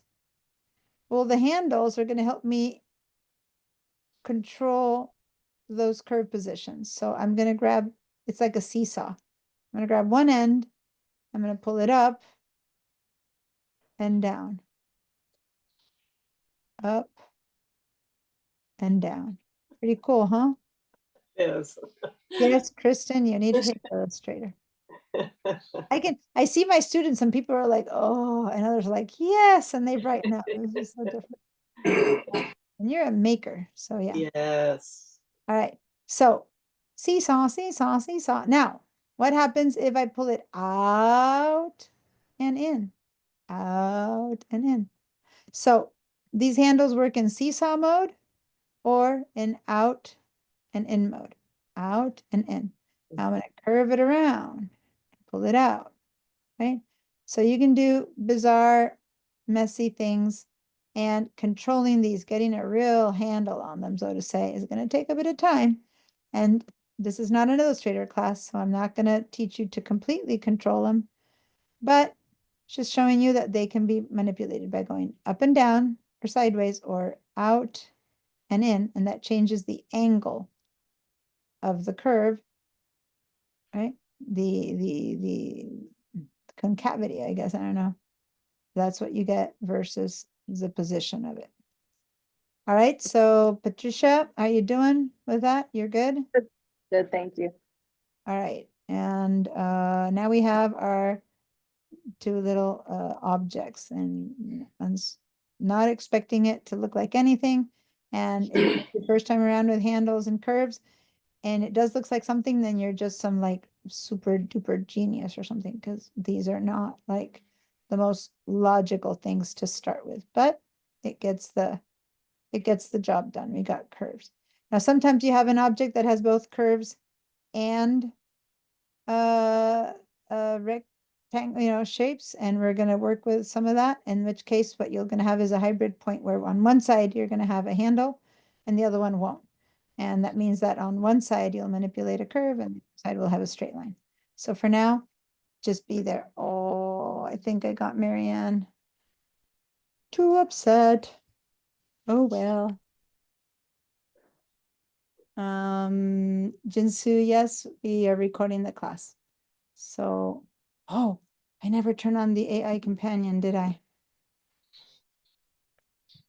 Think I didn't. I'm gonna see, I'm gonna turn it on. Nope, I haven't been doing the AI summary. Oh, well, I just turned it on. It is now happening. Which means that the class will only be summarized as of 5:42 p.m. Better than nothing. All right, so Jinsu, you mentioned the calendar reminder. I know that you're also accustomed to credit classes. I don't put this in the main pipeline calendar. A lot of people don't use it. So what I do is I send an email in the morning every day of class with a reminder that of the class time and link, okay? So put it in your own calendar. I don't have like an official pipeline calendar for the class, all right? So just when the class starts, just put it in your calendar and for every Friday with the Zoom link in it and everything, and you can just make your own and then you'll remember. But yeah, the online courses, when they are set up in Canvas, you can have a calendar reminder set up automatically, but not when you're not that. So just responding to the comment. Okay, let me share my screen again.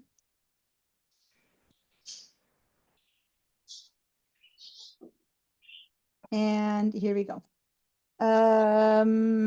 So I'm gonna command minus, minus, minus, and it turns out that I was making these little shapes. I wasn't even aware how little they were. I'm gonna go back to my selection tool, meaning not the white one, but the black one, right?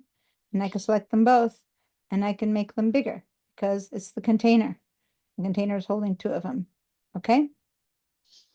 And I don't need to make them bigger, but to show you that I had zoomed in so far that they were tiny, but the black selection tool continues to make them fatter, thinner, taller, shorter, just like when we did these, right? But and even when there's two of them together, it just works on two of them together. But other than that, to manipulate the real shape itself, you need the white selection tool. All right, so I'm going to go ahead and now let's go to our type tool. So Jinsu, we created a document with piece of text that says turn, and if you have access to the class files, I think you do, we brought this in from the class files by doing a file place. And when you do a file place and you go to the class files, there it's called turn. It's files called turn, and then we placed it in here. But if not, you can just, you know, use my example. We're going to try to turn this word turn at least partially into this logo, okay? Which isn't going to be perfect because, you know, we need a few more skills that we don't have right now, but we're going to do portions of it. We're not going to do it exactly right. We're going to do a bit of it. We would do more of that and get it exactly right in the Illustrator class. We'll see how far we go. Looking at the time. What file format is the one we brought in? It's a JPEG. Hmm. It's a screenshot. It's a screenshot and a JPEG screenshot. So look at the difference in quality between all of that junk on the JPEG and the nice sharp vector file, right? Hey, Moni, you're back. All right. So we just placed this turn in here. I showed a bunch of text stuff that you know, and now we're going to turn this text, which is still text, into a shape. So I was just showing people how to manipulate shapes, okay, with the white selection tool. And now we're going to turn into a shape. But I think we need to add another letter because here we have TURN. And then we kind of have, and we don't need another letter. I think we can kind of fake it, or we can add another T and another R and or another N, probably another N. So let's do this. Let's have a few more letters in here. Let's go to the type tool.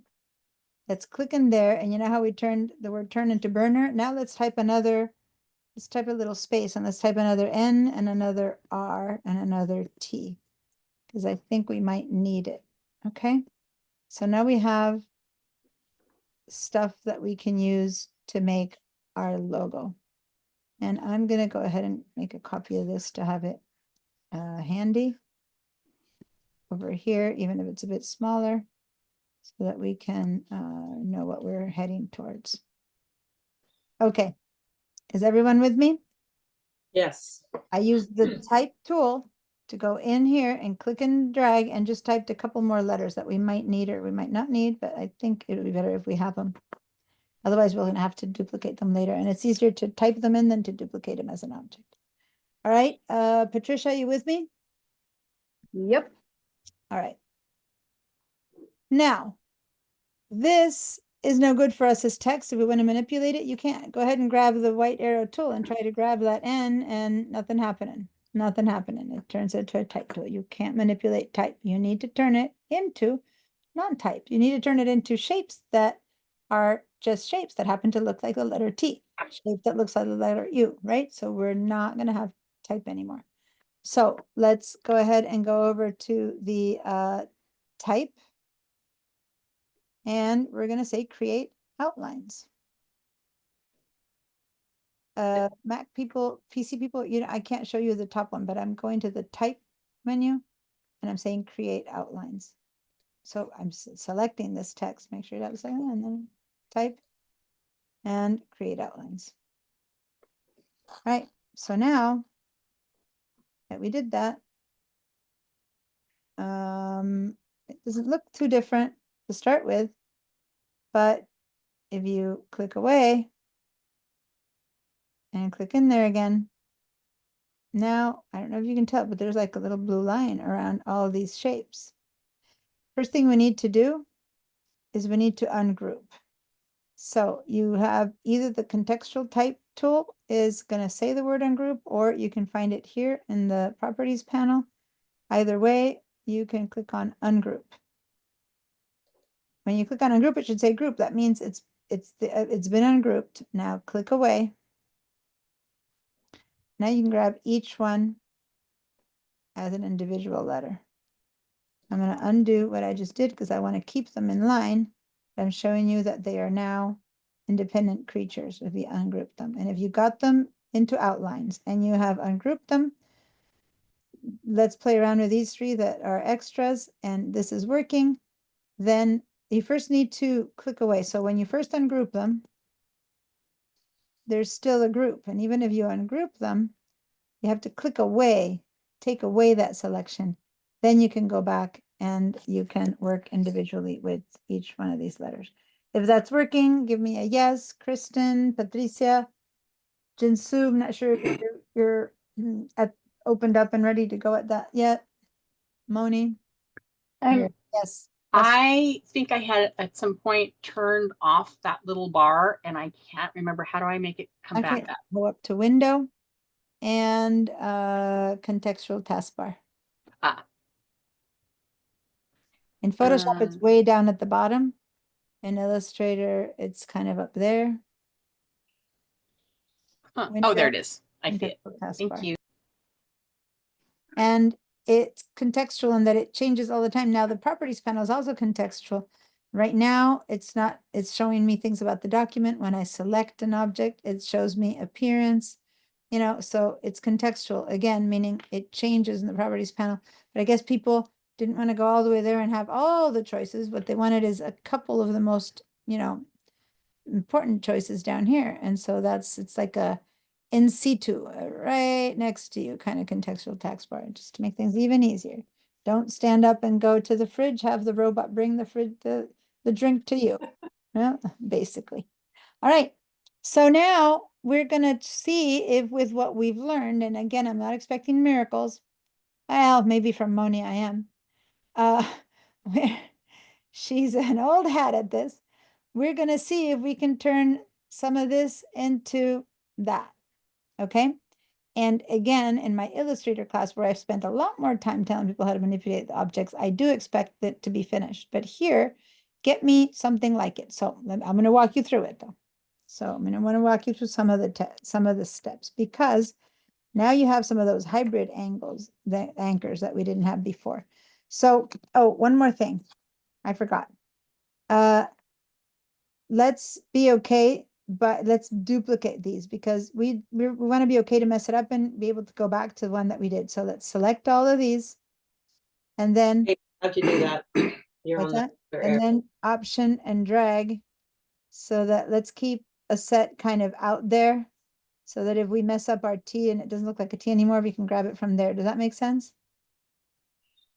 And so how did I do that? Remember, I selected everything and I hold down the option key and I get a double that I pull out. The option or the alt? Option or alt, sorry. And then pull out a copy. And that's our safe space in case we mess this up. We don't have to go and select the turn and write again the NRT and again create outlines. You know, now we have some extra letters out here to play around with if we do completely mess it up. All right, so now I'm going to zoom in again to this, and with this one kind of in visual, right? Now I'm going to see what I can do. Well, first of all, let me zoom into the T. And seems like minute little thing, but the T's over here are flat and here they're not. It's a tiny difference, but it is. So, and that's one that we know how to handle actually. In fact, we do. So let's go ahead and use the white arrow tool, grab this little anchor, grab it one more time, and then just bring it down.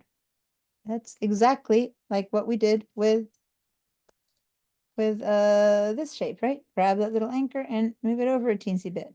So that's all it took to make that T be flat. Okay. So we move this one down a little bit, and we're, you know, we don't need it to be perfect, we're guessing. Now, if you look at the T here, they have a long tip on the left and a small one on the inside, and here it's inverted. So we're going to make this one shorter. And if we do it one at a time, it could work right there. Or, and this is key, with your white, this is all with the white selection tool. You could drag across these 2 points like that. And I'm saying from back in the back, like you grab from the nothing and just drag over. And then you grab that path and pull it in, and it moves both at the same time. Okay, so that kind of imitates that a little bit more. Maybe even this one has to be a tad shorter. And this one maybe even a tad shorter. And again, we're just trying to imitate something that's there. It doesn't need to be perfect, but there, I got my T looking a little bit more like it at the top. Once you got your T, and again, you can go at whatever order you want and play around with it at all, but if you want to just kind of follow along with me, that's the first step. That's what I would do as the first step. I would try to match the basic shapes. Okay. So if you are following along with me and you did manage to change the top of the T into the same T, then give me a yes. Or tell me, no, I'm just playing around on my own and I'm not kind of following your individual steps because, you know, I'm a free agent. You can say that. All right. Now, if you look at the T and the U, there's one extra section here of this U that's, you know, just not there. This has been part of that. So we could try to overlap, but I don't think it'll overlap precisely. See, it's not exactly right. So I think it might be better. I need to choose. Do I want to keep the U, the T from like the turn from the T or the turn from the U? Right? And I think the T from the U is graceful and it works well. The turn, I mean, so I'm going to get rid of the turn from the T. Does that make sense? It's just a choice. So I'm going to go ahead and go with my white area tool. I'm going to go ahead and select these anchors right there. And unfortunately, if I just tried to, sometimes it works and sometimes I just try to hit the delete key. Well, this time it worked. Depending on if you have curves, it doesn't work. But I just did like this and selected not those, because then the whole thing deletes. I just selected 1, 2, 3, 4, those 4, right? Like that. So I just got in that one there. So I got these bottom ones. So if I select and I see those 2 there, I gotta leave them alone. So go and click from here under those 2 and drag across. Don't touch the U. And now I'm gonna get rid of all of those by hitting the delete key.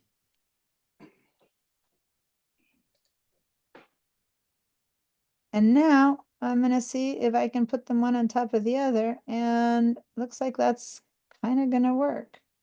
Now, when I say kind of gonna work is because remember the top of the T is matching the top of that line there. So I think I managed to make it work. I think this is happening.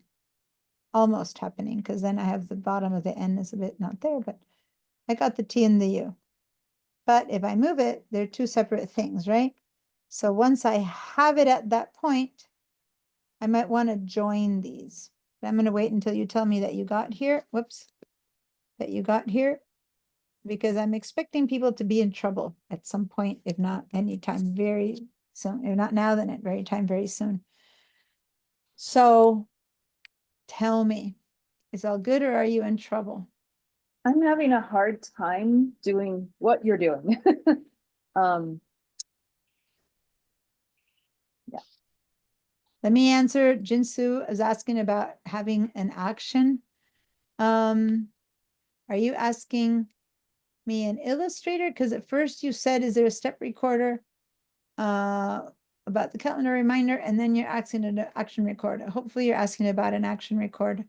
The only way you can do an action record is if you want to create something that happens repeatedly. So say every time I do something, I want that same thing to happen again and again and again. So instead of doing it 25 times, I record an action. So I do the whole thing one time.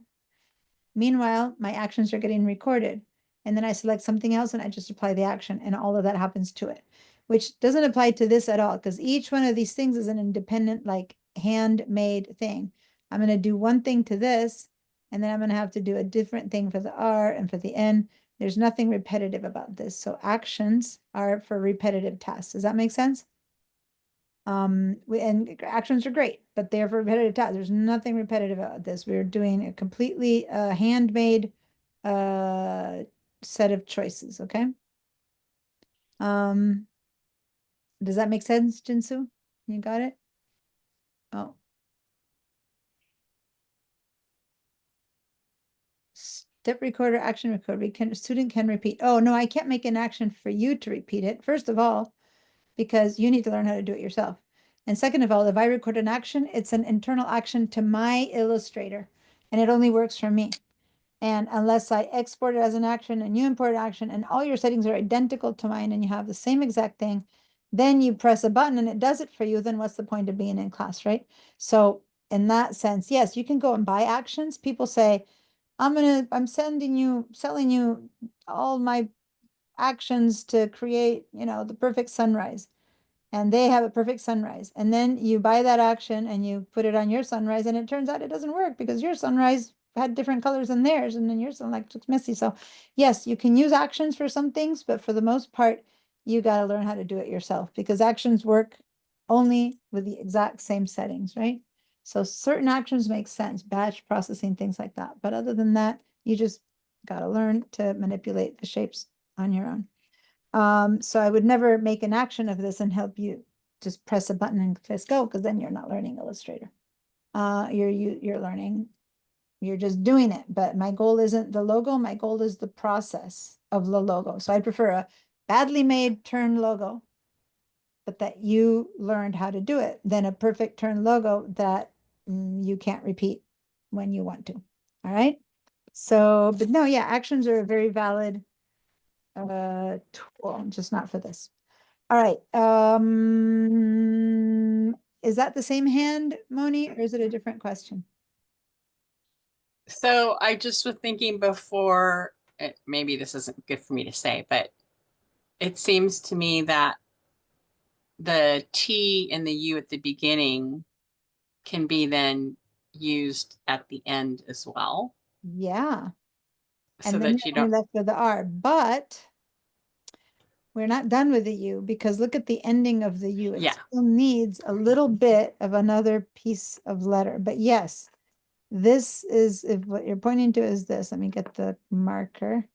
This TU right there will then go and be upside down that thing, right? So once we get one right, we're done. And then once we get the R right, which I think will be much easier to get this one right, then we just put one in the middle and we're done. So this one will be easy. The one that we need to get done right is this one. Okay. So before we can get this one done right, we need to finish this little piece right there, because this needs to curve over to allow me to get the R, right? So in order to know how much to curve over and where to go, what I'm going to do, and this is just my brain thinking about it, you all might have different ideas. I'm going to first grab this R, turn it upside down, and put it up here and see what's needed to connect. Like maybe I can take a piece of some other thing that's already in existence and use it to make this little knob for my T. In fact, the T turn that I erased was a bit sharper and might be a good thing to put here under the U. And since I have another one over here, that's good news. I could probably use that one, right? That's why I made a few extra letters for us to have parts to cannibalize, yeah, to use for our needs. Okay, so let me grab this R. I can either grab this one and copy it and put it upside down, or I can grab the one from the side. Since we're here, I'm just going to select it, Option or Alt key, and drag it out, right? And then I'm going to flip it. Over here on the tools, you can just kind of grab your bounding box and flip it like that. That would be good enough. Or there are some tools here to flip. If you've been using those before, I know Moni you have, you might as well try those, but you can't flip it with the white arrow tool. You have to go back and grab the basket, right? The bounding box. And you get the bounding box by holding the black arrow tool. And then you go and flip it and hold the shift key when you want to drop it so that it's completely perpendicular or parallel. And then you let go. And here I have my upside down R. Here I have my downside up R, and I'm gonna connect them. And now I've made this one. And I'm kind of happy. It's not identical, it's not the same font, but I'm kind of happy with that. I didn't try to match the same font. This font is good enough. So, okay, so what I did is I made a copy. Remember, select the R that's there, Option or Alt, drag out a new R, switch to black arrow tool, spin, and hold on the shift key to get it to land straight, and then let go of your mouse first. And then You shift and spin. what's that? You shift and spin. First you spin, and then you shift at the last minute when you're trying to get it to stand straight. Okay. And then you let go of your mouse first so that the shift keeps it straight. And then you let go of your shift, and then you have a straight, perfectly straight. And see how these aren't perfect letters, but once you overlap one over the other, that compensate each other enough that it looks like a straight line, which is what that is, and not what we're getting here are pretty straight lines now. So that kind of works like that. I'm going to select these two, but it's two separate things. So from now on, if I move them, I need to make sure that I keep them together. I'm going to teach you a trick about that, but for now, I don't want to teach you grouping, and I'll teach you why. So for now, if you move one, make sure to move the other. I can't reteach you the entire Illustrator class, and I'm looking at the time. I want to make sure we get to finish this, and then I teach you a bit more about manipulating internal stuff. So right now we have one R and another R, and one T and one U. Yeah? Okay. Don't forget to save. And before I copy this one, I'm going to make sure that I get a good little ending. So I'm going to move these out of the way a little bit first, be a little more space. And I'm going to give it a try with this ending of the T that we got rid of. So I'm going to bring down this T, or you can bring it from over here where we made an extra T. Whoops.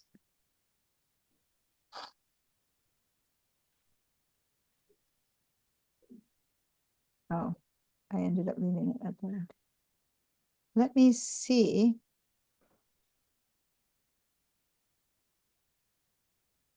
Move these over.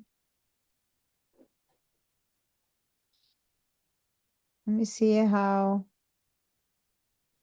it's gonna work. I think it's not gonna be identical, but it's gonna work. If I get rid of those and I put this on top, it's gonna give me a bit of an idea. It's just that these won't look like they follow each other. See how here they're straight? So we need to take this little extra tippy things that these two have to make them look like they're straight. But we're gonna be able to, we'll do that. It'll work. So here's what I'm gonna do. I'm gonna zoom in, and I'm gonna get rid of white area tool. And I'm going to get rid of just a couple of these individual ones, or not even get rid of, but maybe move it in a little bit so that it's a bit more out of the way. And then I'm going to grab this one and I'm going to get rid of all this stuff. I'm going to just select all this stuff and delete it. And so I'm left with just the little tip. And then let me see if that's going to work. Now, one thing I'm doing this is not doing it with guides. Now, the problem with that is by not using guides is that I'm not sure if I'm putting this higher or lower than needs to be.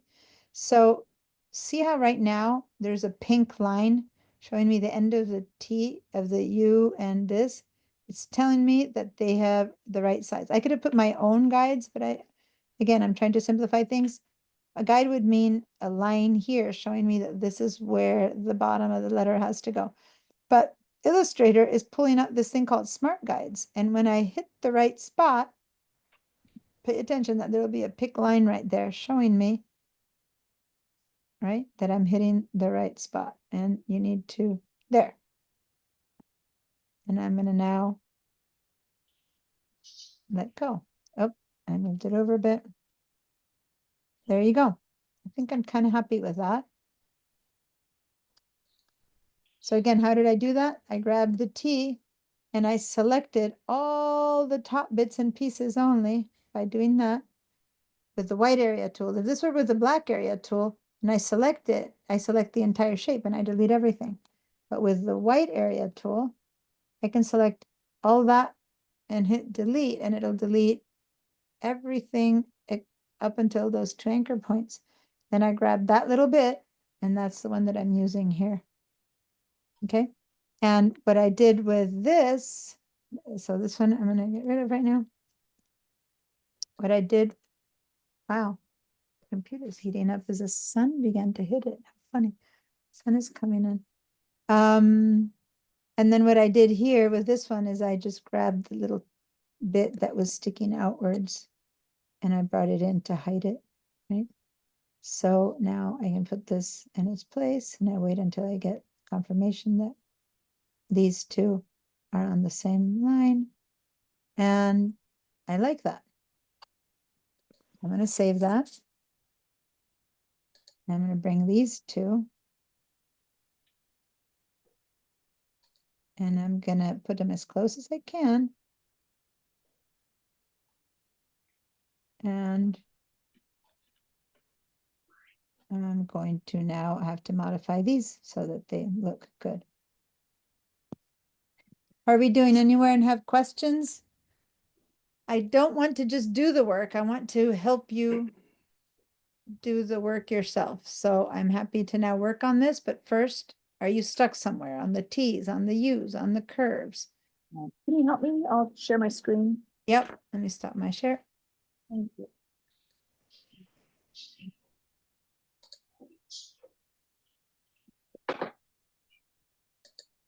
Okay. So hold on, I need to make you a little bit bigger on my screen. And yeah, so where are we? Okay. So which ones are you using to modify those? I'm trying to put the U, and I'm just having a hard time with the anchors.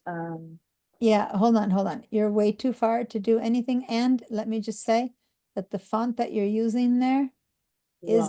it's kind of roundish Yeah. and it's going to be very hard to make it kind of match itself. So I recommend doing it with this one that you have on the right. I mean, just because it'll be easier for you. It's not that you can't, but it's easier when you're first working with these tools to work with straight line than with curves. Curves are a whole different creature. Does that make sense? Yeah.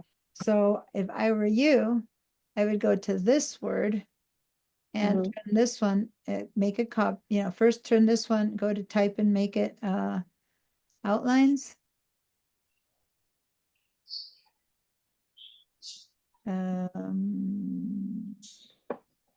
You needed to select it first. You didn't select it, I guess. Go to selection tool. Oh, because you're not in the way. You need to grab the selection tool. The direct selection tool is different. The selection, you need to go to the black one. Select it. Yeah. Now go to type and create outlines. Okay. Now, put your finger on the Option Alt key, and then just drag out a couple of copies and leave them lying around so that we have some more to play with. No, first ungroup. Let's first ungroup this so that your copies are also ungrouped. Yeah. Okay. Here? Yeah, here, that's a good ungroup. Those are leftover pinks stuff. Yeah, ungroup. Okay. Now that it's been ungrouped, go ahead and put your finger on the Option or Alt key. Mhm. Yeah. And it should be turning into a double-headed arrow. So there we go. And now click and drag a copy of turn, put it up. Put one there. Okay. Good. Let it go. Now, do it again. Select it all one more time, just in case. And now hold down the Option or Alt key. Oh, wait. Okay, It's okay. It's okay. Hold on. Select it all. Yeah. Oh, wait, you did it again. Hold on. Hold on. You see, guys, how her text suddenly turned around? Yeah. That's because when she did that quick movement that she did, she grabbed one of those little round curvy widgets and made it all the corners round. And that's what had happened there. I was surprised because it's so go ahead and do undo, Command Z, or you're on a PC, Control Z. Control Z again to get out of that mode. Control Z one more time. Until this one disappears, then I'll know you've really gotten it straight. There it is. Now it's straight. Okay. Now go to your black area tool, not your white one. The white one's dangerous. When you use your white one, you're modifying stuff. So now that it's in black area tool mode, now put your mouse over it.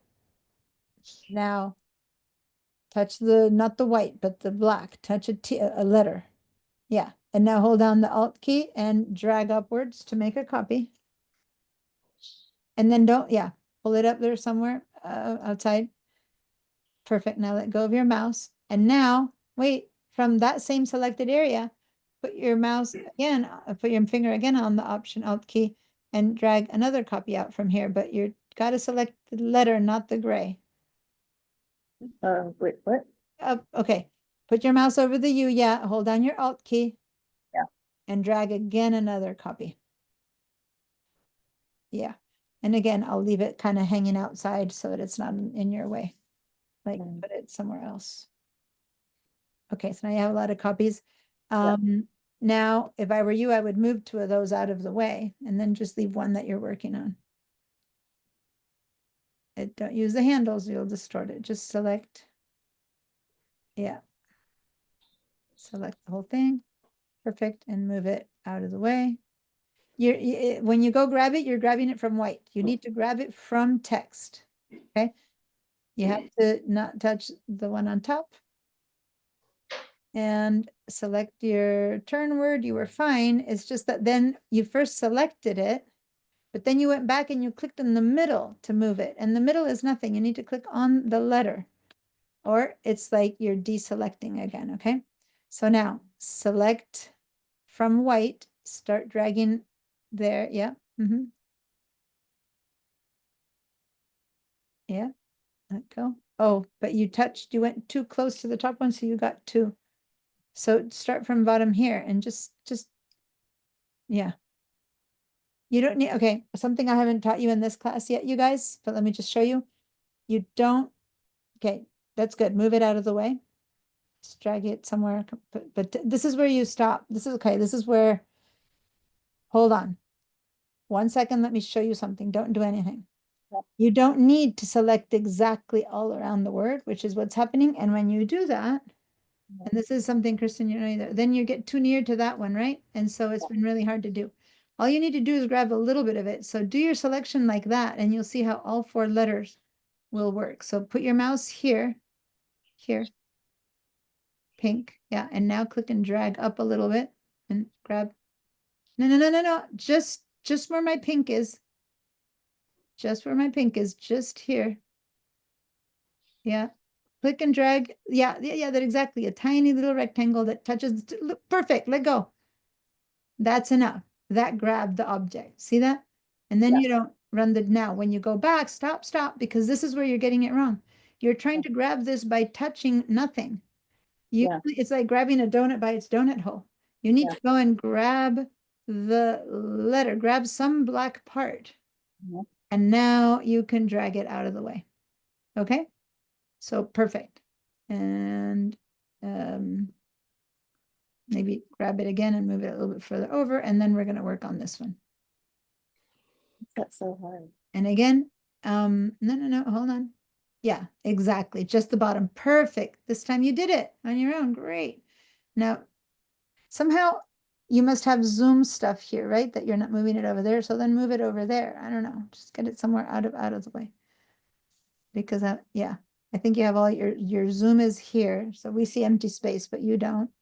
Okay, great. And now we're going to use this one to work on. So grab it again from just the bottom. Yeah.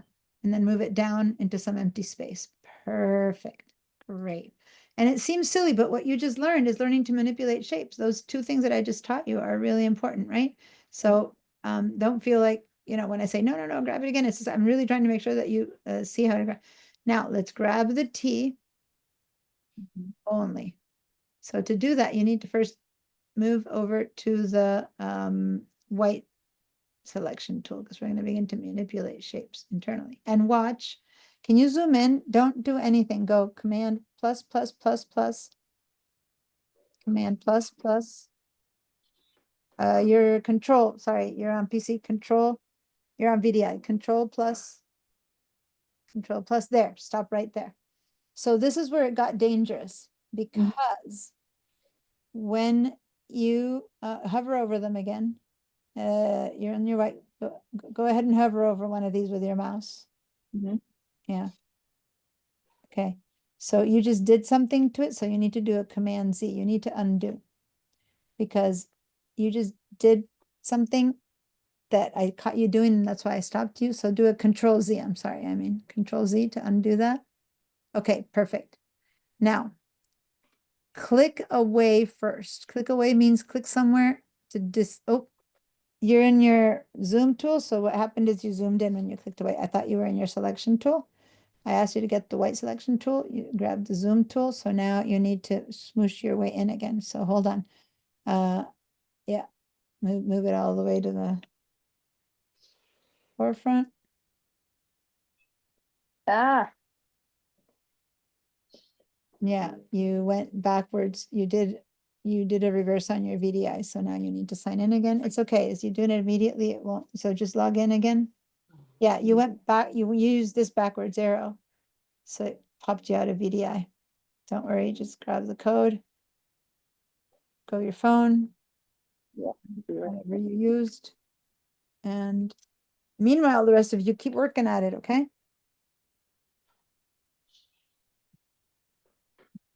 Say, continue.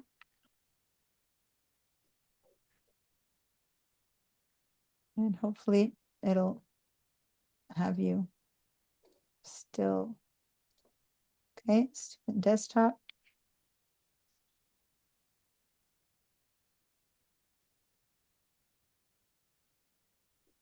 Okay. And okay, all right. Okay, so now don't do anything. Don't do anything. First of all, let's go back to the selection tool. When you're in the white selection tool, you can begin to mess things up. So that's why I said, wait, don't do anything. Let's go to the black one, which is safer. Okay, black selection tool. No, that looks black, but it's a white arrow. This one is the regular selection tool and it's the black one. Okay, now I need you to scooch over, and this is when it got messed up before. So scooching over right now, put your hand on the space bar, press down your space bar. Press down your space bar. There you go. See how your mouse is turning into a hand? Uh-huh. Okay, press down your space bar again. Okay, and now click and drag over and put the turn in the middle. Perfect. Okay, great. All right, now let's go grab the white selection tool. And now stop there because I need to teach something. First of all, can you grab and move this out of the way from that little line right there? See, right there. or from there. Okay, thank you. All right. So guys, you need to avoid these little circles. See those little circles? So that's why you need to be zoomed in. You were zoomed out, and when you went to grab it, you didn't know if you were grabbing here or there or there or there. And when you grabbed there, you turned all your sharp angles into little curves. And I'm going to have you do it one more time so you'll see what's happening and then undo it. So grab any one of them, it doesn't matter, and pull a little bit on it to the, see how everything turned curvy? And when you were far away, you didn't understand. I could see that you had gone curvy. So now you pulled it out and it got sharp again, or you undo. Okay. So in everything you're going to do now, you got to avoid the little curvy widgets. Okay. Got that, Kristen? Got it. I hadn't shown it to anyone. Okay, good. So now that you know about that, you need to be close up to see that. All right. So now what we did first is we grabbed this little guy right there. So click on it one more time. Good. And now click on it and drag it down to straighten up that T. And there we go. Now we're starting to work. Okay. Then I made these two shorter, right? And one at a time works. Okay. Or I grabbed in this one, make this one longer by grabbing the path instead of just the anchor on this side. This one has to be a little bit longer, but instead of the anchors here, here. No. Hold on.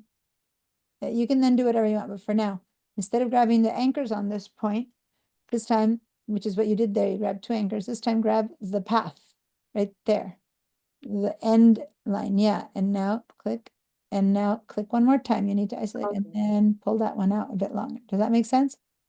Okay. And try to keep it straight, but yeah. Right. And then I went in and I got rid of this portion by selecting it. And how did I select it again? Watch, you guys. This is one more. You need to now drag a little kind of a box from, no, that's going to be really hard to get rid of it that way. You need to delete these things. So put your mouse exactly where I made a little pink spot, and now click and drag to the left and make a little net. Yeah, keep going. You were fine. And now down, keep going and finish it right here. Move your mouse to there and now let go. So now you only have those little anchor points selected. Now you can hit the delete key. Because you made a selection of just those points. Does that make sense? Yeah. So with very careful consideration of what you're touching, now you can grab the U, right? From the middle, yeah. Not from any of the widgets. Remember, the widgets are dangerous. Just from the middle, from the black area. And drag it over to the T. And there you go. And it's probably a bit shorter because you still need it to fit within this. Yeah, something like that. Okay. And so on and so forth. Now we did a duplicate of the R. So select the R and then press, first we did it, leave it where it was, leave it where it was. First we did a duplicate. So now hold down the Option or Alt key. Touch the R. And with the Option or Alt key, pull out, yeah, pulling a copy out. Perfect. Now you need to flip it. And since I haven't told you with this tool how to flip it, you're gonna have to go back to the black arrow tool to flip it. There's another tool you could have used there, but yeah, for now. Now with the black arrow tool, go to the corner, outside the corner. Yeah, outside corner. Yeah, there. And now flip it. And now when you're getting near enough, hold down your Shift key so it straightens out. Cool. Now let go of your mouse first. Perfect. Good. And now we overlap these two. So move your R, one R over to the other R. And there's our R's. That's good. And now the next thing I did is I got rid of this tippy bit here because I need to make this go curvy. So for that, I had you select the shape first. Yeah, select it, click. Oh, no, sorry, you need to be in your white arrow tool again. Okay, now select just this little tip, just this tip right there. Hold on, it's an anchor. And now select it one more time. There, and now click on it and drag it inwards, kind of make the tip go away. There you go. Perfect. That's enough. You want the edge, not so much. You just wanted to eliminate that tip. So back out a little bit. You need to still have the shape of the U. So back it out. Yeah, all I did was I wanted to get rid of the tip there. That's good enough. Perfect. All right, so that's kind of where we got, and now we were beginning to grab a little portion like this from the T and putting it in there. Okay, so to be able to do that, and that's kind of where we are. So what we did is I went to one of my reserved T's, and this is the piece that I want, right? And I'm not sure it'll be great. So go with your mouse up here and select this shape first. Just click on it one time. No, don't bring the whole T, leave it there. We just want this portion. So to do that, what I'm going to do is get rid of the other part. Or vice versa, maybe we can just copy paste this since it's selected. Go ahead and do that. See if you can put your mouse over this, over the area that's selected, which is the bottom area. And hold down your Option or Alt key, which is the double, and then pull out. Let's see if you pull out a little duplicate of just that bottom area. No, it brought you the whole thing. Okay. So Command Z to undo that because you don't want. Okay. I was trying to see if we could just like, so then you need to scroll down because I need to see your entire T and I don't see it. Okay. So we go, oh, just a tad. Keep going because we need to see the good one. Down, down, down. You're still two down. Go down. Keep. I need to see the one we're working on. So down, down, down, or up or whatever. Okay. All right. So now this one, what you need to do is grab your white selection tool. Okay. And now you need to make a selection starting over here, and you'll make a box that takes all of that. Okay. So yeah. And perfect. And now hit the delete key. Let go of your mouse first. Yeah, now hit the delete key. Good. This is a little bit that we want. So now go grab it and drag it down. And you need to maybe scoot your way up first with your scroll bar. And this is where I like to do the space bar because it's so much better. Okay. And now grab that and we're about to put it over here. And that's where I was. So I'm going to stop your share because you're totally caught up. And now I'm going to, does anyone else want to share or ask me something before I continue with mine? If anyone had a better idea for that tip, let me know. Otherwise, you had a better idea, Moni? I thought you said something. No? All right. So here's what I'm going to do. First of all, I like zooming in to see the details. And the main thing I think needs to happen here is that these are very curvy and they need to straighten out. So I might need to do a guide. You know how I said I'm avoiding a guide, but let me just show you how to do a guide. First of all, I need to bring out rulers. And see how I don't have rulers on the side of my shapes? This is having rulers. See, I have a ruler and this is not having rulers. See that? So how am I putting them on? I'm doing a shortcut Command or Control R. Okay, so Command or Control R. Now that I have rulers, okay, everyone, hopefully you're paying attention again versus working on your stuff. I'm bringing rulers up. Now I can see the focus faces. Rulers. Now, why do I want rulers? And so what's a ruler? So look at the edges here. I have no numbers, and now I have like a little ruler on the edge. It's I can't see where you click to get your rulers. Command or Control R. Okay. Okay. And the reason I need these rulers is because I'm going to have to see to keep the lines straight. This I think is lower than that. So I'm going to bring in a ruler and watch how am I going to do it. Put my mouse on this in the middle of that ruler, my mouse with the black arrow tool or the white arrow tool, it doesn't matter. put the tip in the ruler and I click and drag and out comes a ruler and I'm going to put it here at the bottom of my U. So it's already telling me that my two R's, right, are too high. I need to drag them both. Oh, down a bit. Oh, I moved my ruler. I didn't mean to move my ruler. You need to lock the ruler. Put it in place where you want it. And we're going to put another one here. Right? And I don't remember if the T's. Let me check. Yeah, their T and their U, they have all their lines are the same. And we don't need to make it identical, but if we can, we will. So we're going to put our ruler in the two spots we want it, which is there, and then we can go out to view rulers and we can no, guides, I'm sorry, and lock our guides. So now we can't move those guides, and what we need to move is the text to match the guides, right? Does that make sense? So those guides are going to help me now that the U has to finish there. So I'm going to stretch it out a little bit, right? And then my R's have to finish there. But the way these R's are made, they're taller than the tip. So I'm going to go with my white arrow tool and I'm going to select just the top of this piece of the R and I'm going to make them hit the tip. Does that make sense? I'm just trying to match everything to top the same. These are ascenders and descenders.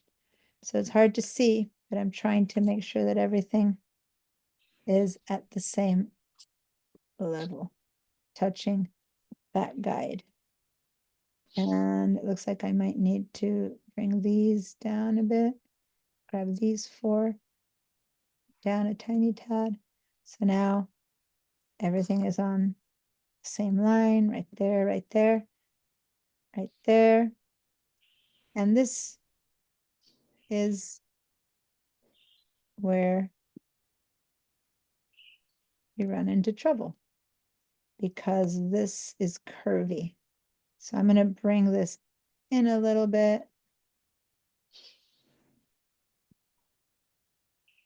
Okay, I'm going to get rid of this one.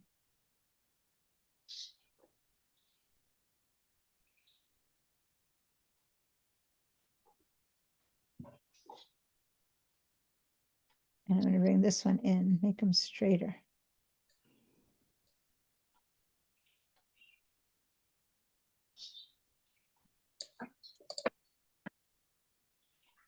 And we'll try to match these with those, which I don't like that. That's not very smooth. I'm going to undo everything I just did down here. I got to find a better solution for this that I don't like.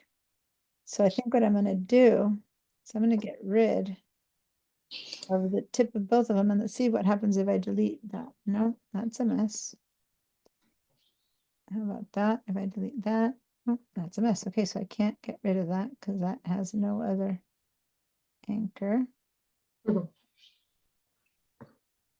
What if I flip it? Ooh, that might be onto something.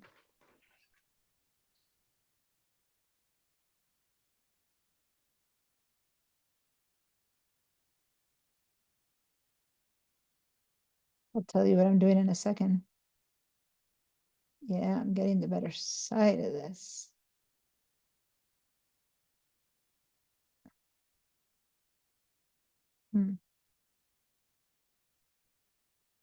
Okay, so I'm trying the other side of the T. I managed to get a better shape. It's a bit straighter. It ends up a bit straight. But it's fat.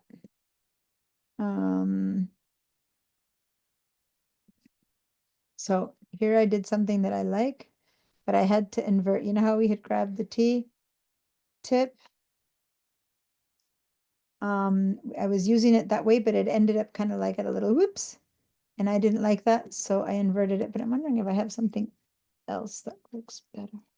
No, it seems to be the best part of the letter. Okay, so if anyone wants to see what I did, unless you're doing your own solution, do you want to see what I did, or you found a better solution, you guys? Melanie, did you find a better solution? I think I did it very similar. I took, now I'm trying to remember exactly how I did it. I think I did take the bottom part of the T and I matched it to the beginning of the R. I put it in the Padlet if you wanted Okay, to great. see it. I'll go check it. And then I used the white arrow key to adjust the anchors. Perfect. All right, so that's kind of what I'm doing here now, and I am going to be, I prefer this than what I had before. Still, when I zoom in, there's a little bit of weirdness there. So I'm going to bring this one down. So I'm trying to figure out where the weirdness is. It's the tip. They end up in a little upwards tip. See how they go upwards? There. So I'm going to bring it down. And move this up a little bit so it's a straight line. Let's see. Now, I haven't taught this group yet the unite feature, which is crucial for this kind of work because we're working on them individually. But again, I can't teach you all of Illustrator at once, but I'll just have you apply it when we're done, and we're going to turn it on into one shape. And I'll go back out. And I think I'm kind of happy with that. Oh, but it's not supposed to touch. Ah, it's supposed to have a line. Undo what I just did. I forgot. I thought it was supposed to touch. All right. So Command Z, Command Z, Command Z, Command Z, Command Z.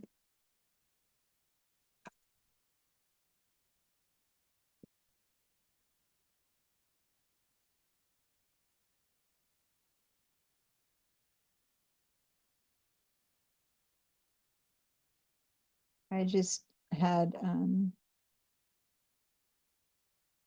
there we go. I had just forgotten that they're not supposed to touch. I was trying to make them touch, and that's much harder. Okay, well, it's good news that they don't have to touch. Because then with some space in between, it's easier to forgive this little curve.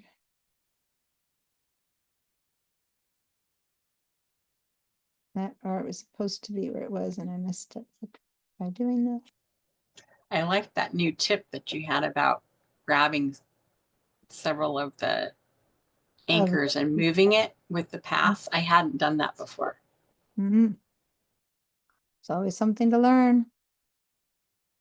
Yep. Glad. Oh. All right, so now I'm going to straighten this. Whoops. So now I don't want to spend, we're kind of getting in the weeds here of what I need to teach you. So I'm trying to bring this down to an end. And I had forgotten that that needed a space. So now I gave it that space that I had forgotten. Oh, and this one's a bit square, but never mind. We're doing what we can with with what we have. It's curved. It's a bit curvier on the R. Undo. I'm going to get rid of the N. And now I'm going to select this, copy, paste it over here, and flip it.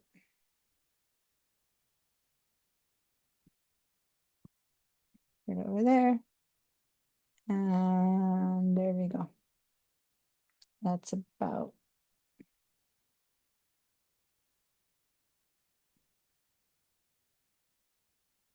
right. Isn't good enough. Into what's happening here.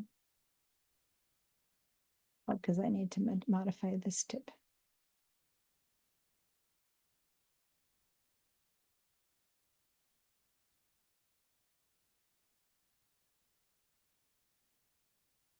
I'm trying to avoid using a tool I haven't taught you yet, which is the curvature tool, but it really need to use that one, I think. I need to get rid of this one.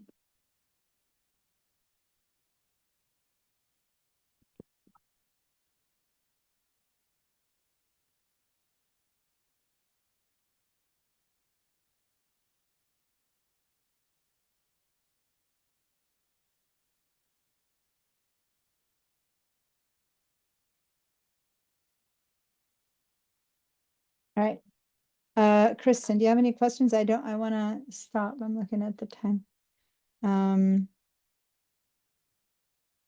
Kristen or Yeah. Can I go ahead and share my screen? yeah, but give me one tiny second so that I can just focus. Someone outside my door speaking and making it very hard for me to focus. I don't know. It's like so weird. They're having a whole conversation and I'm like kind of gossipy kind of conversation. I have no idea who they are. Someone on the street. Okay. I'm gonna get rid of all this, sorry, junk, and then I'm gonna look at your stuff. So move all this out of the way. And here's my attempt at the logo. And I'm going to do a screenshot. And yes, we can get closer to the real thing with a bit more detail and time, but this is good enough for now. And I want to just support you and get your questions and ideas right now. But share your screen.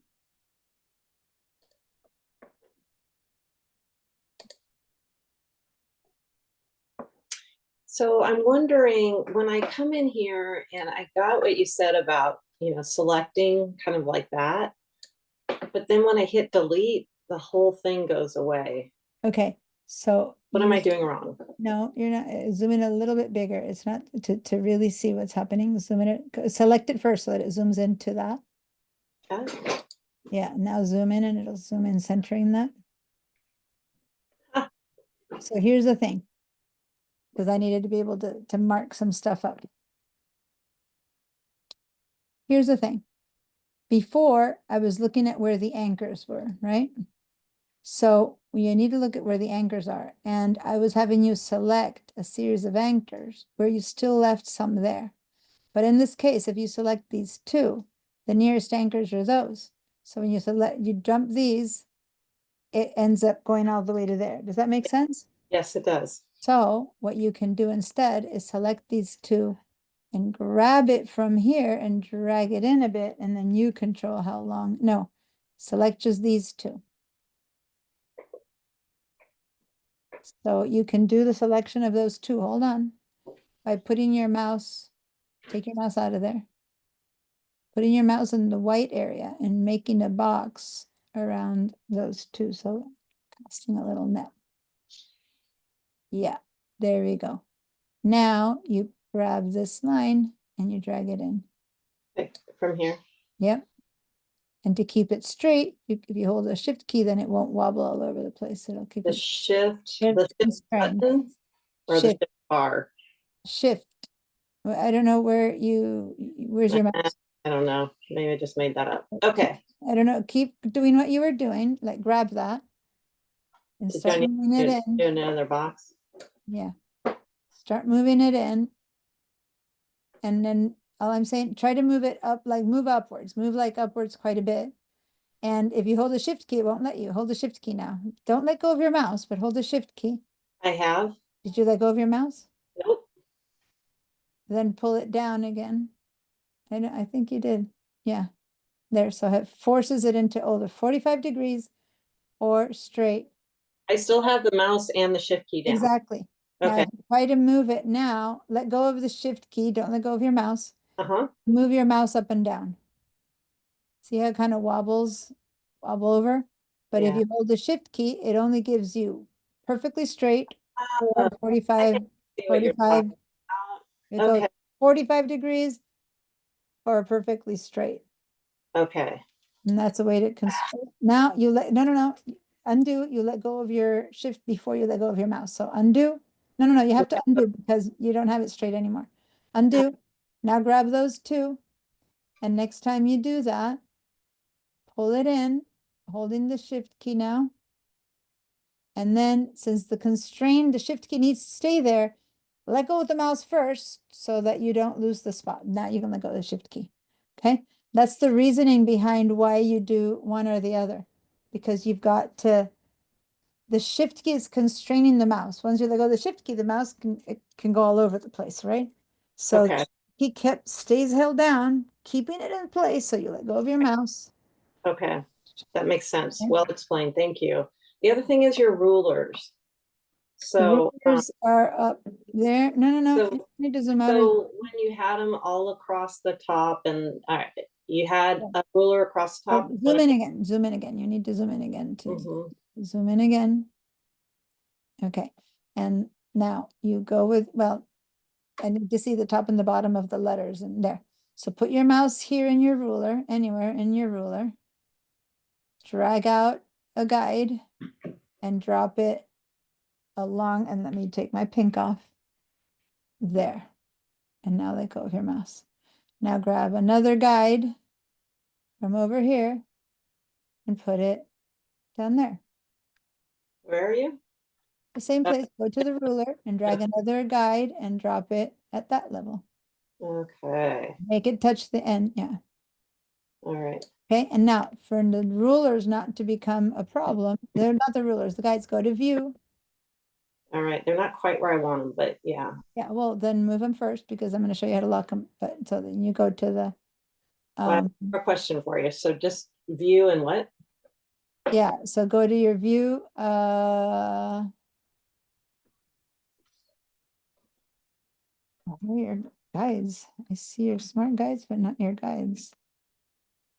Go down to rulers. Oh, because it's down there. Rulers. And then underneath that Ah, is the guides. Okay, so yeah, perfect. Lock guides. okay. They were just lower than what I could see.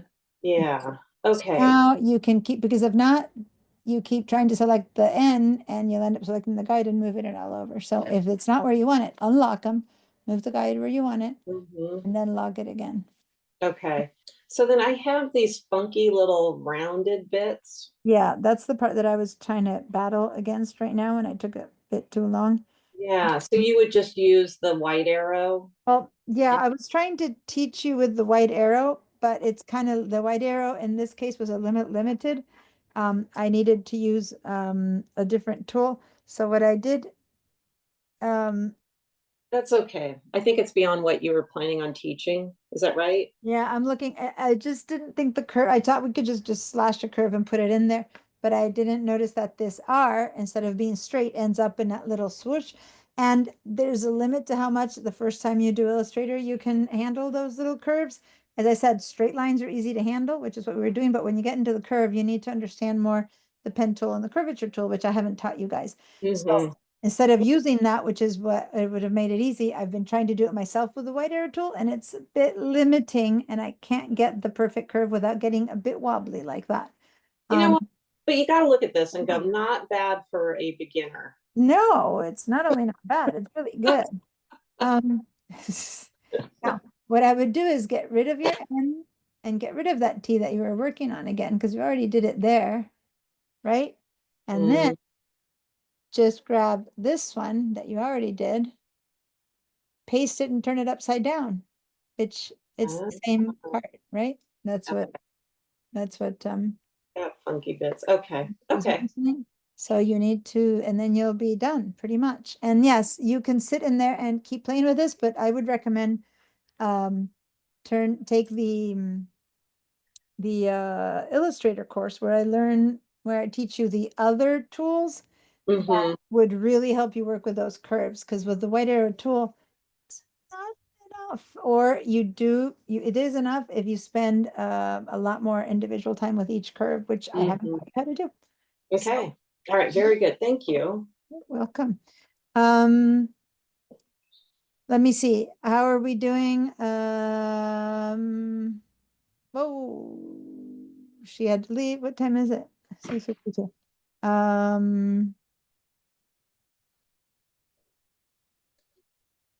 So, oh, she hasn't been, let me screen.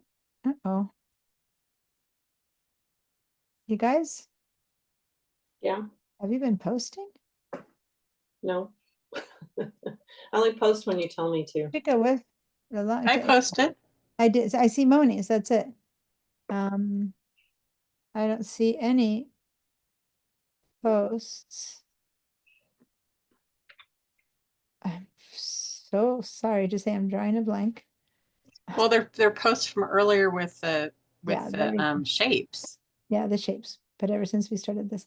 So I'm gonna go see Moni's. Ooh, see Moni's. Look at her. This is so cute. Hold on. No, you'll be impressed too. Oh my goodness. Look what she did. She put a gradient, which makes it look so curvy. Isn't that great? Now, can you tell me, Moni, between that one and this one, did you add a shadow depth to it? Yeah, so I took both the top black one and the gradient one, and I put the black one underneath, and then I went in and I Oh. adjusted my my gradient more. Oh, nice. So that's why you have that depth to it. That is Yeah. really nice. Woo! I would have stopped there and called it a day, and you just kept going. That is really nice. Well, after I layered them and had, because I made them a little bit off center, so that the Yeah, so that black little has the tiny black. line, Yeah. line of shadow, yeah. Then I saw on one of, and I think it was the R. The gradient was in a I right can see right there. somewhere, and I went, yeah. So you moved Where was it? No, it was the U, the long end of the U, and I went, oh, I like that.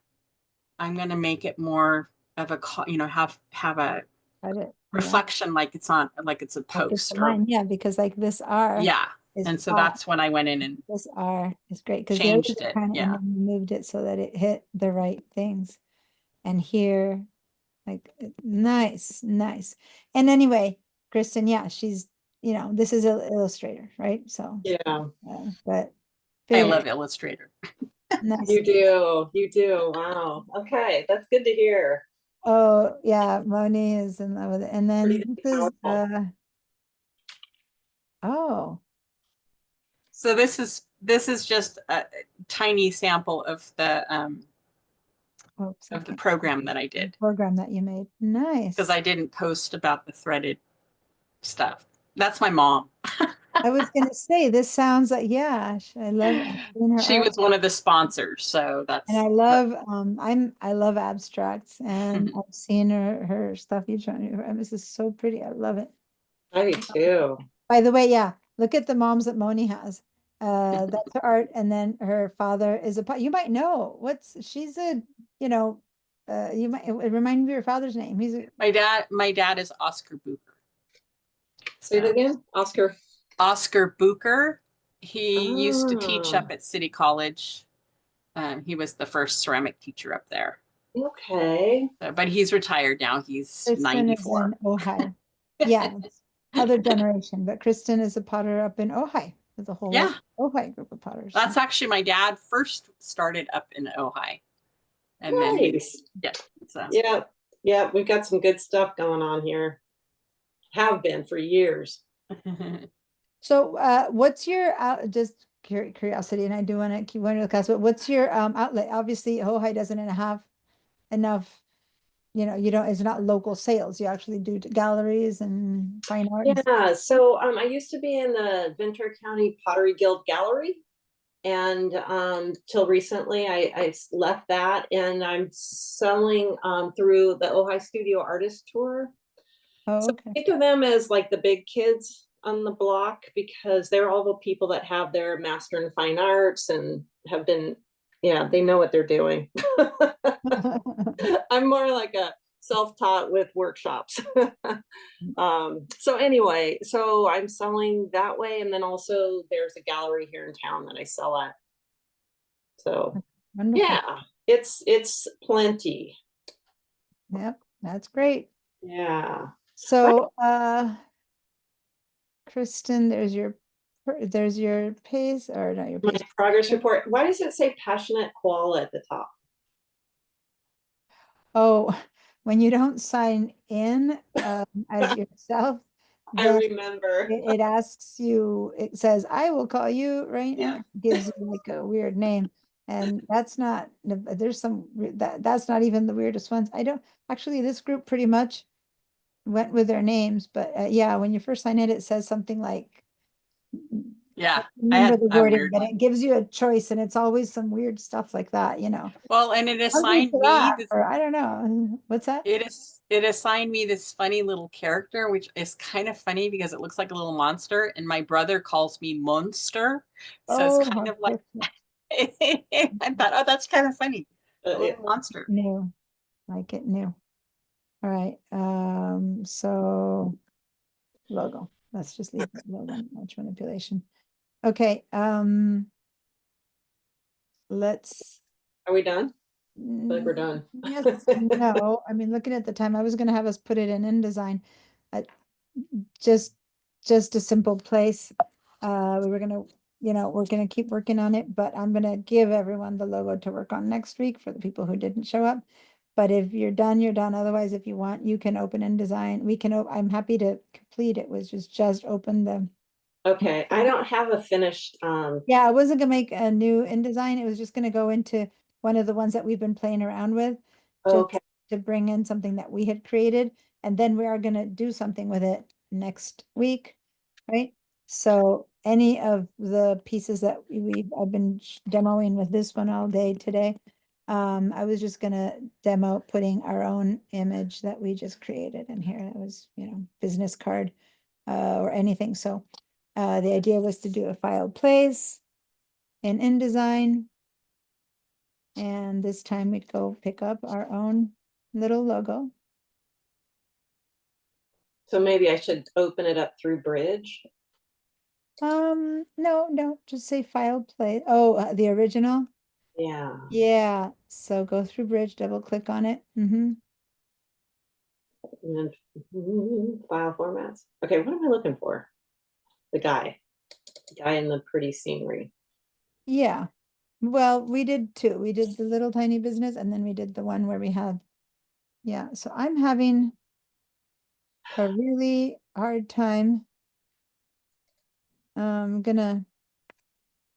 Sorry, I was having something in the way and I couldn't bring it in. Okay, perfect. So now I'm bringing in my little logo. I didn't even make my logo. I'm just bringing in the screenshot of my logo. But yeah.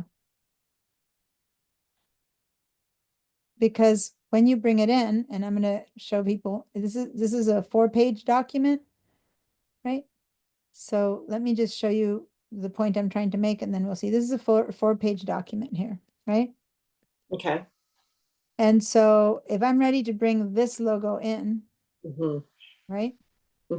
What do I do to make this logo be something I can bring in? Because what I just did by bringing in that guy is that I brought the whole document, and see how it's coming in with the sample. And this is not even the turn that's finished. It's like, this is the beginning of page 1. You know what I mean? It's the beginning. Yes. It's this portion that's coming in. But what I want is over there. This is the one that I made, right? Yet what I am seeing is the first portion of page 1 of my, or artboard 1 of all my artboards. That's what's happening here. So we're gonna learn how to manipulate. So remember that I gave a tiny little quick example of how in Illustrator the black selection tool does one thing, and the white selection is basically the bounding box, the holder, and the white selection tool deals with the internal part. So what we're going to do next week is we're going to begin to understand that distinction between what's this thing and what's that thing. The frame, right? The holder is the black selection tool, all in InDesign, and the white selection tool is the inside, and how we work with that, or from Illustrator, how we export just this piece and to turn it into its own little piece that I can just bring on its own, because that's what a logo needs to be, right? Mhm. So that's really the end point was going to be when we didn't spend this much time, I was going to export it as its own thing. We do have a few minutes. If you're not like too asleep and if you finished your turn, when you finished hers, if you finished your turn, then we can do that portion of it, which is just created its own little file. So we can have it for next week. And then Yeah, I would like to give see. it I'm to quite people. ready to do it, but I think if I watch, and it'll be on the recording then. If you're up for it, who've been I- teaching for Yeah, hours I'm today. up for it. That's why I wanted to finish it. That was the goal. So as long as you're up for it, Okay. and Moni, you too, you have your own thing there. So there's a couple different ways. If I had it on its own artboard, that would be fine, but I don't. I have other stuff. So that's, I could export the artboard. So that's one option. So if I get rid of this, that's it. Then this is in its own artboard, right? Mhm. But this own artboard has a ton of empty space. So just a quick way of how to deal with that would be, I'm going to go down to the artboard tool, which I'm noticing that they probably don't have here in the quick version of it, do they? In the beginning starter point, they don't have the artboard tool, do they? Huh. Okay, so then let's go over here. Don't select anything, meaning if you have something selected, deselect it. You have to have nothing selected. Since the artboard tool isn't available right now, I'm going to show you how to edit the artboards without the artboard tool. So over here in the properties panel, as long as you don't have anything selected, you will see here the choices for inches artboard to edit artboards. You see that? So click on edit artboards. And as soon as you do that, your artboards become live and they become shapes that you can edit or change yourself. So it's kind of hard. I just did it myself by mistake. If you click and create, you're making a new page, a new artboard with this tool that looks like a little diving fish. So instead, you need to create the choice to really put your mouse on the corner of this thing, not with a diving fish shape, but with a double-headed arrow, not the four-headed arrow, double-headed arrow to make it smaller, and then get your artboard to fit your logo, right? So right now I'm going to move my artboard around until it kind of is barely a bit bigger than my logo. This isn't the only way. There's other ways to export this, but this is within the conversation of having done it in this document. In order for it to export on its own, it would have to be at the very least in its own artboard, okay? Now if I try to get near enough to pull it and I do it wrong, then I'm creating a new artboard. So Command Z or hit delete, and then grab again the corners to make it just about a bit bigger than the logo, and then leave it by moving back to the selection tool. So I'm gonna go ahead and do a screenshot of this artboard mode.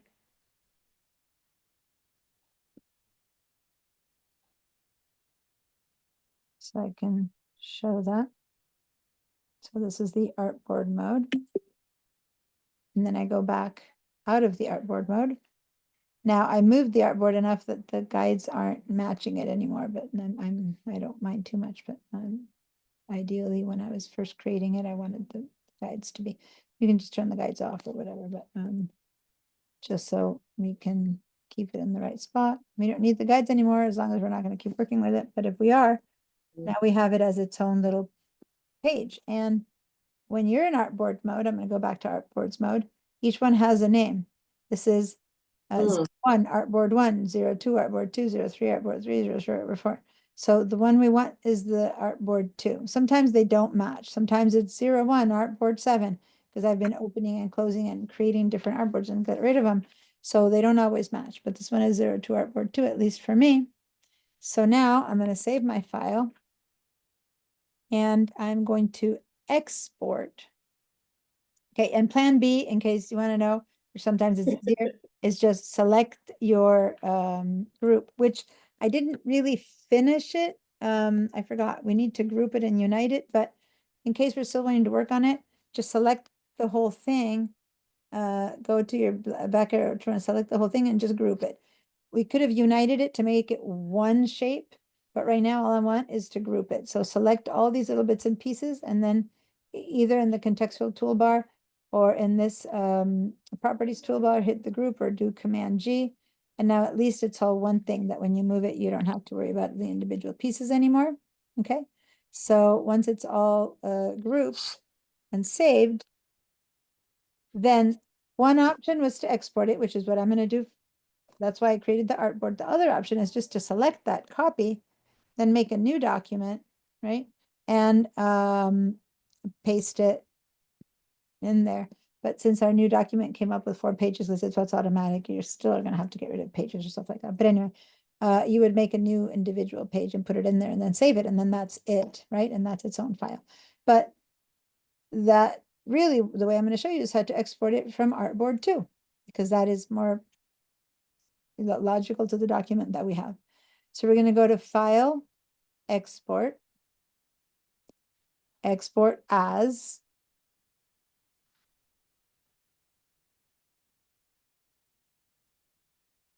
And I'm going to call it, we're going to leave it at the turn logo, and then it's trying to export as a PNG. It depends on what you're going to do with this. If you're going to do it, and this is a longer conversation, so for that we're going to wait. But if you're going to export it, you want to export it into vector format. You want to export it in as a JPEG, as a PNG, as an SVG. Those are all different ways of exporting it depending on your needs. So I'm going to go to format. It gives me many different versions of how I can export it as. Okay. So let's say for now that we're going to export it as the one that I, the choices here, this one is the best for web SVG. It'll be vector format in SVG. Photoshop or PNG or JPEG are going to turn it into pixels, which means that it's going to start not being a vector file anymore. So it won't be sharp anymore. But for some needs, you're going to need it as a JPEG. So basically, you're going to have to export it in many different shapes or formats. Let's just go with PNG, which is what it's giving me, which is also for the web. But this is the part that's important. Let's click on Use Artboards. So we're going to talk again about all the different export versions and why we would want one over the other. But let's just go with PNG, which is the default setting. But choose Artboards.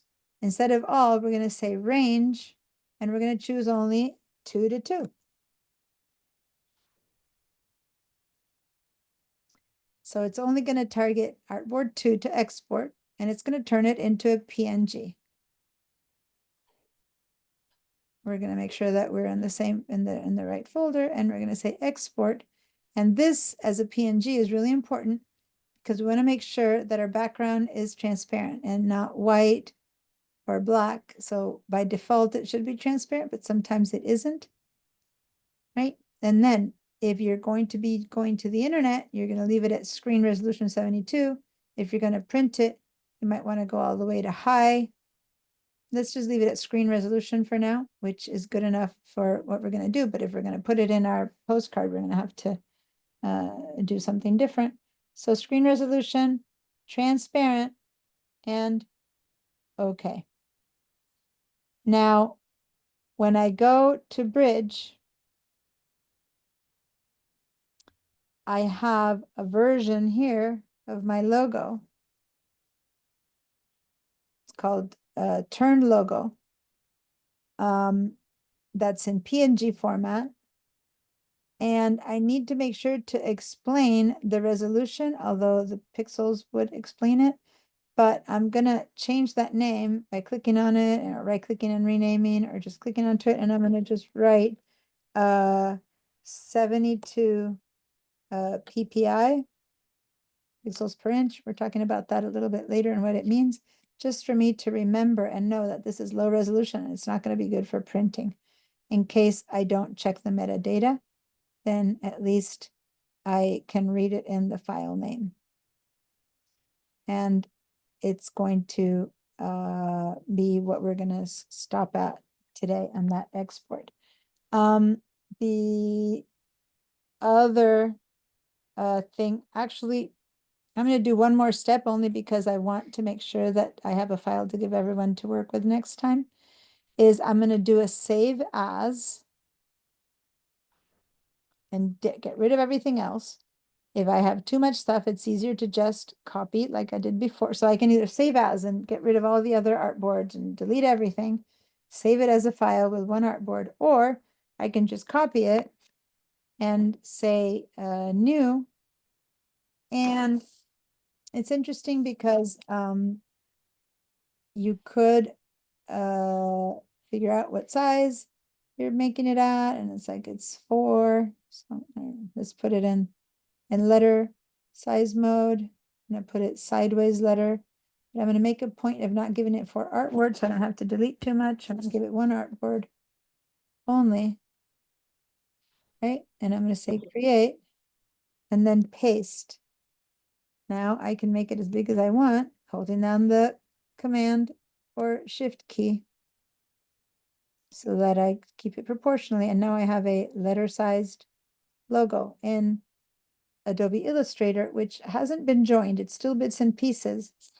But this one is the one that I can now work on to use to correct it, to fix it, to do whatever I need to do, and also to export it into the many other versions. And this is the one I'm going to give students next week so that we can learn how to put it together as one shape.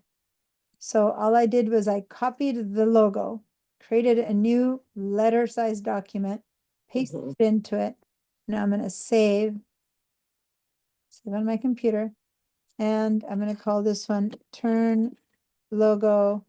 And I'm going to basically, I guess I can call this one main or master or something like that, right? So I'm going to say that from here, we're going to start working on it for future uses. And I save it as an Illustrator file, so it's still workable in Illustrator. Okay, I'm going to say save and then save. And now from here, I can fix it, format it, make it perfect, do whatever I want, but I can also then export it into all these different little mini formats without having to worry so much about all of the loose stuff hanging around in my original file. Okay. This can be still while I play and learn and whatever, and then this is it. Now, if I change it from here, we need to always keep making sure that I don't go back to here to pick it up from here, right? So whichever becomes our master, now we develop it further on from here. Show it to a client, the client goes, no, I prefer it curvy or blue or yellow. You kind of start from here as your master, and it keeps developing from here. All right.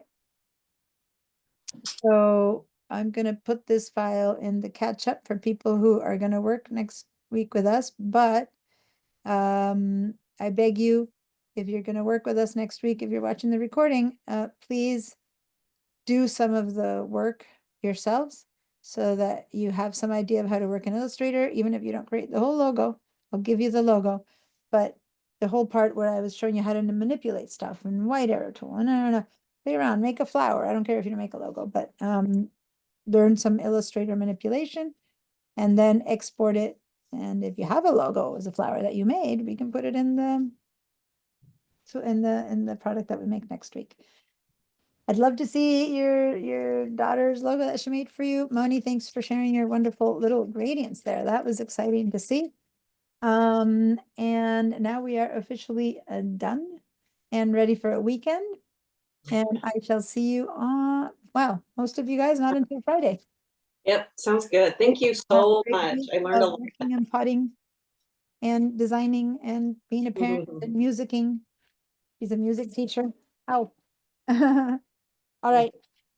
And I just lost the pen that I was playing with. It's my Wacom tablet pen too. It's not just a pen, so I need to go grab it. Okay. Bye, guys. Bye-bye.